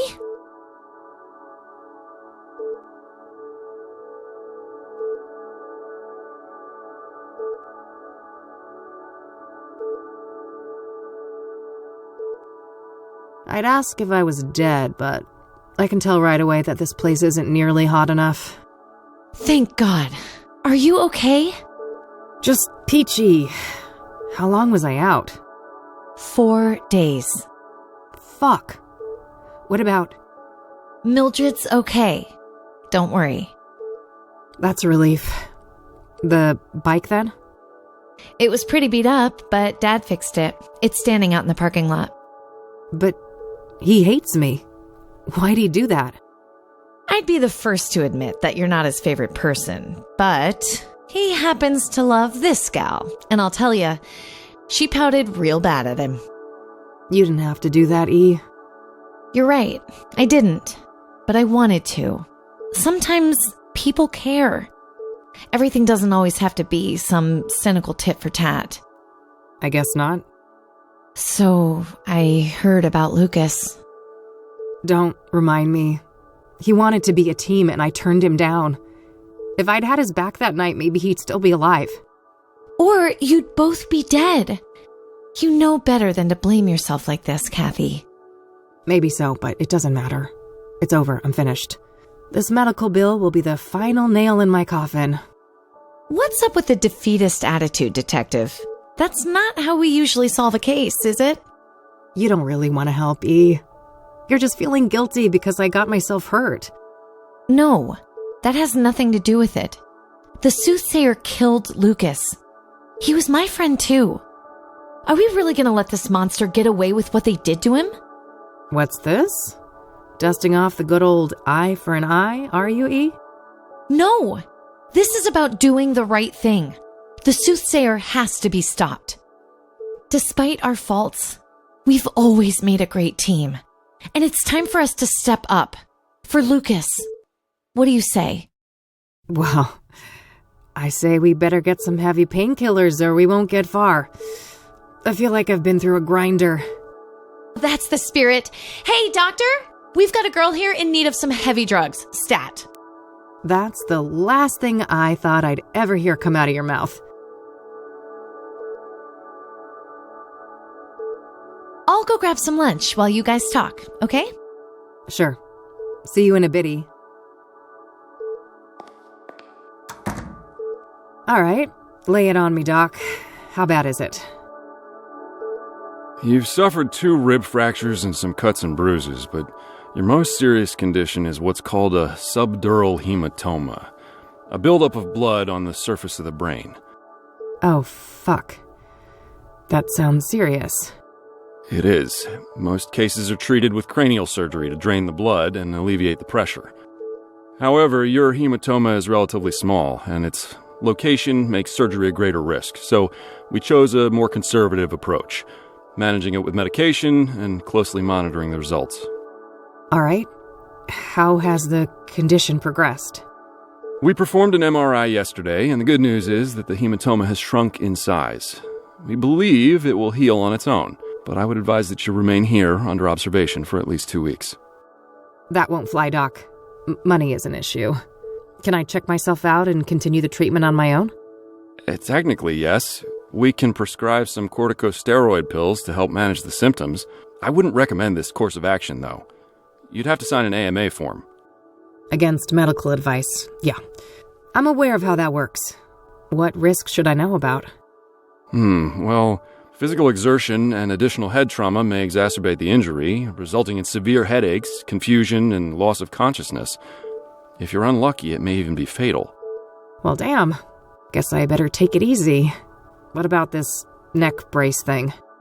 Oh, that's just standard procedure in cases like this. Those x-rays came back clean, so you can safely remove it. All right, good. Let's get that form then, Doc. Very well. Oh, and before I forget, there was a young police officer here looking for you. He said he knew you? Sounds like Josh. Thanks for the heads up. All right, all dolled up and ready to go. Time to get out of this joint. Geez, I'm popular. If I knew I'd get this many visitors, I'd have crashed my bike months ago. Greetings. It looks like you are feeling better. Hi. Do I know you? You don't recognize me. We met at the library a while back. Oh, right. The librarian guy. No offense, buddy, but, what are you doing in what will soon cease to be my hospital room? I apologize for barging in. I should properly introduce myself. I am Tom Ward, but you may know me as T. Oh, you're the guy. You left me all those notes. Yes. For reasons I cannot explain, I felt that a subtle approach was safer for both of us. However, given what happened to you and your late friend, the stakes are getting too high, so I'd like to propose an alliance. An alliance? Why? Who are you? Have you been stalking me? Who I am is not an easy question to answer, but I'll say this. Much like yourself, I have a score to settle with the Soothsayer. That's so? What kind of score? An immeasurable one. Everything was taken from me. My life was destroyed. I was enslaved. Enslaved? Were you tied up in a creepy serial killer dungeon, or what? Not quite. There is a malevolence hiding behind the Soothsayer. This evil found me at my lowest point, forcing me into bondage. Are you saying that the Soothsayer is doing the bidding of someone else? Yes. I also believe that the conjunction tomorrow will be instrumental to their plans. Huh? What plans? What conjunction? As for their plans, I don't know for sure, but I'm certain that the murders serve a specific purpose. The conjunction I speak of is when Saturn and Venus meet in the sky. It's the first such occurrence in over 80 years. Some believe that this event is charged with, esoteric potency. Uh-huh. I think I've heard enough. You don't believe me. I feared as much. Very well. I will pursue the Soothsayer on my own. Perhaps our paths will cross again. Yeah, you do that. See you, buddy. There was something really off about that guy. Hey, what'd I miss? Who was that man? No one, just some creepy weirdo. Huh? Don't worry about it. I'm ready to head out. Let's go. Okie dokie.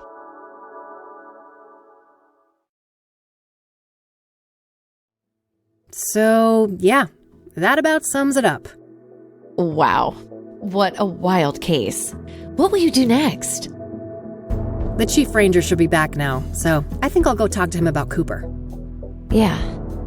It must be dangerous to confront Cooper himself, though, if he is who you think he is. Yes. Before I go anywhere near him, I should retrieve Lucas's gun. I wasn't kept under police surveillance at the hospital, so the cops couldn't have found it yet. It must still be somewhere around the crash site. Then there's Longhorn PI, right? Maybe Lucas left some things behind? Assuming the cops haven't ransacked the place, yes. But good idea. I should check there sooner rather than later. How can I help with all of this then? Well, there's this cell phone that I found in Faith Cyrene's apartment. Passcode protected. Maybe you could do something with that? You bet. I'll have that cracked in no time. Great. Guess we have a plan then. Meet up here tonight? Okie dokie.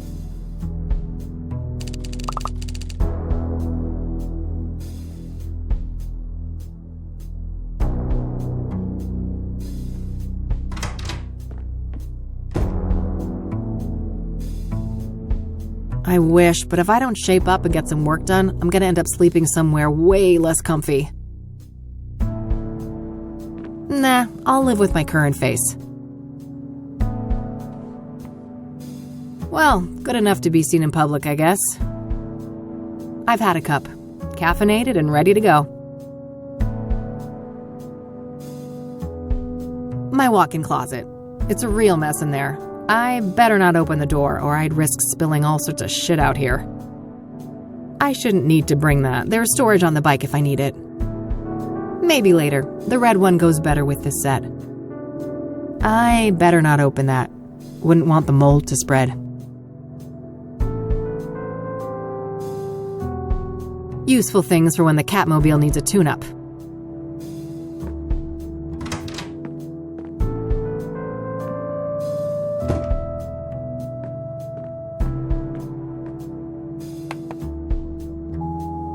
Hey, it's me, Josh. I heard you woke up and left. I just wanted to let you know that, things don't look good for you with Mr. Longhorn. He had a lot of friends here, and everyone's looking for a scapegoat. I've been trying to keep the guys off your back, but there's only so much I can do. So, yeah, I think it's in your best interest to come to the station voluntarily. It's only a matter of time until there's a warrant with your name on it. Oh, and I'm sorry about what happened before. I was in a bad place. Let's talk and clear the air when we can, okay? Bye. That doesn't sound good. Nope. We'll have to crank up the pace. No time to get derailed by the cops. But wait, don't we have to work with the police to stop the killer? Eventually, yes, but I know the cops in this town. The only way we'll get those boneheads on our side is if we give them the Soothsayer on a silver platter. There can't be a shred of doubt. And after everything that went down with Lucas, the odds aren't in our favor. I suppose so. We better stick with the case then.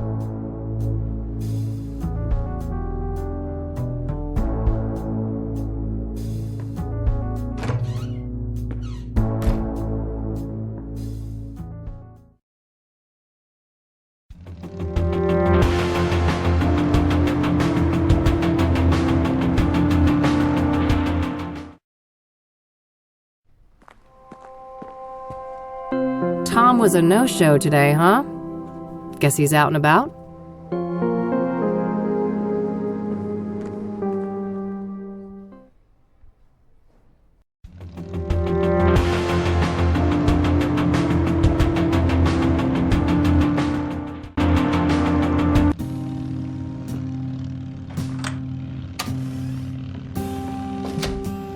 Good thing I still had my spare key. Looks like the cops haven't been here yet, so I better work quickly before they get a warrant and ransack the place.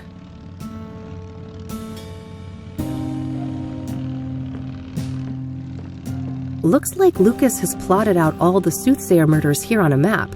I don't see any obvious pattern. Lucas's favorite brand of whiskey. He made me promise to down one of these at his funeral. Silly old man.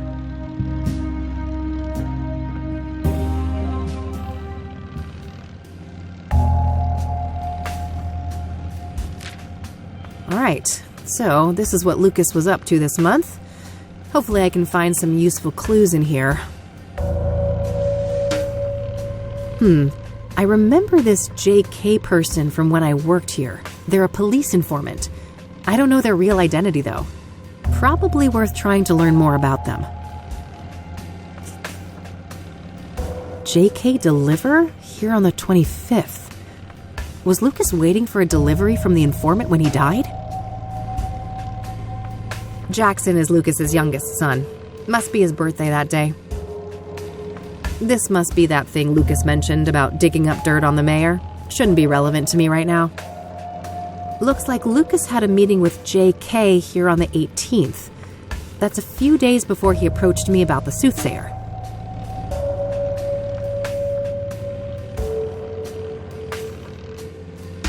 That's the day when Lucas came to me to ask to team up. I wish I'd taken him up on it. That was the night when he died. Dog watching, huh? For whom, I wonder? Looks like some meeting related to Lucas's ex-wife. I doubt that's relevant to me.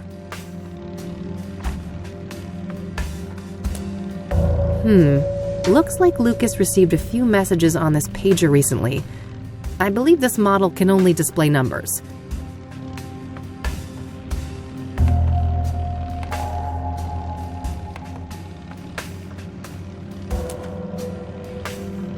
Lucas's address book. I can cross-reference it with my notes.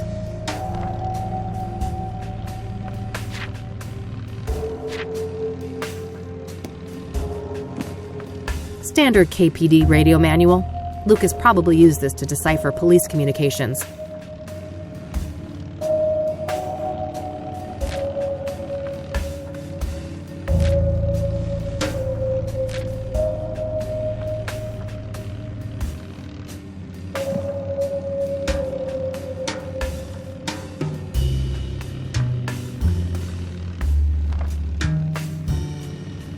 Still just the initials, but a number for JK is listed here. I should give them a call.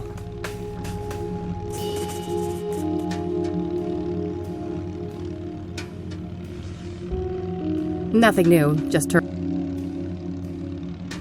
Worth a shot?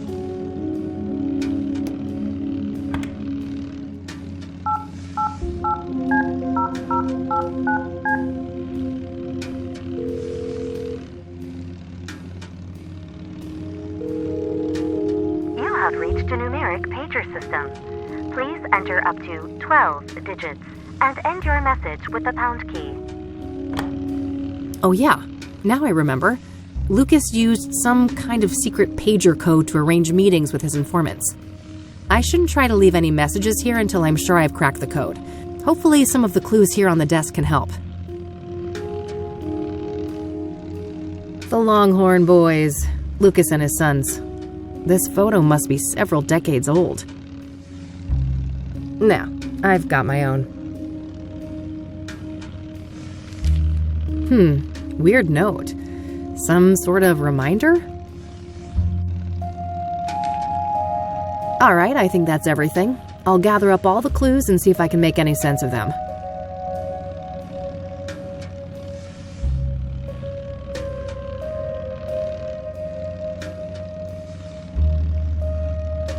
Alright, so I know that Lucas used some sort of pager code to set up meetings with his informants, including JK.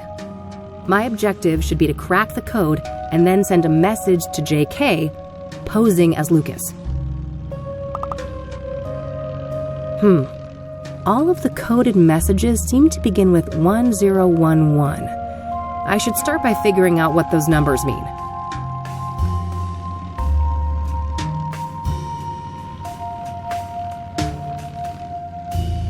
These all share the 1011 prefix.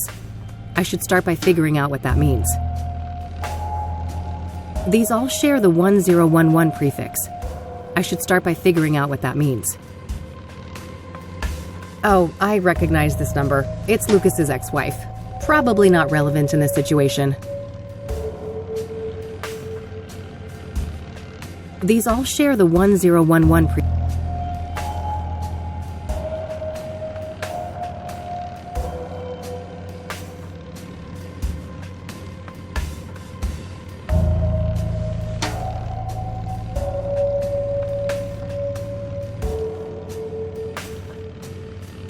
I guess that technically fits, but I somehow doubt the entire correspondence is dog-related. I should look for other interpretations.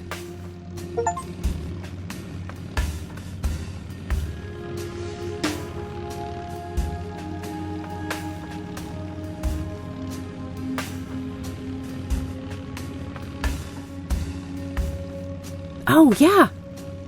10 and 11 match the positions for J and K in the alphabet. That can't be a coincidence.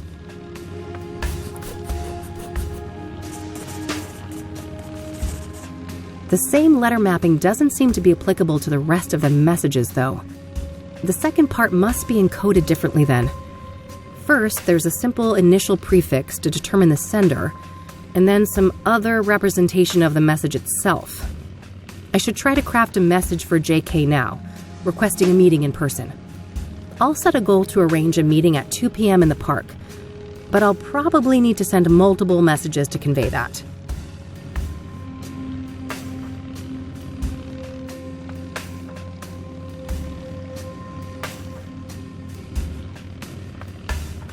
Yes, 1025 should convey that I want to arrange a meeting in person.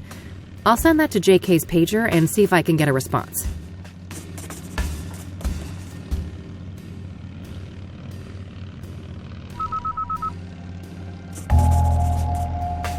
Got a response. 10-4. That must mean acknowledged.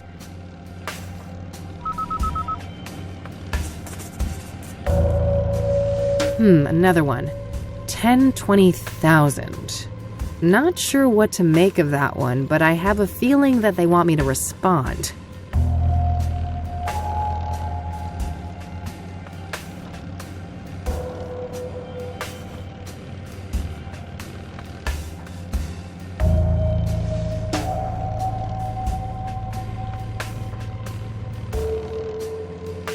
Yes, that should work. If the list on the post-it is correct, I think that this is the way to tell them that I'd like to meet at the park.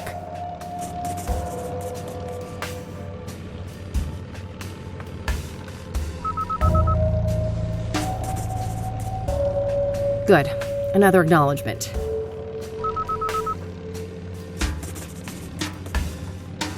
And a query once again, it looks like. If we've settled on the park as a location, what's this now?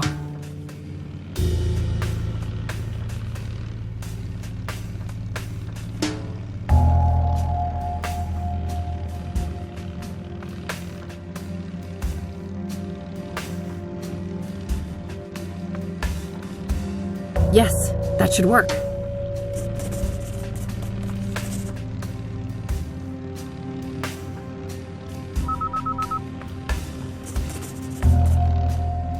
$10.76.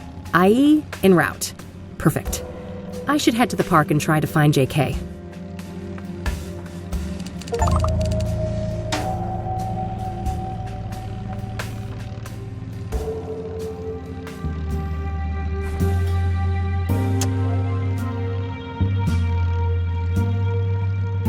I think I'll keep this life-saving medicine, thanks.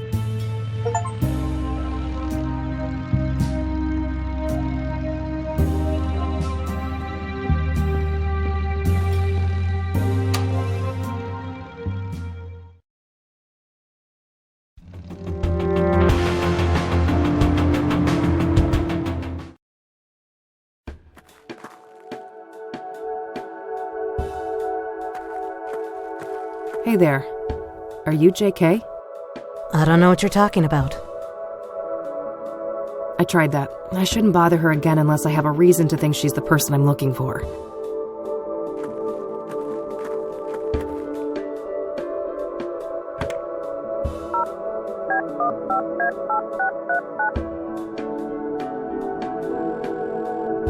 You have reached a numeric pager system. Please enter up to 12 digits and end your message with the pound key.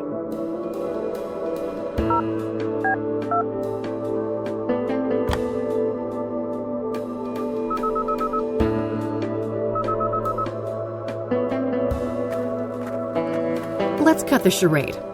I heard that thing beep in your pocket. You're JK. That's so. Who am I talking to?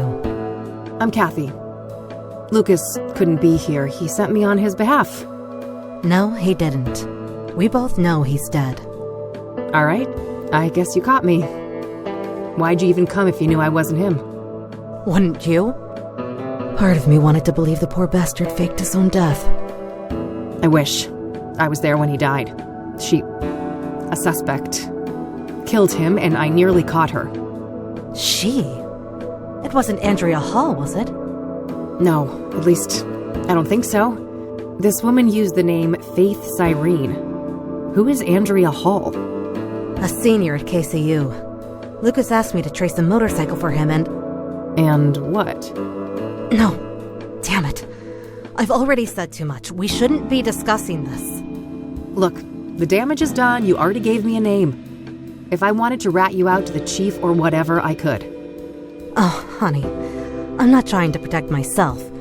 I'm looking out for you. Me? You don't even know me. Why do you care?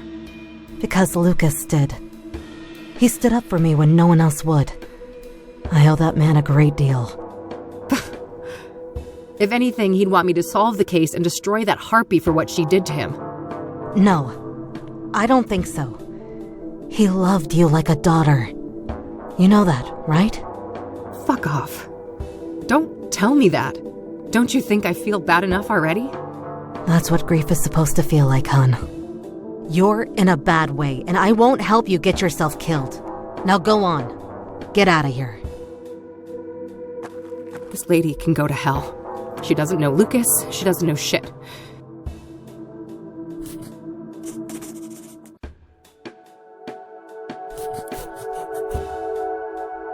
At least I got a lead out of this. Andrea Hall, whoever she is. Guess it's time to head over to the university. No. I can...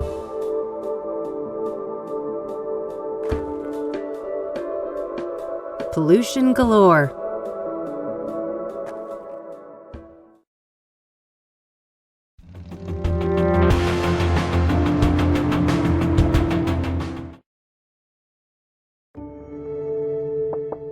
Come in. Yeah. Hey there. I'm looking for Andrea. Is this your idea of a joke? No? Why do you say that? You don't recognize me, do you?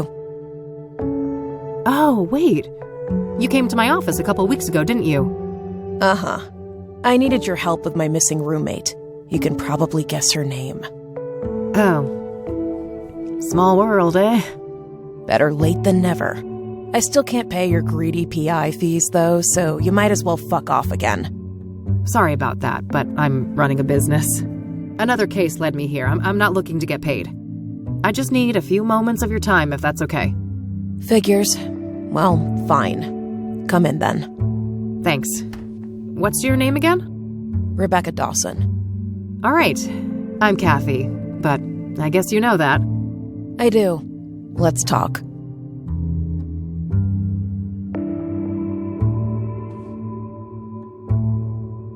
What do you know about the Soothsayer? Just what's been reported in the media. So far, I haven't read anything that would connect the case to Andrea, so I've tried not to obsess about it.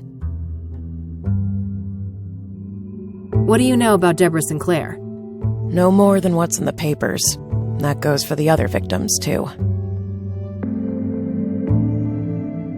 What do you know about scrying mirrors? Hardly anything, beyond the obvious connection to the Soothsayer. Are you familiar with the King of Kings Catholic Church? Never heard of it. Do you know the Azure Sky Motel? No, I don't know that place.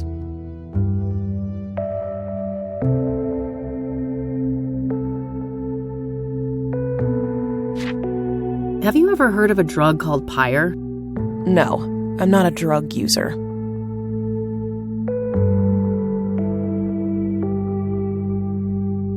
Does the name Rachel Wang mean anything to you? No, that's no one I know.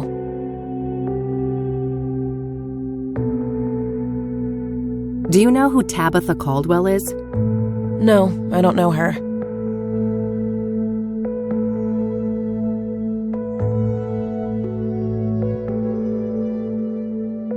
I don't want to ask her about that. Do you recognize the name Corey Finnegan? He also goes by the moniker FaZe. Afraid not. I don't know that guy. I'm trying to find a park ranger named Victor Cooper. Do you know him? No, I'm not much for the outdoors. Do you know a Faith Cyrene? She's supposed to have some form of facial scars. Nope, I'd remember a person like that. This might be a random question, but Andrea didn't have any facial scars, did she? No, not any obvious ones at least. Why? Oh, nothing. Just a wild idea. Can you tell me about Andrea's disappearance? Sure. Basically, she took off on her motorcycle one night and never came back. Didn't say where she was going or why. She was a biker, huh? What kind of motorcycle are we talking about? Well, it was black, pretty big, looked kind of sporty. I think she said it was imported from Japan. Got it, yeah.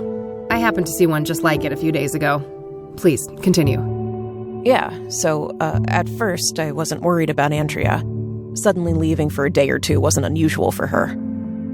After a week, though, I felt that I had to file a missing persons report. Total waste of time, that was. I can relate. Cassidy cops aren't a reliable bunch. And then you reached out to me? Yes, tried every PI in town. Maybe I was naive to think I could afford any of them, but I felt I had to do something. That plan obviously didn't pan out either. Weeks passed, and after a certain point, I had to let things go. There was only so much I could do.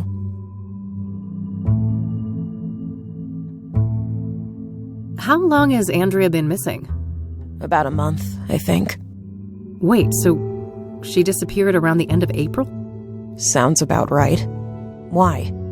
That's when they found Jane Doe, one of the Soothsayer victims. Oh, yeah, I read about that, but the age is wrong. Andrea's 22, and the paper said 18. Rebecca, there's a margin of error. The later paper said early 20s. Oh, no. How could I be so blind? It's her. It's gotta be her. We don't know that for sure, but yeah, things don't look great. Andrea is not a local, is she? Far from it. She came from Australia. That would explain the lack of dental records, too. Fuck. We need to tell the cops all of this, don't we? We do, but let me handle that, okay? I have more evidence to share with them. Okay. God damn it, Andrea. What happened when you filed that police report? Well, they didn't take me seriously at all. I told them the truth about Andrea, and they immediately dismissed her as voluntarily missing, like she was some stupid teen runaway. They never even bothered to come and look at her stuff. So Andrea has had a tendency to disappear from time to time? Yeah. She's been known to hang out in some sketchy circles. People who like to party hard, if you know what I mean. Ah, drugs were involved? Yes, all kinds. Who were those sketchy people then? Got any names? No, I didn't want anything to do with that crowd. So, Andrea had a drug problem, did she? She used drugs, yes. She wouldn't call it a problem, though. She'd say she was in full control, and that narcotics were tools like any other, or instruments to improve performance and expand the mind. And do you agree with that? For a superwoman like Andrea? Maybe. She seemed to have a handle on it. But I mean, she had a whole circle of junkie friends, and I have no idea what messed up things they were doing off campus. And you don't know anything about these junkie friends of hers? No. I tried to keep a healthy distance from those people. If you know so little about them, how do you know they were even junkies? Trust me. I grew up in Cassidy. I've seen meth heads on the street since kindergarten. Yeah, point taken. What was Andrea like? She was brilliant. A born engineer, obsessed with technology, computers, and tinkering with all of her little gadgets. But she wasn't weird or awkward like so many smart people are, you know? She understood people. She could explain the most complicated things so anyone could understand. Sounds like a woman with a bright future ahead of her. I have a feeling it wasn't all sunshine and rainbows, though? No, she had a self-destructive side, too. I think she saw herself as a thing to push to the limit, just like her machines. Okay, can you elaborate? Well, she didn't care much for her health. It felt almost like she found it insulting to be limited by a human body, with all of its inconveniences. Experimenting with drugs was a part of that, I think. I see.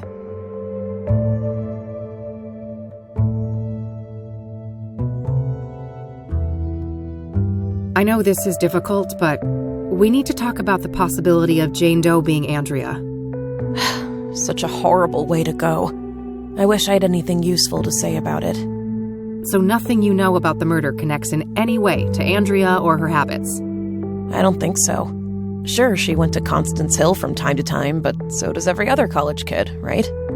I guess so, yeah. So you're not aware of anyone in particular that she'd hang out with there? No one comes to mind. Sorry.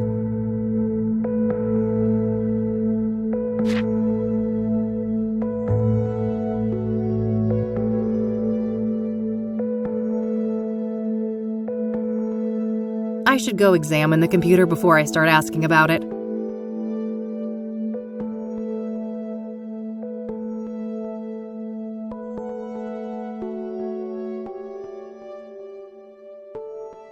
That's all for now, thanks. Mind if I have a look at some of Andrea's things? Go ahead. I'll take care of some homework.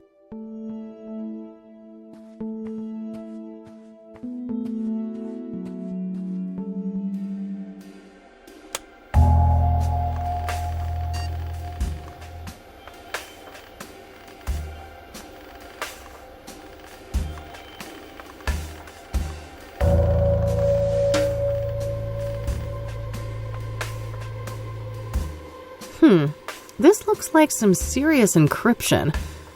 I better head back to the office and see what I can learn about that.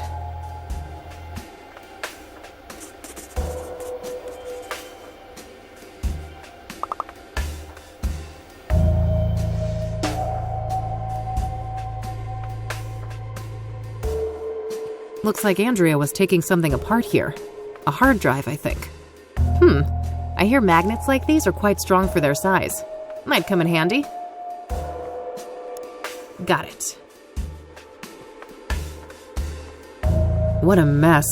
There are lots of entangled cables of different types and sizes. If I knew what I was looking for, I might be able to dig up something useful from here.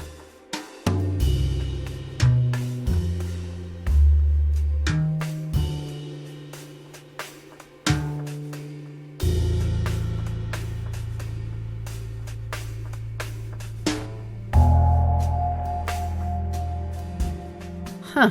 Wouldn't that be something? Eileen told me that strong magnets can basically destroy computers.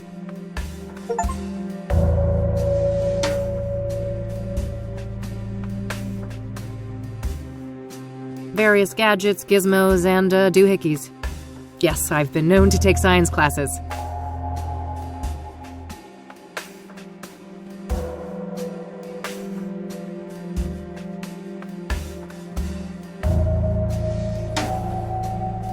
There's a spool of metal wire here. I could probably find a good use for that.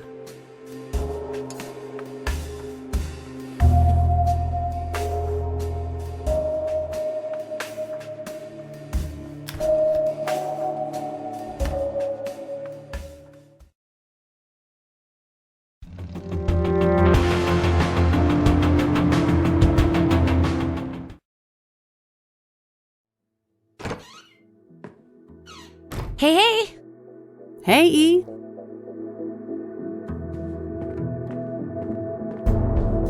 Can I talk to you for a sec?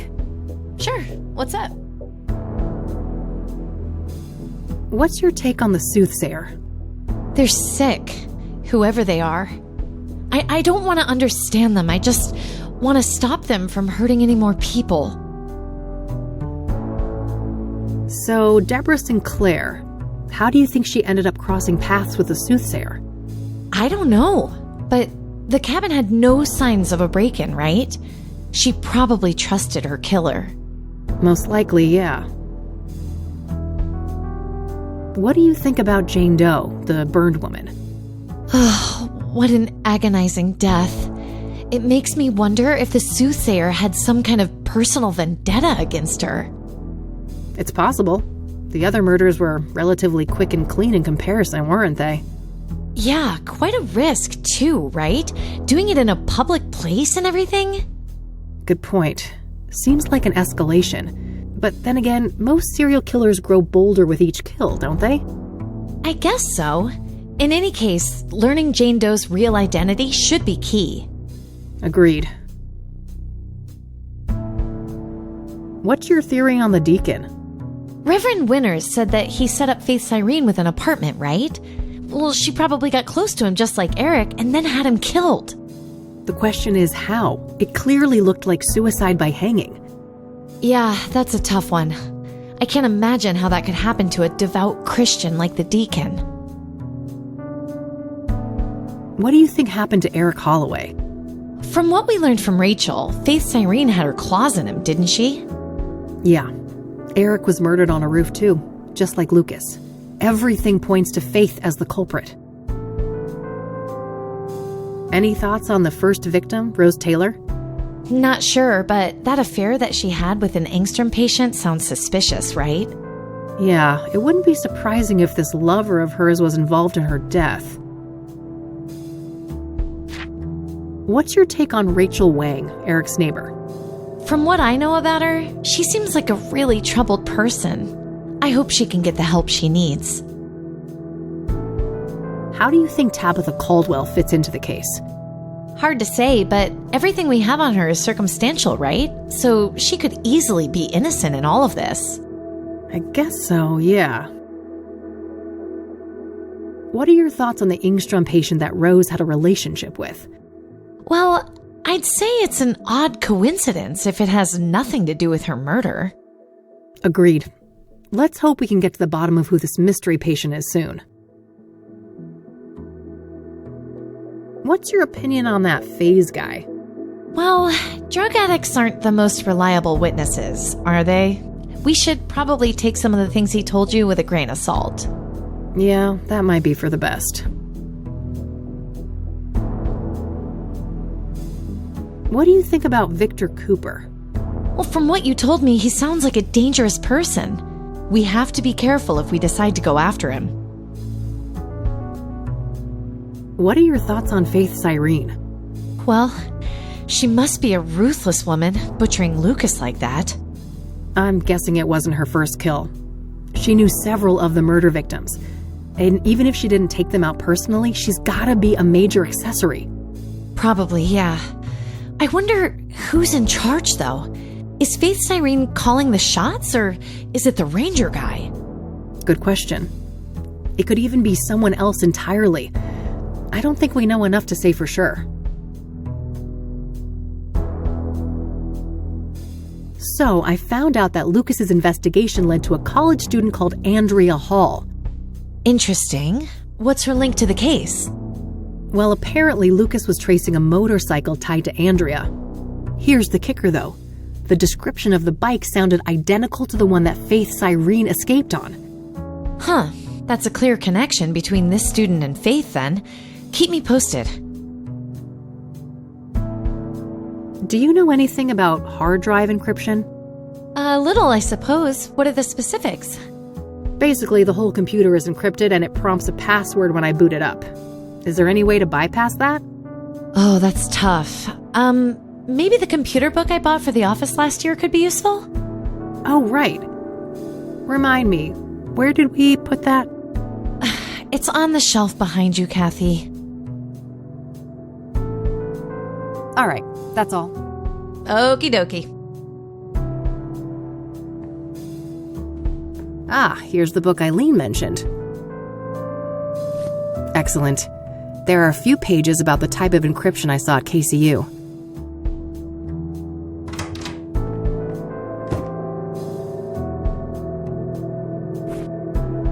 A neodymium. Huh. I'm not that desperate for a fridge magnet.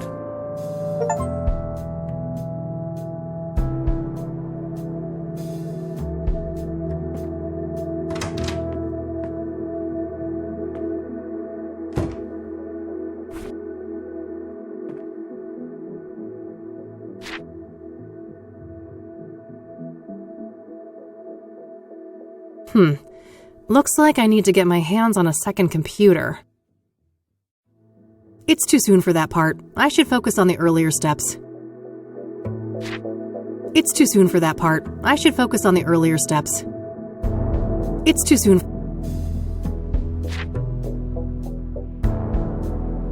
First things first, I need another computer.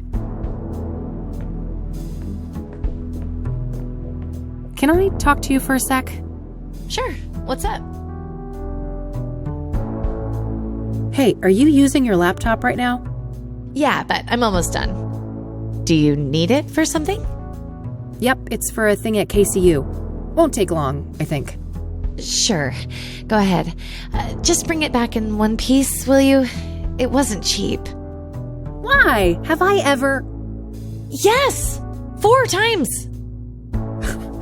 Fair enough.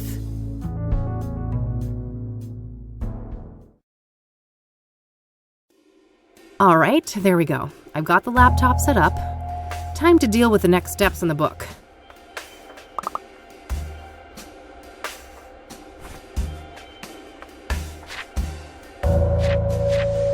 This should be useful. I think that's called leet speak. It's some computer nerd lingo.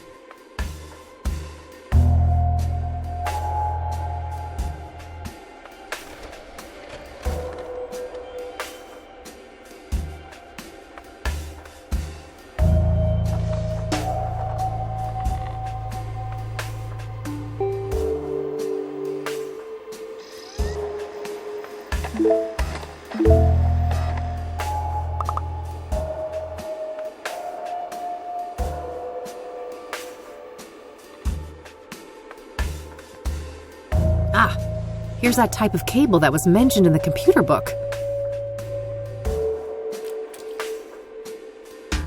Got it. It's pretty short as far as cables go, but it should get the job done.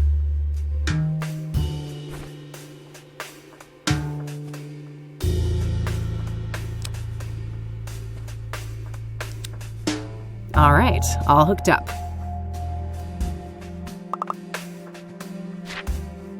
I've got the hardware set up. Now I just need to change the right BIOS setting on Andrea's PC. I should look for something that says DMA.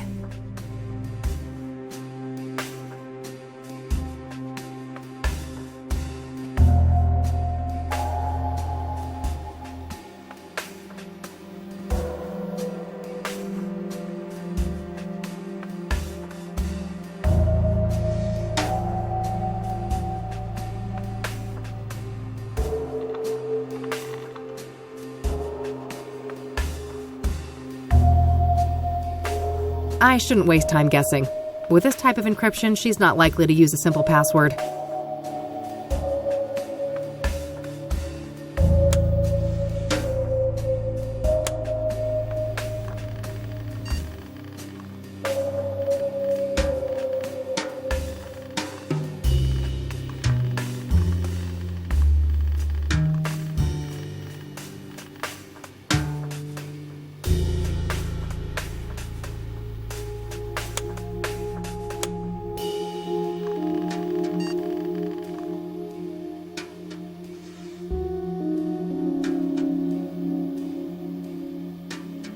Alright, I should be done with all the setup for the hack now. Coming up next, capturing the password. I should have a look in the next section of the book.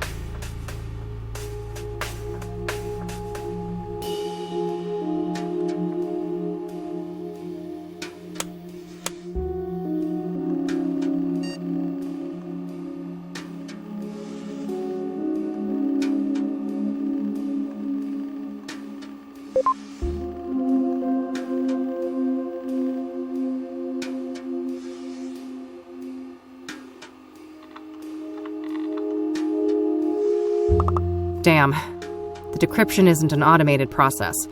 I still have to try different passwords against the encryption hash. After each attempt, the utility will spit out some information about how close I was to the right password, though. We're dealing with a 7-character password, including a mix of numbers, lower and uppercase letters.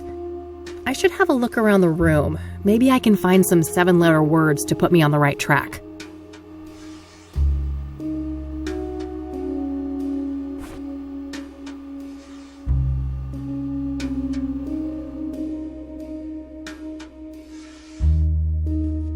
Andrea's CD collection. There are a lot of records by Sunbeat, Route 6, and Perplex. Reggae music, based on the covers and song titles.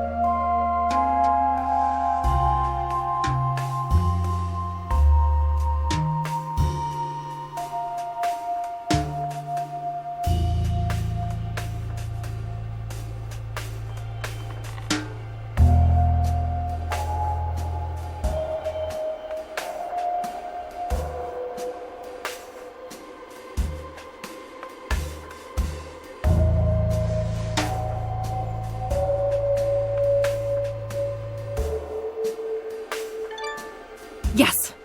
Got it.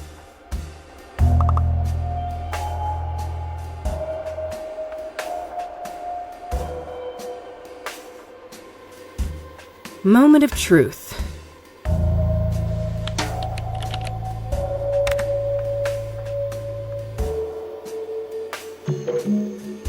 All right, I'm in.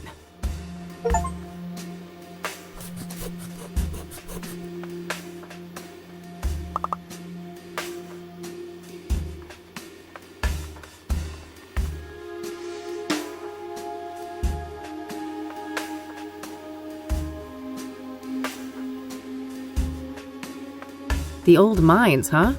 A good place to hide. They're enormous. Practically half the state is filled with them.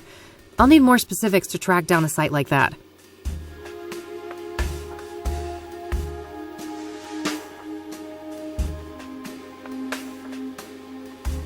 Not sure what to make of all this, but it sounds like Andrea was in cahoots with the pyre dealers, building some kind of secret base for them.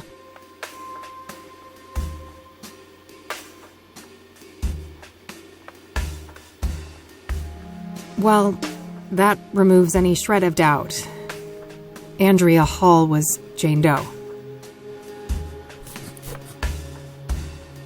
Sounds like something about pyre scared the shit out of her. Did that have something to do with her death?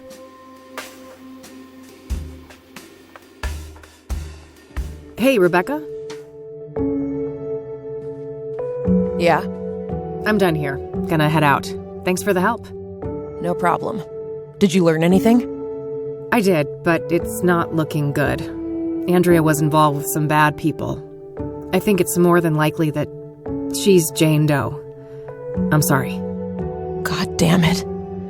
I fucking knew it. I need to process this. You'll talk to the cops, right?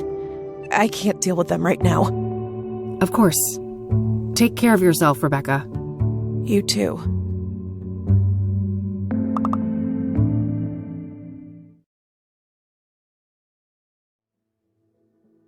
This laptop worked like a charm. Thanks. Glad to hear it. What'd you find out? Too much to explain now. I'll fill you in tonight. I still need to go and track down Cooper. Okie dokie.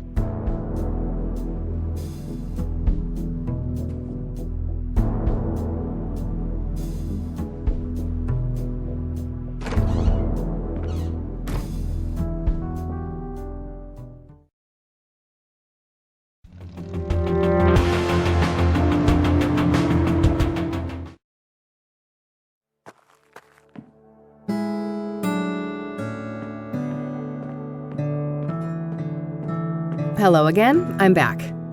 Oh, hi. Chief Walker is on duty now. You'll find him past the door to your left.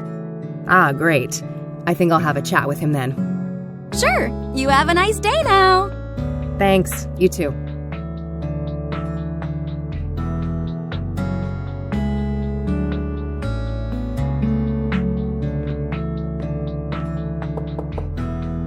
Yes, come in. Chief Walker? Yeah, that's me. Who's asking? Kathy Rain, private investigator. Oh, another one. I thought you'd all given up by now. Sorry to disappoint, but this gal is more stubborn than most. Apparently. Go on then. What do you know about the Soothsayer? You're a PI. You know how this works. You'll have to make do with my statements in the press, just like everyone else. Did you know Deborah Sinclair well? I did, yes. I considered her a friend. I'm sorry. That must have made things hard for you. Indeed. It was somewhat of a relief when the City Boys took over the murder case. What do you know about scrying mirrors? Well, we both know how they relate to the murders, but other than that, I haven't come into contact with them. I don't want to ask him about that.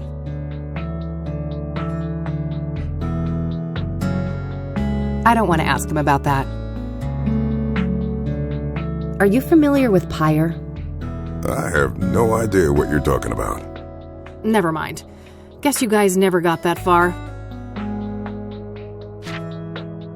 Does the name Rachel Wang mean anything to you? Afraid not. I don't know who she is. Do you know who Tabitha Caldwell is? No, I've never heard that name before. I don't want to ask him about that. Do you recognize the name Corey Finnegan? He also goes by the moniker FaZe. Doesn't ring a bell, no. Does the name Andrea Hall mean anything to you? No, I've never heard that name before. Do you know a Faith Cyrene? She's supposed to have some form of facial scars. No, I don't. That's not a familiar name. I'd like to speak to Ranger Cooper. Can you arrange that? No can do. Ranger Cooper is on leave for the time being. He is? Why? Personal reasons. He'll be back on duty in a few weeks. I can pass on your details if you wish. I can't wait that long. Surely there's no harm in providing his phone number. I just need to speak with him. No phone, which is the case for all of our resident rangers. Resident rangers? That means they all live within the confines of the park, right? Yes, I suppose it does. But you shouldn't try to go find him, miss. What's stopping me, Chief? Bear Creek is public land, isn't it? Technically, yes. Just don't harass the poor man, will you? He's been through enough. What's that supposed to mean?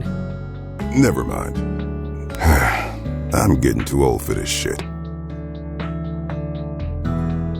Thanks. I'll be going now. Alrighty then. Good luck. I should see if I could find out where those resident rangers live. Maybe something in this room can help.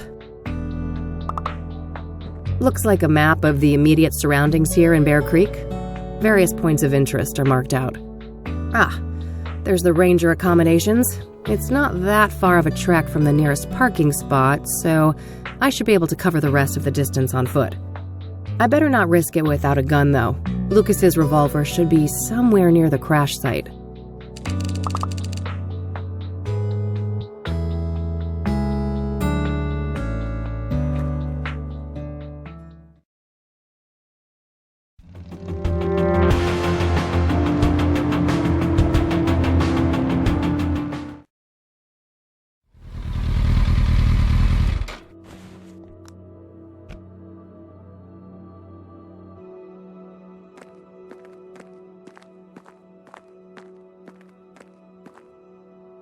Bingo! I can see something shiny down there.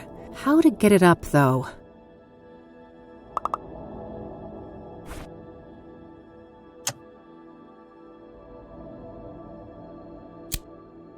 All right, that should hold nicely.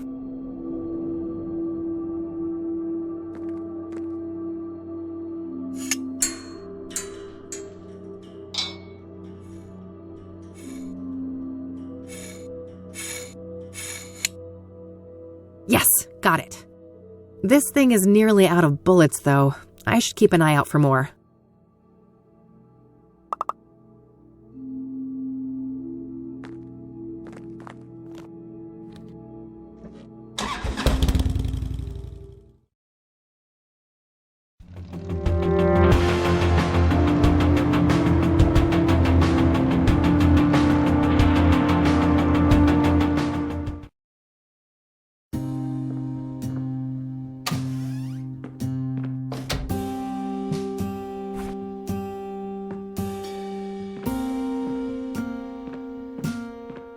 After everything I went through to get it?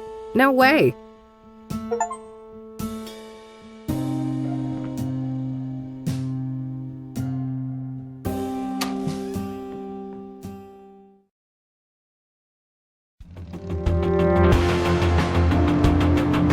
I have a weapon now, but ammo is scarce. I should take care of that before I confront Cooper.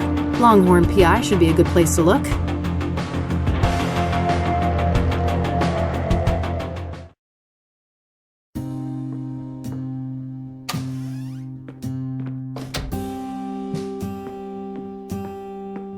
Ah, here are some spare bullets for the gun.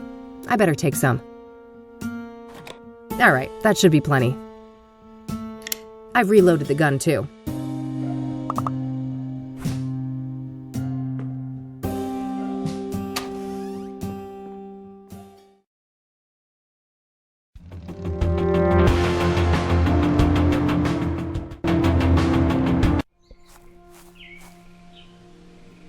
The stash is on the smaller side, but I guess we're nearing summer now. They probably plan to refill it in the fall. All smudged. Can't see jack shit in there. It says, this building is federally owned. I believe that's the standard for national parks. No state jurisdiction.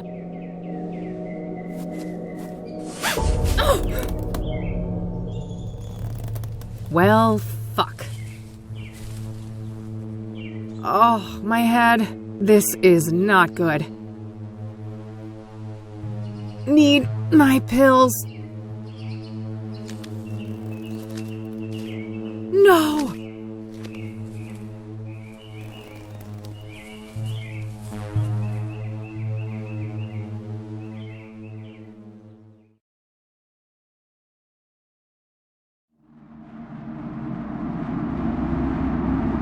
Do you see? The noose, the iron. Those were the holy instruments of my rebirth. Wait, this is how Isaac Price died, that psycho priest in Conwell Springs. Nearly there. Fight your ignorance, child. No, it can't be. You can't actually be him. Can't I? I told you, there is no death, only change. When everything burned, the Crimson One slipped out of his suit and skittered away like a cockroach. With a heavy heart, I donned the mantle. I became Mr. Burgundy. And now my form is his shelter.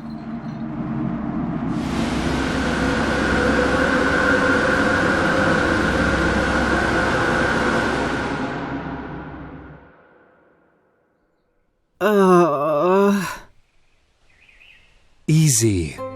Don't try to get up just yet. I don't want you to faint on me again. Oh, it's you. Tom, was it? Yes. My name is Tom Ward. But for the longest time, my name was taken from me. And in its place, you were only given a hue of red. You're the Crimson One. Yes. When you burned the threshold, I was set free. I'm ashamed of my past, and I wish to make amends. That's so? Why should I believe anything you say? You put me through hell in 1995. Things were out of my control. You don't wear the suit wears you. You can stretch it, bend it, but if you go too far and rip the fabric, you rip yourself. I see you haven't lost your penchant for nonsense metaphors. At least you're not fucking rhyming again. There's the Kathy we all know and love. I was afraid I had lost you there for a while. I'm still me. Not that that got me anywhere. I'm broke and brain damaged, my friend was killed, and I'm chasing some of the most dangerous people on the planet. Dangerous indeed. Which is why I will urge you to reconsider a cooperation. We have a common foe, and you will need allies. For all I know, you're the same bastard you always were, and this is all some kind of double-cross. If it was, it would be quite an elaborate one. Weren't you completely helpless a few minutes ago? I guess so. I should say thanks for that. You're welcome. I understand that all of this is a lot to take in, and in due time, I'll explain everything. You better. I don't know what the hell is going on, and you're just giving me more questions. I realize that, but this is neither the time nor the place. When circumstances allow, I'll come find you again. Just wait a minute. Oh, getting woozy again.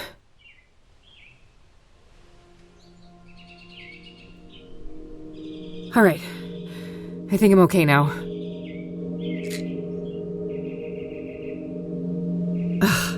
Well, he's gone. Again. Guess there's nothing I can do but check out the cabin.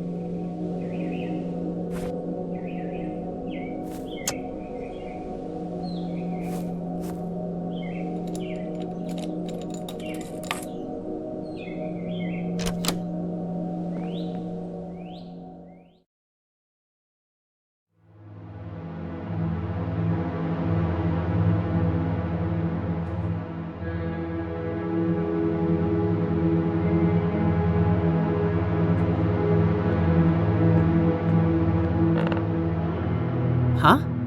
What was that?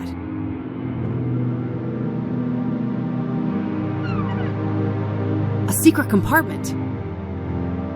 There was a hand-drawn map and also some kind of document in there.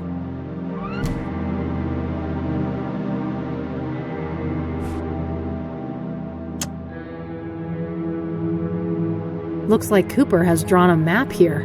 A path through some kind of tunnels. There's no indication of where this is, though. Maybe if I had something to compare it with? Whoa, this is an Engstrom discharge form from last year.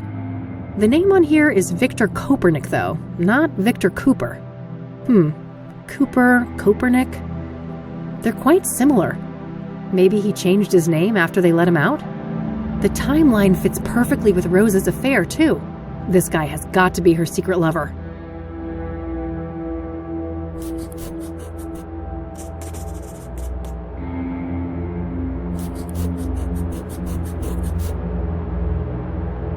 I better head back to Engstrom's tomorrow to follow up on all of this. It's too late to catch their visitation hours today. Oof, long day. I better get back to the office and share all of these findings with Eileen.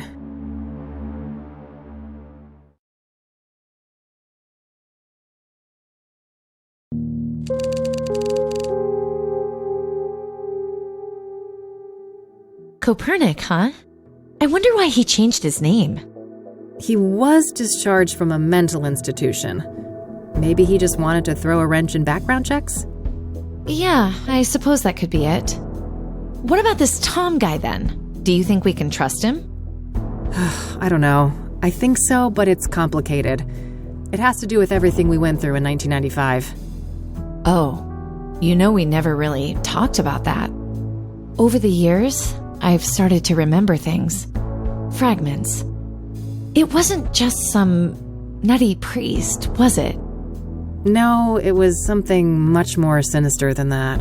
And I think that these murders are somehow connected to it. All the more reason to stop the Soothsayer, then. Agreed. How did things go at KCU then? I never imagined you'd go back to school. Huh. Me either. Let me tell you what I found.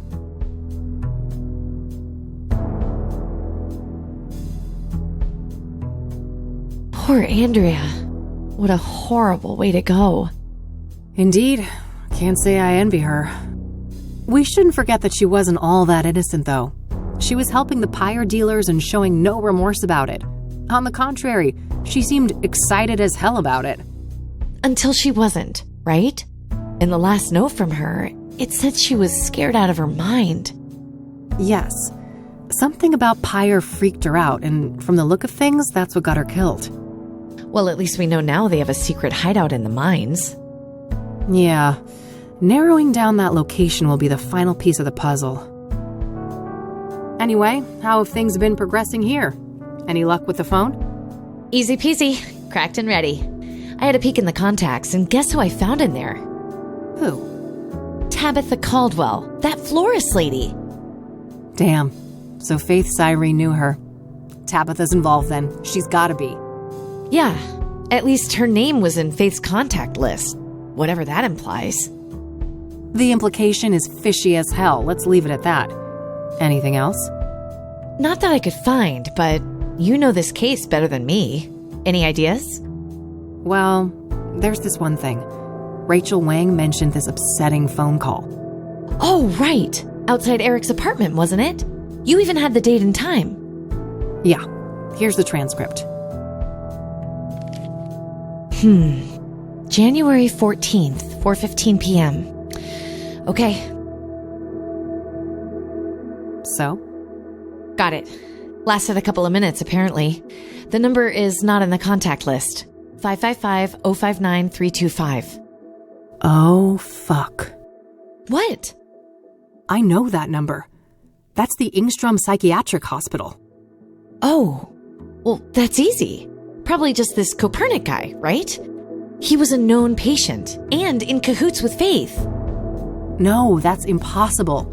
He was discharged last year. And this was January. So someone else made that call. Well, I guess I have a plan for tomorrow then. Tabby's garden, then Ingstrom's. Yes, I'll stay here and look into Copernic more, now that we have his original name. Sounds good. You on the bed?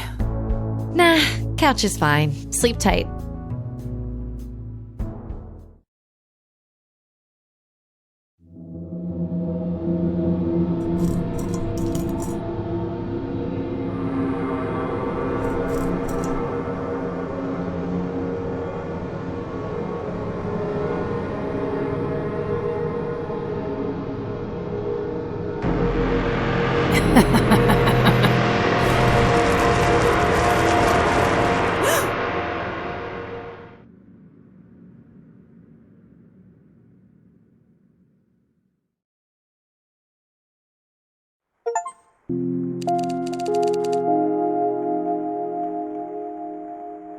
Rain again, huh? Let's go see if E is up yet.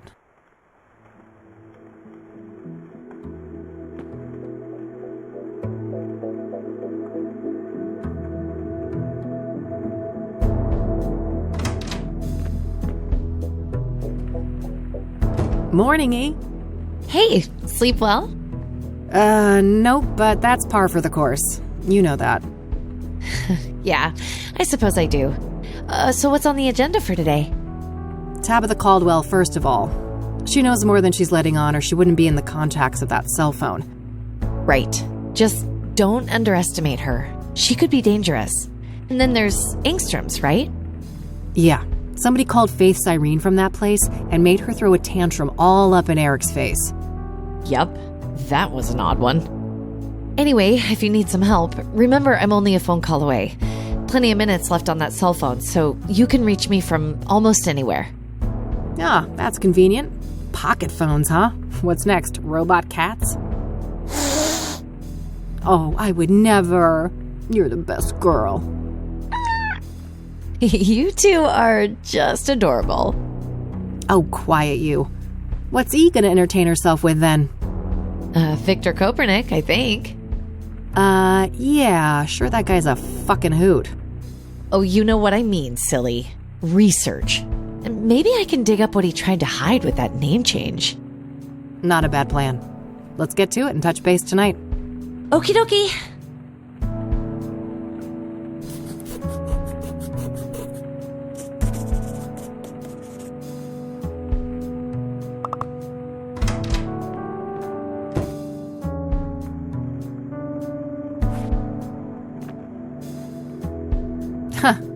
That would be quite a short-lived target practice.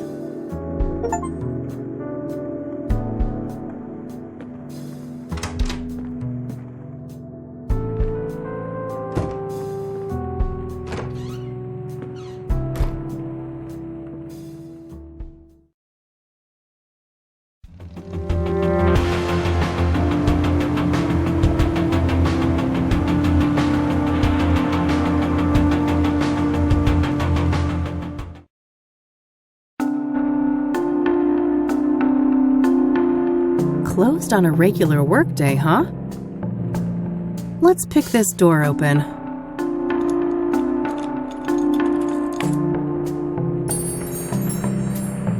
Hello? Tabitha?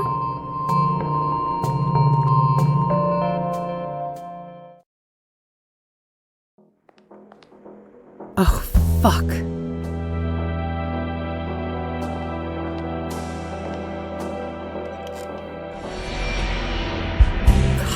I'm sorry, Tabitha. I'm so sorry.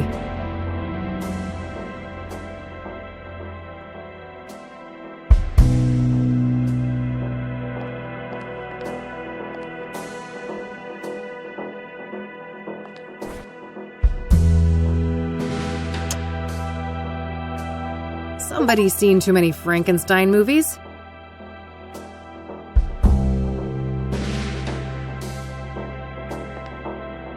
It's a bottle of ipecac syrup. If ingested, this will quickly induce vomiting. Should be useful enough to take, despite the circumstances.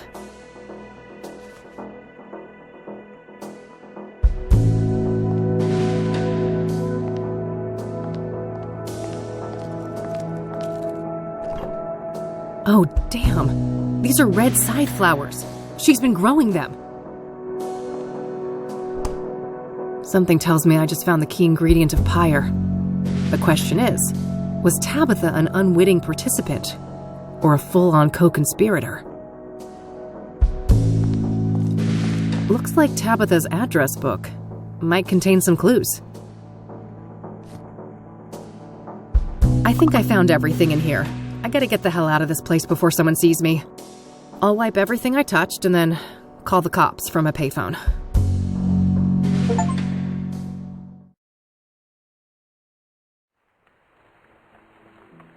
That poor lady.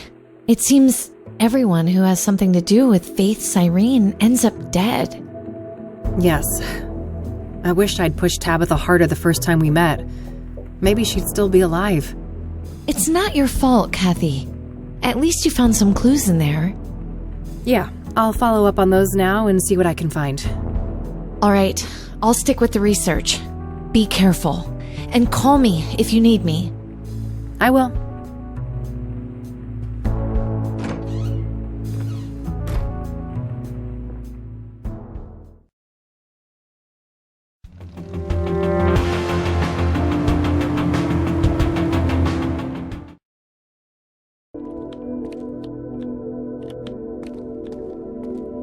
Hey, what's going on? There's police tape. Oh, shit. Nobody call you yet? Nope. Should they have? Well, I hate to tell you this, but your mother, she was in a group that escaped last night. What the hell? How? Outside help. I don't have all the details, but it was organized. They disabled the cameras and everything. Our tech guys still can't get them online. Christ! Do you know anything about the people who broke in? No, it wasn't my shift. I just heard this morning. The cops are all over that wing now. But why, Mom? This doesn't make any sense. Can I look at her file? I'd get it right now, but you know the rules. You need a court order for that kind of thing. For fuck's sake, Oscar, you idiots let my mom escape and I can't even see her file? Look, It's not up to me, but we'll call you when we have an update. You better. I don't have time to take this through the courts. I need to get her file. The papers should be somewhere in Oscar's room. Maybe I can get rid of him somehow?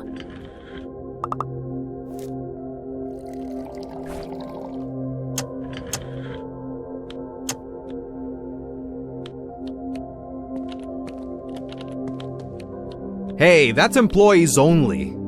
Geez, okay, take it easy. Well, that didn't work. Maybe if somebody could distract him.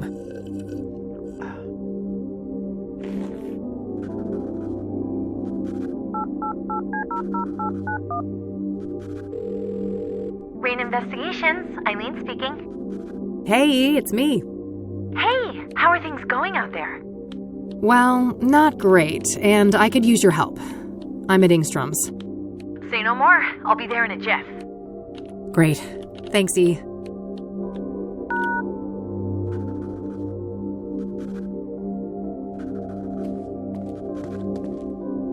Good, you made it. Hey, what's going on? What's with the police cars outside? A fucking breakout, apparently. Whoa, seriously? Seriously. Several people escaped, including Mom. Gee, that can't be a coincidence, can it? I doubt it.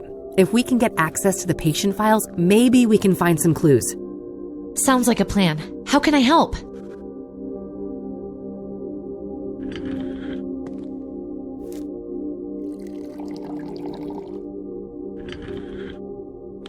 Can you distract that guy behind the desk? Distract him? How? I don't know. Make something up. Act dumb. I mean, be yourself. Ha ha. I guess you'd know all about that. Hi there. Eileen Summers. I'm with the Gazette. Can I ask you some questions? Oh, yeah, I guess so.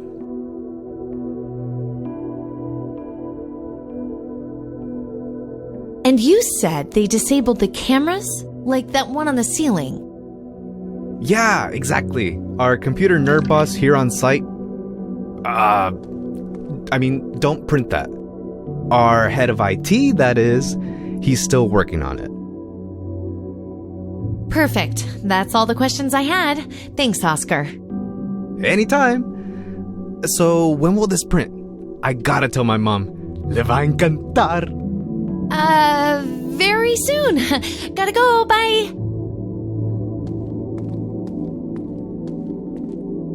Any minute now.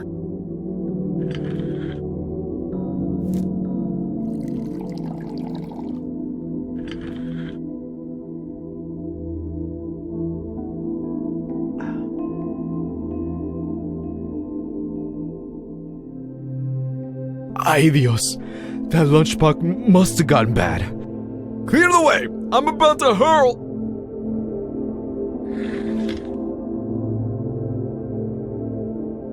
That should keep him out of commission for a while.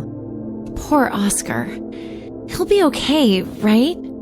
He'll be fine. Those are legit meds. Keep watch for me, all right? Okay.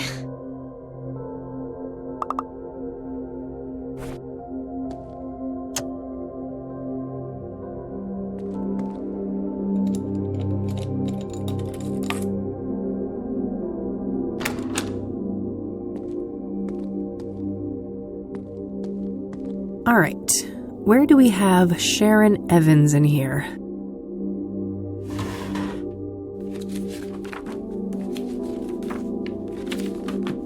Great, that's Mom's file sorted. Let's see if I can find Kopernik's too.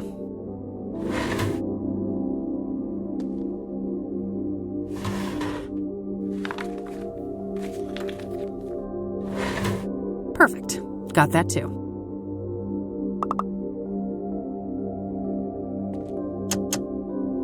Well, it seems our boy had quite the stint at the facility. He was first admitted 13 years ago for severe schizophrenia. There's a veritable smorgasbord of symptoms, including hallucinations, delusions, paranoia, violent outbursts, you name it. Then last year, apparently he had some kind of unexplained, miraculous recovery. Very strange. I guess somebody fucked up big time when they released this guy. Huh, interesting. There was an audio tape in this folder, too. I'll have to listen to that. Let's see here. Huh. Apparently a Marla Stone has visited Mom multiple times in the last year. I don't recognize that name.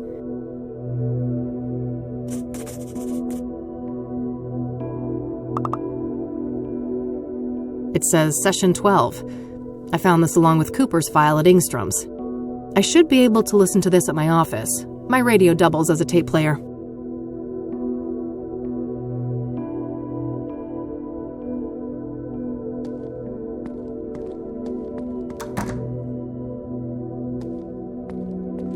Hey, I got what I needed. Nice. Meet at your office later? Yep. See you tonight.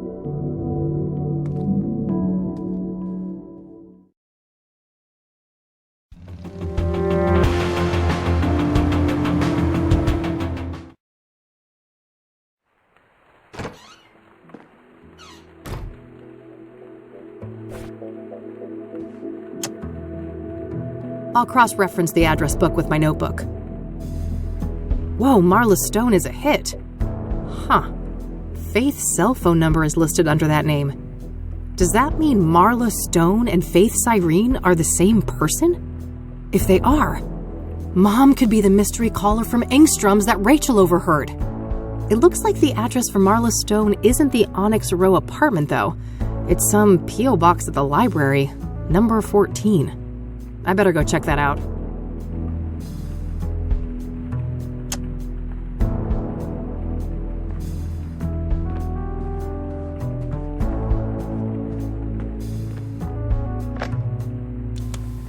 Hypnosis session number 12, patient Victor Kopernik, Dr. Alan Bloom conducting the session. Victor, can you hear my voice? Yes, I can hear you, Dr. Bloom. Okay, Victor. I want us to go back to the forest. Can we do that? Yes, I'm in the woods. I'm in uniform. A work day like any other. Pleasant weather. This is nice. No people. Very good, Victor. Now take me forward to when you start to feel that something is amiss. Okay. I've wounded a stag. I'm tracking him. He's run off the beaten path. There's a strange smell mixed up with the iron of the blood. Probably nothing. I need to catch up with him before dark. There he is, finally, collapsed in a clearing. Red flowers all around him. What a neat display. Wait, a sinkhole. That's not on the map. How far did I... That god-awful smell is making it hard to think. It stings. My eyes are watering. Wait. He's still alive. The stag is standing up and staring at me now with those shiny black eyes. They look like polished rocks. He speaks. What is he saying, Victor? I have made a great sacrifice, and you must offer up a piece of yourself in return. Fair is fair, I suppose. I've turned into a little boy now. My uniform is too big for me. The stag is so close I can feel his breath on my face. See my reflection in his eyes. Why does it look like my reflection is screaming? It hurts. Something is crawling in my head. Coming loose. No! No! The eye!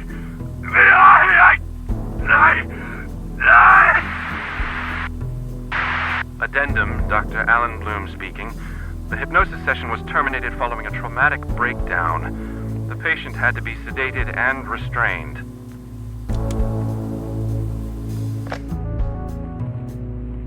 That was Conwell Woods he was describing, wasn't it? Where everything happened to us in 95? Yeah, it sure sounded like it. I'll look into that. Maybe I can find a record of Victor Kopernik in Conwell County. Sounds good. I'll follow up on my other leads for the time being.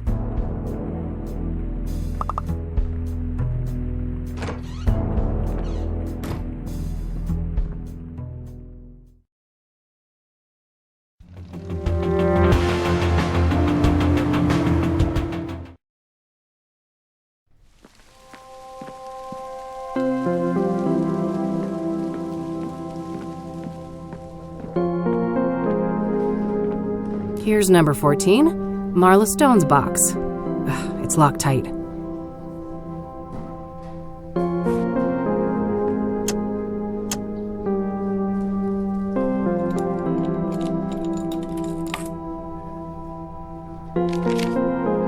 There was a letter in there. It's a letter addressed to Marla Stone from a retired mining foreman. Interesting. He seems to be answering questions about obsidian veins in the mines around Cassidy. There's some kind of topographical map of the mines here, too. I'll separate it from the letter.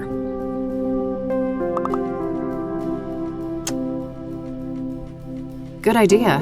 Let's see if I can find any tunnels that look like this sketch. There it is. Right next to an entrance to an old quarry. Fuck. I think this is it. This is where their hideout is. I gotta get back to E and make a plan.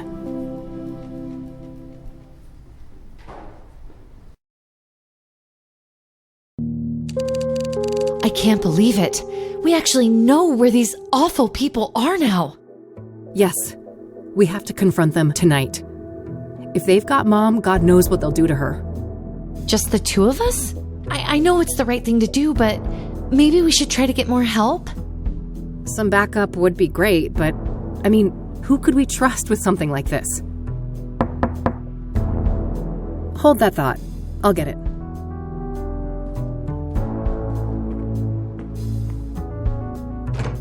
Detective Rain, we need to talk. Someone's got impeccable timing. Come on in, buddy.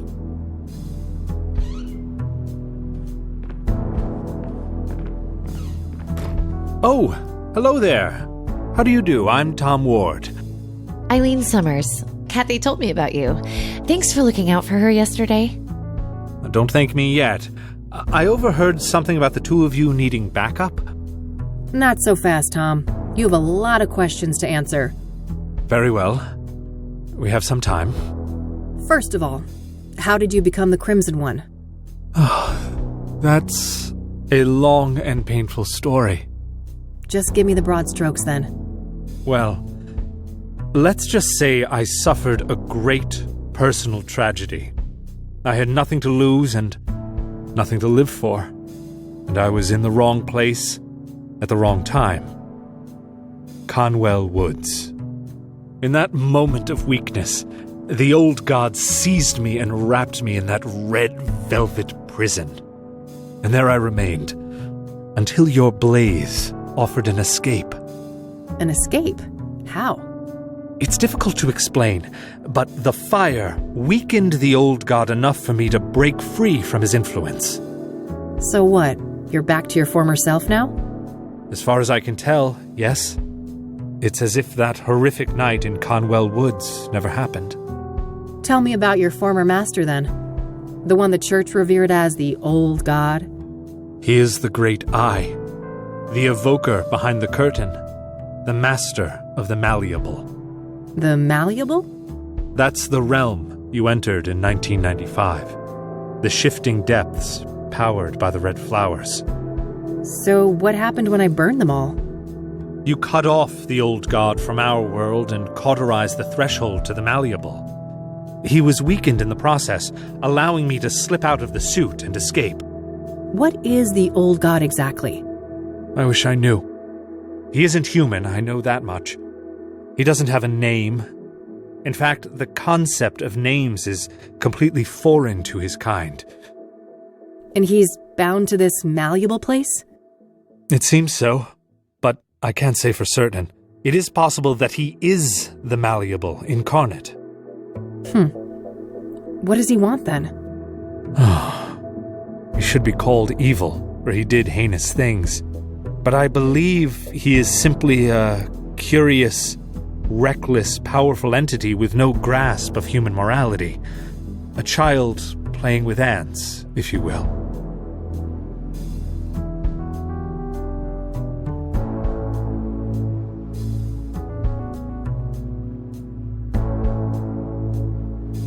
Oh, great.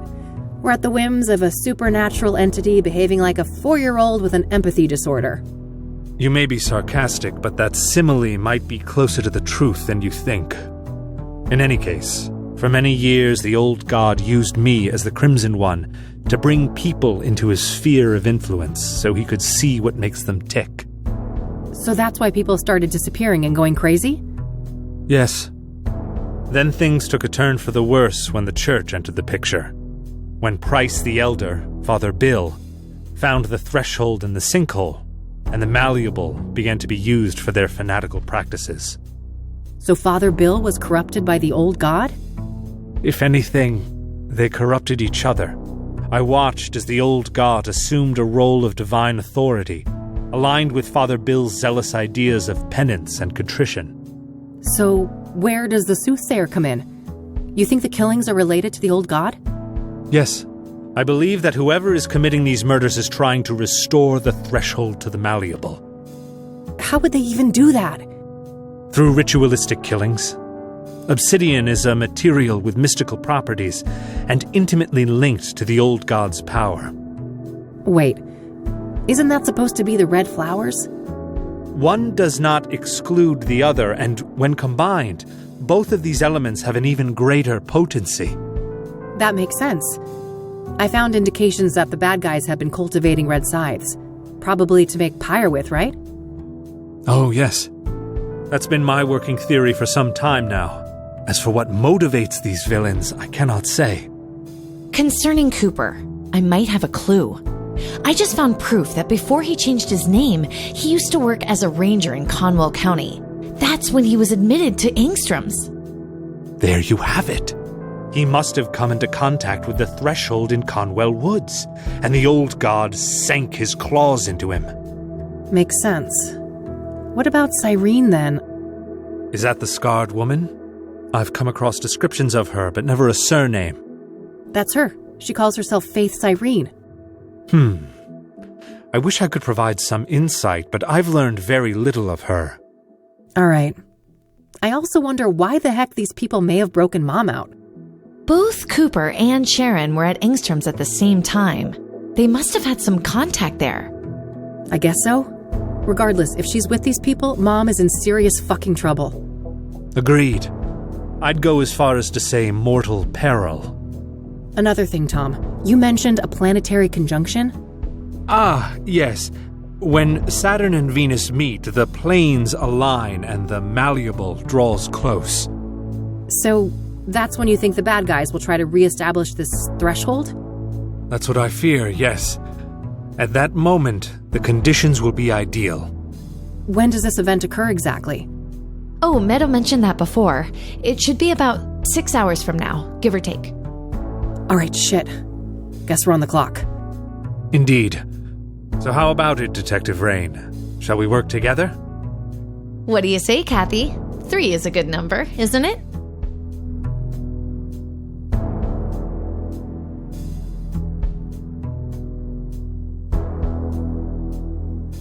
Sure, why not? We all have 6 hours to live anyway. Oh, let's not succumb to gloom already. Yeah. I guess we better make a plan.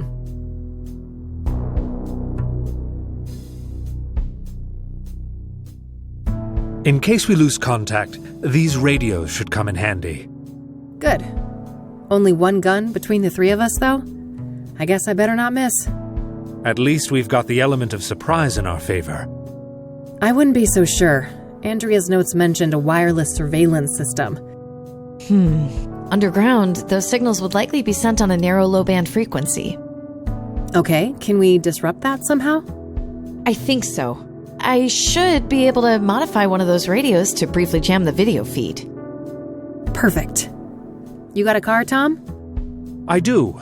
You take the lead. We will follow.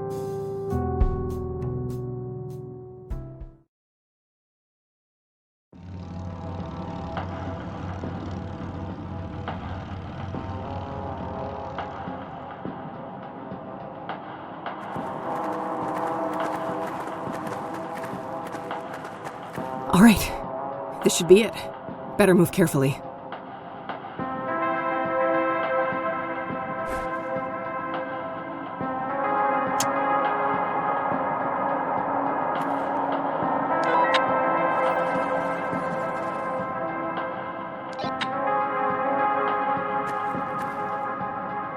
All right. The coast is clear. Let's go.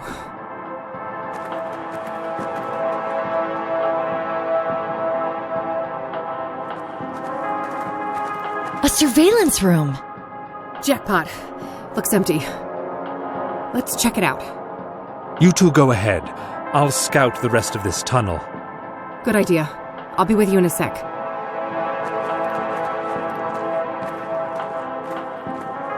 Got anything?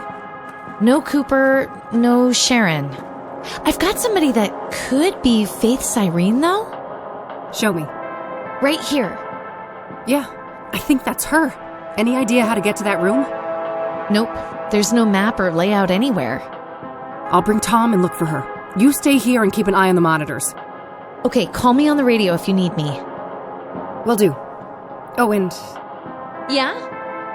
In case something happens to me and Mom's here, you'll get her out, right? Don't talk like that, Kathy. Promise, Eileen. Okay, I promise. Good. Keep that radio on.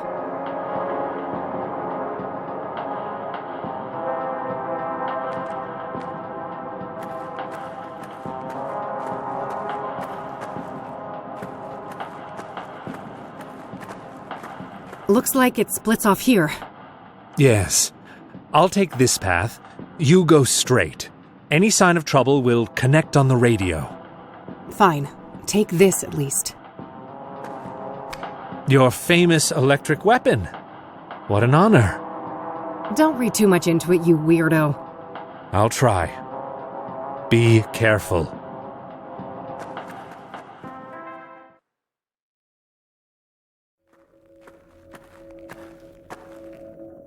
Took you long enough. I'm here to avenge my friend. Murderer. I may have killed your friend. But you killed my world. No. It can't be. You're her. My doppelganger. Thought you'd won back then, did you? In the burning woods. So you escaped from that place? The Malleable? Oh. I've been to hell and back, and Big Daddy, he is very, very angry with you. He'll return soon, thanks to us.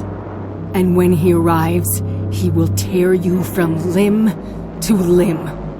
Whatever you're planning, you won't live long enough to see it. This is for Lucas, bitch.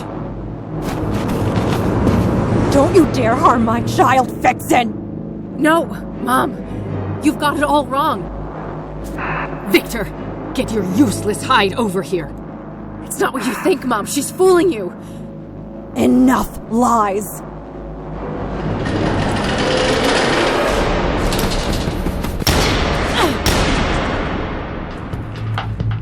Kathy, come in. God, were those shots? We're on top of it. Stay where you are, E. Okay, just be careful. That's some god-awful aim, buddy! Do they let any idiot be a ranger these days? Oh, you little bitch! Just you wait. Should've stayed locked up in the nut house, you psycho! What a pathetic attempt at intimidation! I will end you all! What a shit shot you are, Victor! I'm not surprised you missed me in Deborah's cabin. I knew I smelled a rat in there. Craven! Victor came out of there. There's no way I can reach that without getting shot. Faith and Mom went through those doors. We need to follow them after we deal with this asshole. Some kind of vapor is leaking out of the pipe there.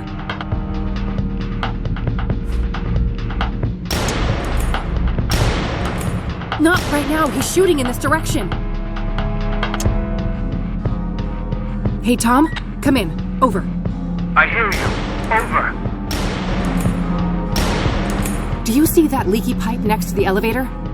I do. Do you think it could be helpful somehow? It might, yeah. I'll let you know if I can come up with a plan. Could you make a run for that valve? I'll do my best. Cover me. I'll make a move shortly after we hang up. Will do. Tom is about to go for the valve. I should get ready. Oh, fuck!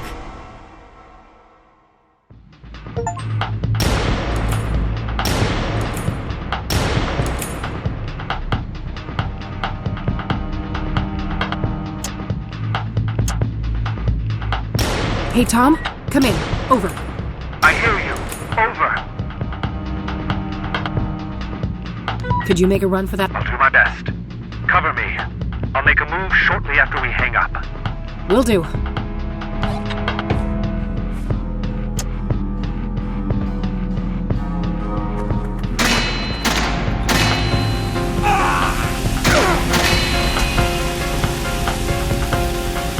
Good job, Tom. I hit that bastard. Yes, but let's not celebrate just yet.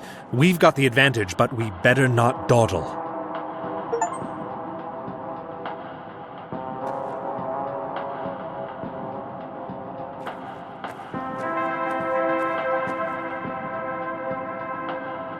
Empty. Guess he ran out of ammo just now.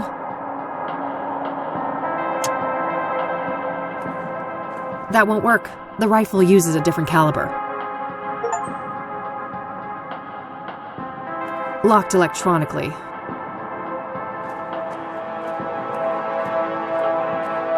Looks like this thing needs a special key.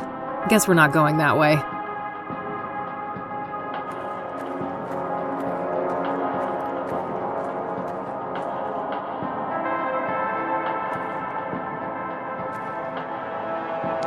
Hey, Eileen, come in. Over.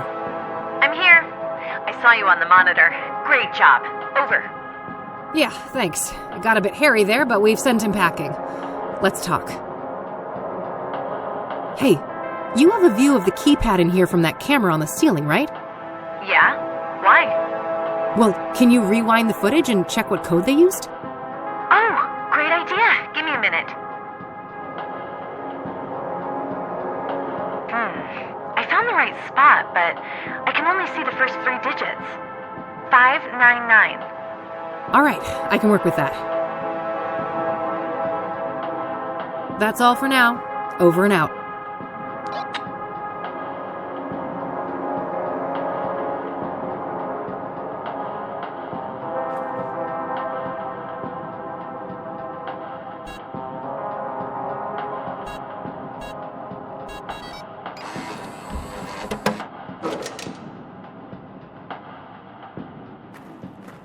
Let's go. Wait. He's near. The Dark One. The Great Eye. All the more reason to stop the bad guys. Come on. I cannot. I'm sorry. I was barely able to escape him the last time. For fuck's sake. Pull yourself together. I need your help. This is me pulling myself together. Believe me. I hoped I could resist. Take this. A knick-knack. Well, gee, I'm saved. This isn't the time for quips. You are holding a selenite seal. It has purifying properties said to be able to expel evil spirits. Sounds like a lot of wild conjecture to me. It is not, trust me. Keep it close. You will know when to use it. Now, go. Stop them. Save your mother.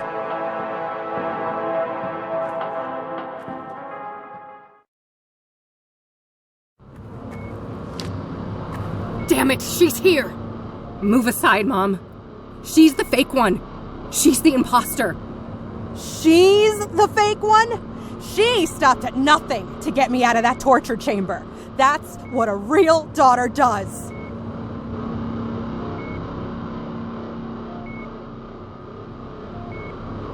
She only broke you out to use you, Mom. And you're playing right into her hands. She hasn't asked me to do jack shit. Unlike you. She was there for me. Like a real daughter would.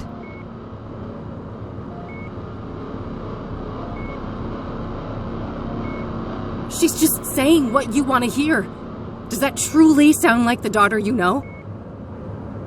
Well, I thought you'd changed. I thought you had become the daughter I wanted. I wish. We've always been like this. You and I, at odds with one another. And as painful as that is, I think it will always be part of our story. I'm too proud to ever beg for help. You know that. But, Mom, this time I really need you to be there for me. I really need you to see me. Catherine? I don't understand. Well, I guess that's that. Drop the gun, bitch, or I'll paint the floor with Mom's throat. Let her go. This is between us. Petty fools, with your pointless little feuds. We are on the cusp of a glorious transformation! Victor, you fucking idiot, it's too early. It won't be stable. Quiet, Tulpa. You are nothing but a lowly familiar. The fire in my veins will bind the threshold, once and for all. And our two worlds will become as one.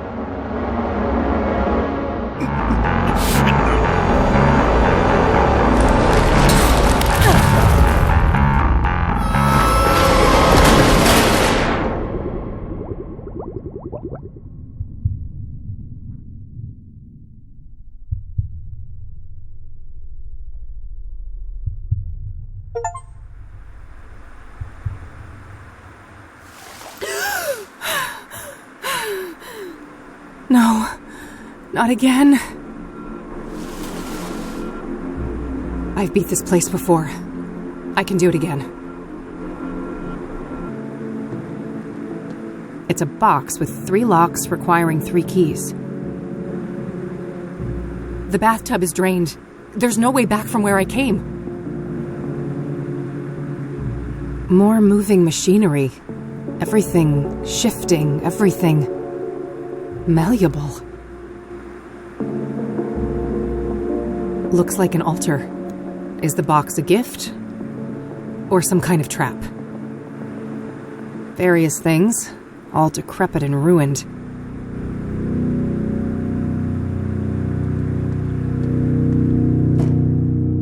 Well, well, well. Look what crawled out of the gutter. Ready for a world of pain? The malleable will make you squirm, and I've got a front row seat. When I get through this door, you'll be the one in a world of pain, Soothsayer. Soothsayer, huh? Don't give me too much credit. For all his faults, that deranged psycho Victor managed to stab 3 out of 6. Deranged is an understatement. Sacrificing himself like that. You think that was deliberate? No. That was just a stupid overdose. That idiot couldn't even follow a simple plan. Stabbing women was more his strong suit. Mommy issues, I'm sure. What a brute. Unlike him, I kill with finesse. It takes cunning to murder someone by a fall, to burn them alive, hang them by a noose. Why'd you even do it like that? You should know. You're the one who taught me. We may look the same, but I am nothing like you. Keep telling yourself that. In 1995, you left a trail of corpses in your wake. Wait, are you talking about the monsters in the Malleable? They're not fucking monsters. They think, they feel, they suffer. And you stabbed them, pushed them down a pit, burned everything, did this to my face. What I've brought to the world is justice. So, wait, hanging the deacon? That was because of how Isaac Price died in jail? Penny finally dropped, huh? Good for you. So you basically use these murders to enact your own little revenge fantasy. Oh, but they were so much more than that. Each sacrifice for Mr. Burgundy brought us closer to the old gods awakening. So you're just Mr. Burgundy's obedient pet, are you? Aw, jealous. We both know you never stop longing for a daddy of your own. Poor broken girl, always searching for a new daddy to take you away. And oopsie, I took one from you, didn't I? That old fat pile of misery on the roof. You actually cared about him, didn't you? Yes, I cared. And you'll fucking pay for what you did. Oh, we'll see about that. At least you never got to slit Mom's throat, you unhinged freak. That was a ruse, you imbecile. I would never actually hurt her. I love her like you never could. I'd go to the ends of the earth for her. Why do you think I broke her out of that fucking death trap? For some demented, selfish reason, I bet. I don't trust a word coming out of your mouth. You really don't know anything. I'm tired of this. You go and have a nice torment, bitch. Come back here, you coward! I can't find a way to open that door. There's no choice but to explore this place.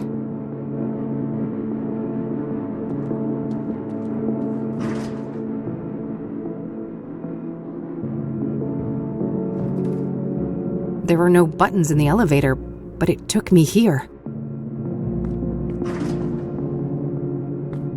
Looks like a stack of newspaper articles. Shit.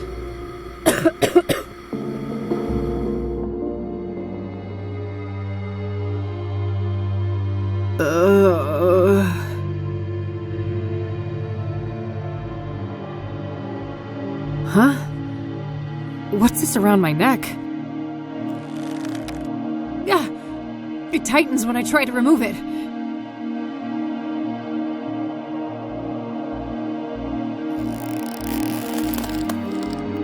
My God. Kathy Rain, judgment awaits. Ben Townsend? Is that you? Benedict Townsend is with God. I was made in his image. Now, heed these words. Enlightenment leads to mercy, ignorance to doom. You may approach the first altar.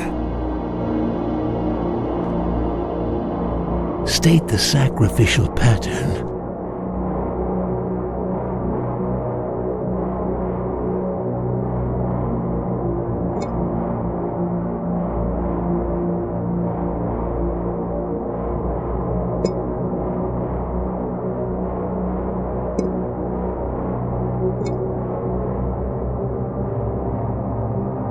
State the sacrificial pattern.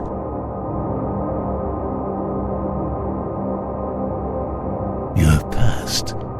Proceed to the second tribulation.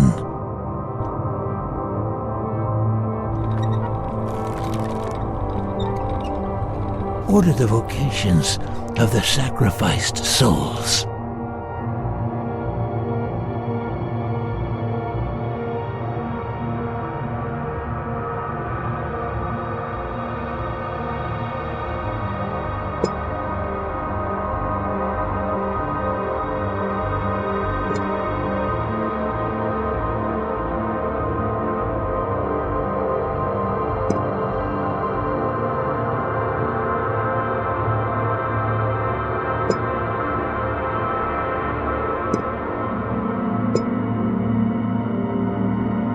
You have succeeded. The final trial awaits.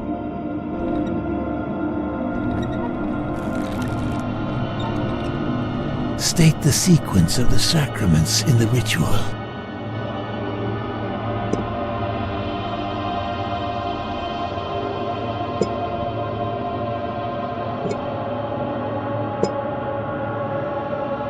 Rejoice in your righteousness, Kathy Rain. You have seen our plight and grasped the breadth of our sacrifice. Go with God's blessing.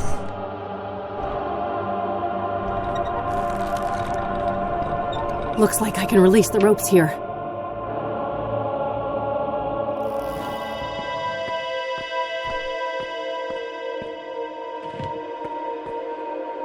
Is that mercy? I am unconstricted. What happened to you, Ben? The Dark One tricked me, put a taint in my drink, dulled my senses, made me obedient.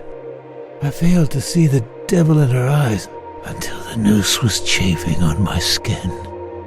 But her betrayal was only the fleeting conclusion of a life filled with pain and loss.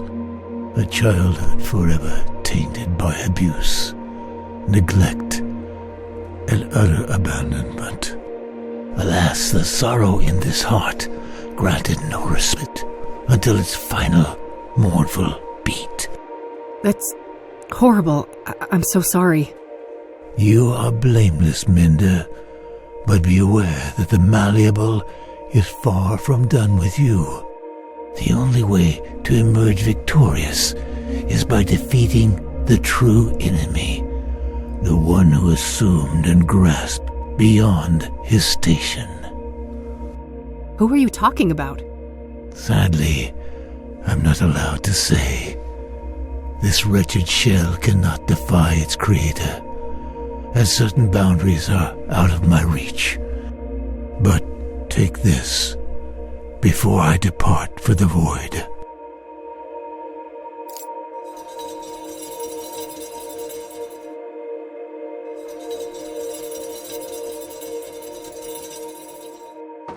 He gave me a key. I should move on. There's nothing more for me to do on this floor.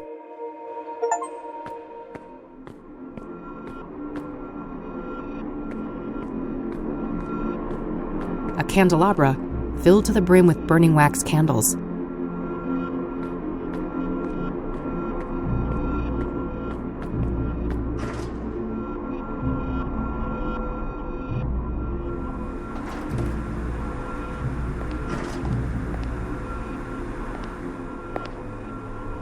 Sarah.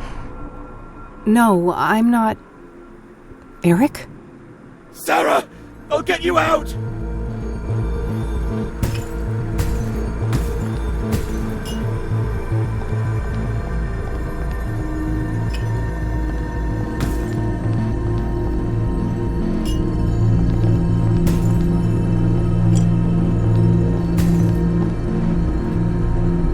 Something made him stop here. It seems this area is safe. There's only a single word on the stone. Sarah. There's also a round indentation where something could fit. It's a cracked...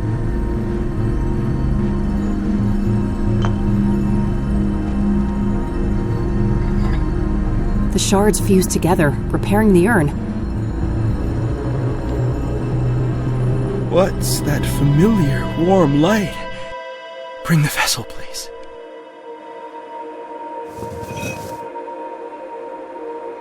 I remember now. Sarah was the beginning, not the end. What happened, Eric? I spiraled, and then that scarred harpy found me. Oh, the drugs she brought. Oh, how well they fit in the holes my rotting love left behind. Pyre was the worst of them. It drilled through skin, flesh, and bone, cut so deep it started to scratch the soul. And now, that broken spirit fuels the malleable. I need your help, Eric. How do I leave this place? If I knew I wouldn't be here. I can feel the pain in every inch of this wretched body. But soon, the iron chain will grant me blissful oblivion, and I'll crawl back into the womb of the machine.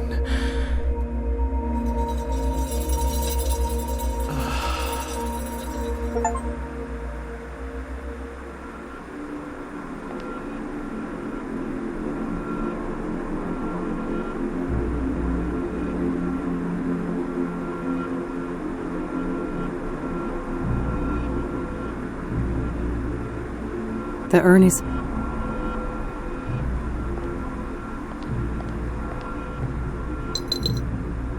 Huh. I can suddenly hear something rattling inside. There was another key in the urn. I'll grab that before I put it back.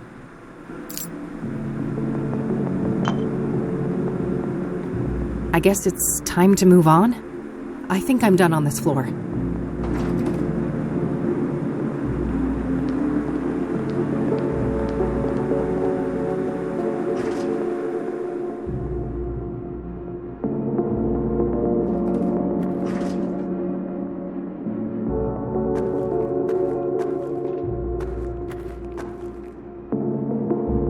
Andrea? You did this to me. No, that was Faith. I'm not her. I need you to feel what I feel. I need you to burn.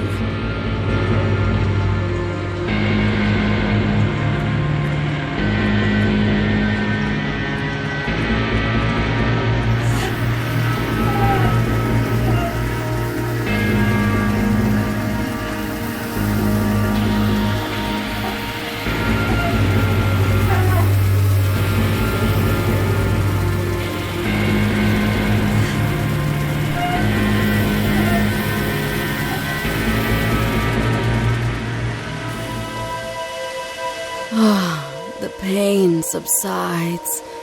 For a time. Hurry, before the malevolence returns. Andrea, I'm sorry for what happened to you. Don't be.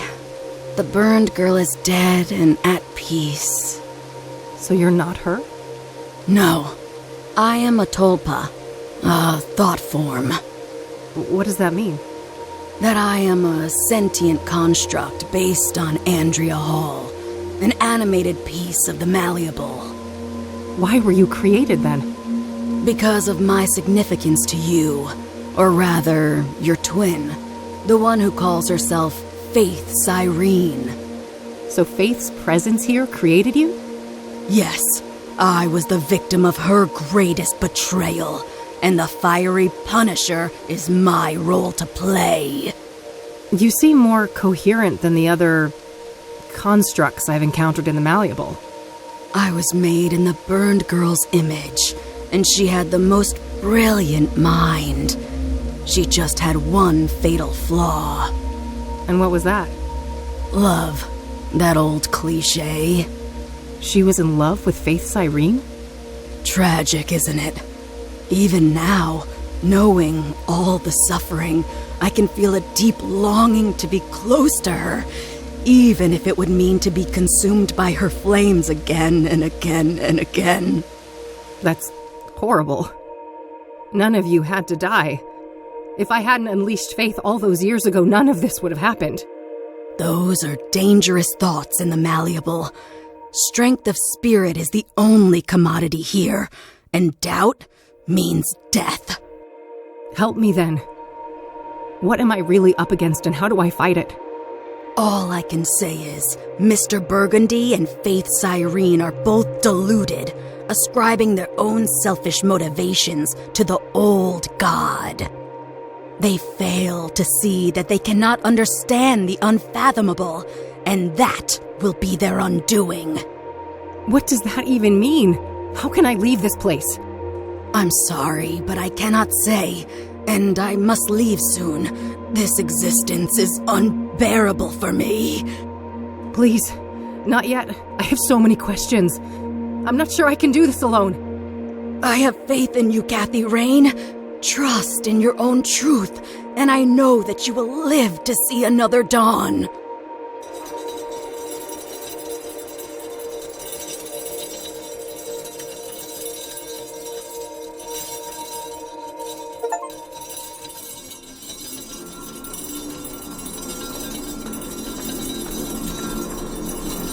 There's something in the fire pit.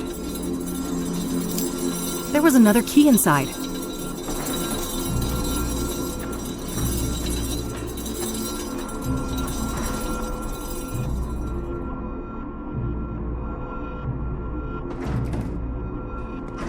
The elevator took me back here.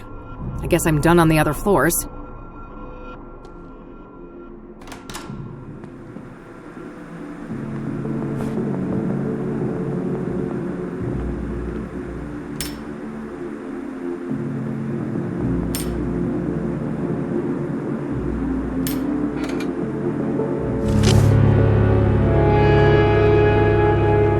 Lucas's revolver. Only one bullet in it, though. Better make it count. Time to end this.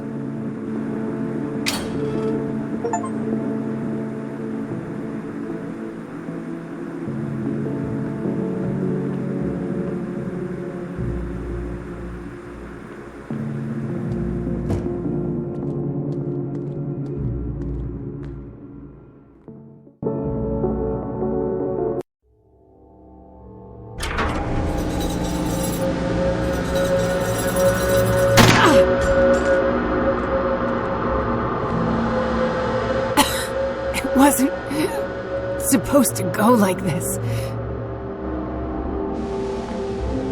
Oh, thank God you're here, Mr. B. Help me. I've done everything you asked for. I killed all those people for you, just like you wanted.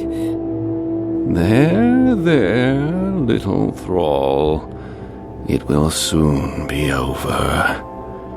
Alas, your time has come. But you promised. You said I'd be the one. That the old god would... that he would make me prime. That he'd make me the real one. Hush now. With the sacred power I carry within, I consecrate you, and I bless you. It is time, Kathy Rain. Vengeance is yours. You want me to do your dirty work for you? Take out your own trash, Isaac. Everything she did was because of you. You were the one behind the murders. Of course, as was my duty. I am ever the old god's servant. Every sacrifice made his voice clearer, his will more tangible. Soon, his dormant spirit will be ready to emerge from the confines of my flesh form. And his glory will be greater than ever before. Now, stop this bickering and fulfill your destiny. End her life and avenge your friend.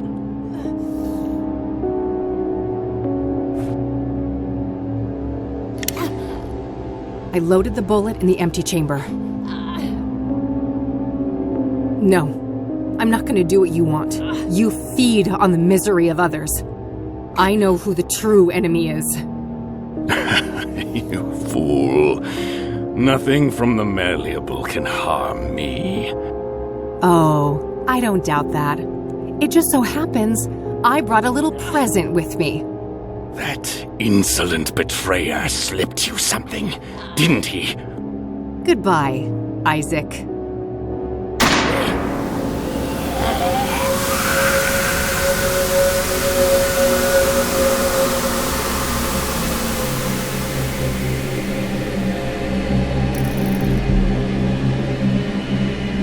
The limb of man met his end.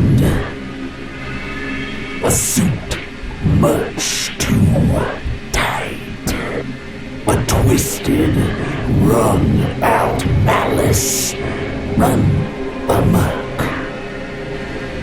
The parasitic shades over the pulpiteers, progenitor, progeny, have played out their parts. I grieve your present lack of voice, but in places like this, the air is not really air. Since I was shrunk by the flames, this has been a discordant threshold dwelling. When things are out of tune, everyone suffers. Consecutive translation errors, distorted directives, clad in fervor and fallacy. I come from a soul of rigid static on an endless black plane, a realm of nothing but cold and profound loneliness. Curiosity summoned me here, but it is time for me to depart. Meanwhile, a sense of obligation for your utilization, travel liquid. I hold your hue in great esteem, for the red is strong in you. You may proceed.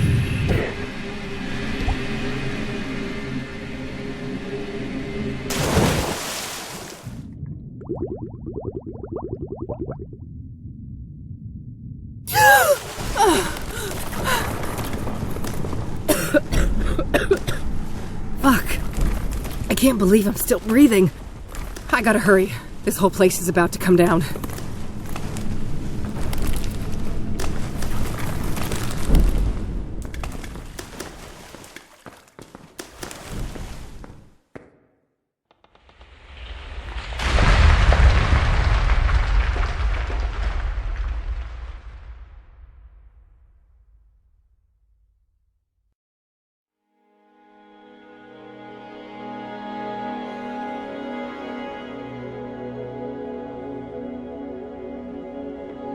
Did we win? I think so. The threshold has been sealed shut. For good, we can hope. Catherine. Yes, Mom? I'd like to go home now. I don't think they'll let you, Mom. That's not what I meant. Back to the facility. That's probably for the best.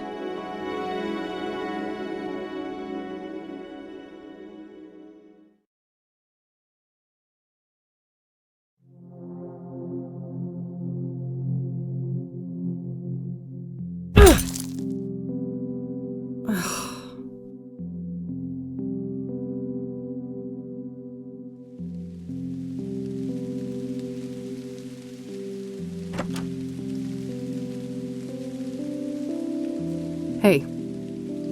Oh, hey. So, you can probably tell what happened. Yeah. I'm really sorry, Kathy. I don't have anywhere else to go. I realize that. Is there something you want to ask me? This is already humiliating enough, E. Maybe. But I need you to ask me properly. Come on, E. Did you hear what I just said? Eileen? Yes? Can I please stay with you for a while? Of course you can. You're my friend, and I love you.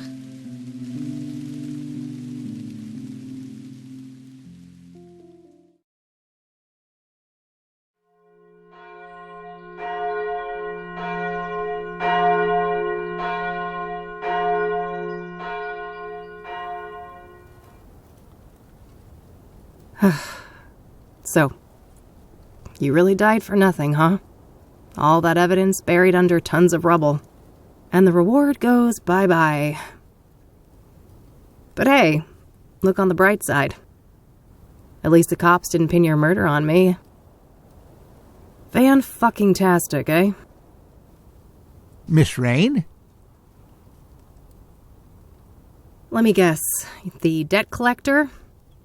You must be here for my organs. Not quite. Bill Davenport, Esquire. I'm the executor of Mr. Longhorn's estate. Good for you, buddy. I guess you'll be spending plenty of time with Lucas's sons, huh? Enjoy hanging out with those juvenile assholes. I would, if that was part of my mandate. However, the wishes stated in Mr. Longhorn's will were different. No, he fucking didn't. I think we can take care of that medical debt for you. And more.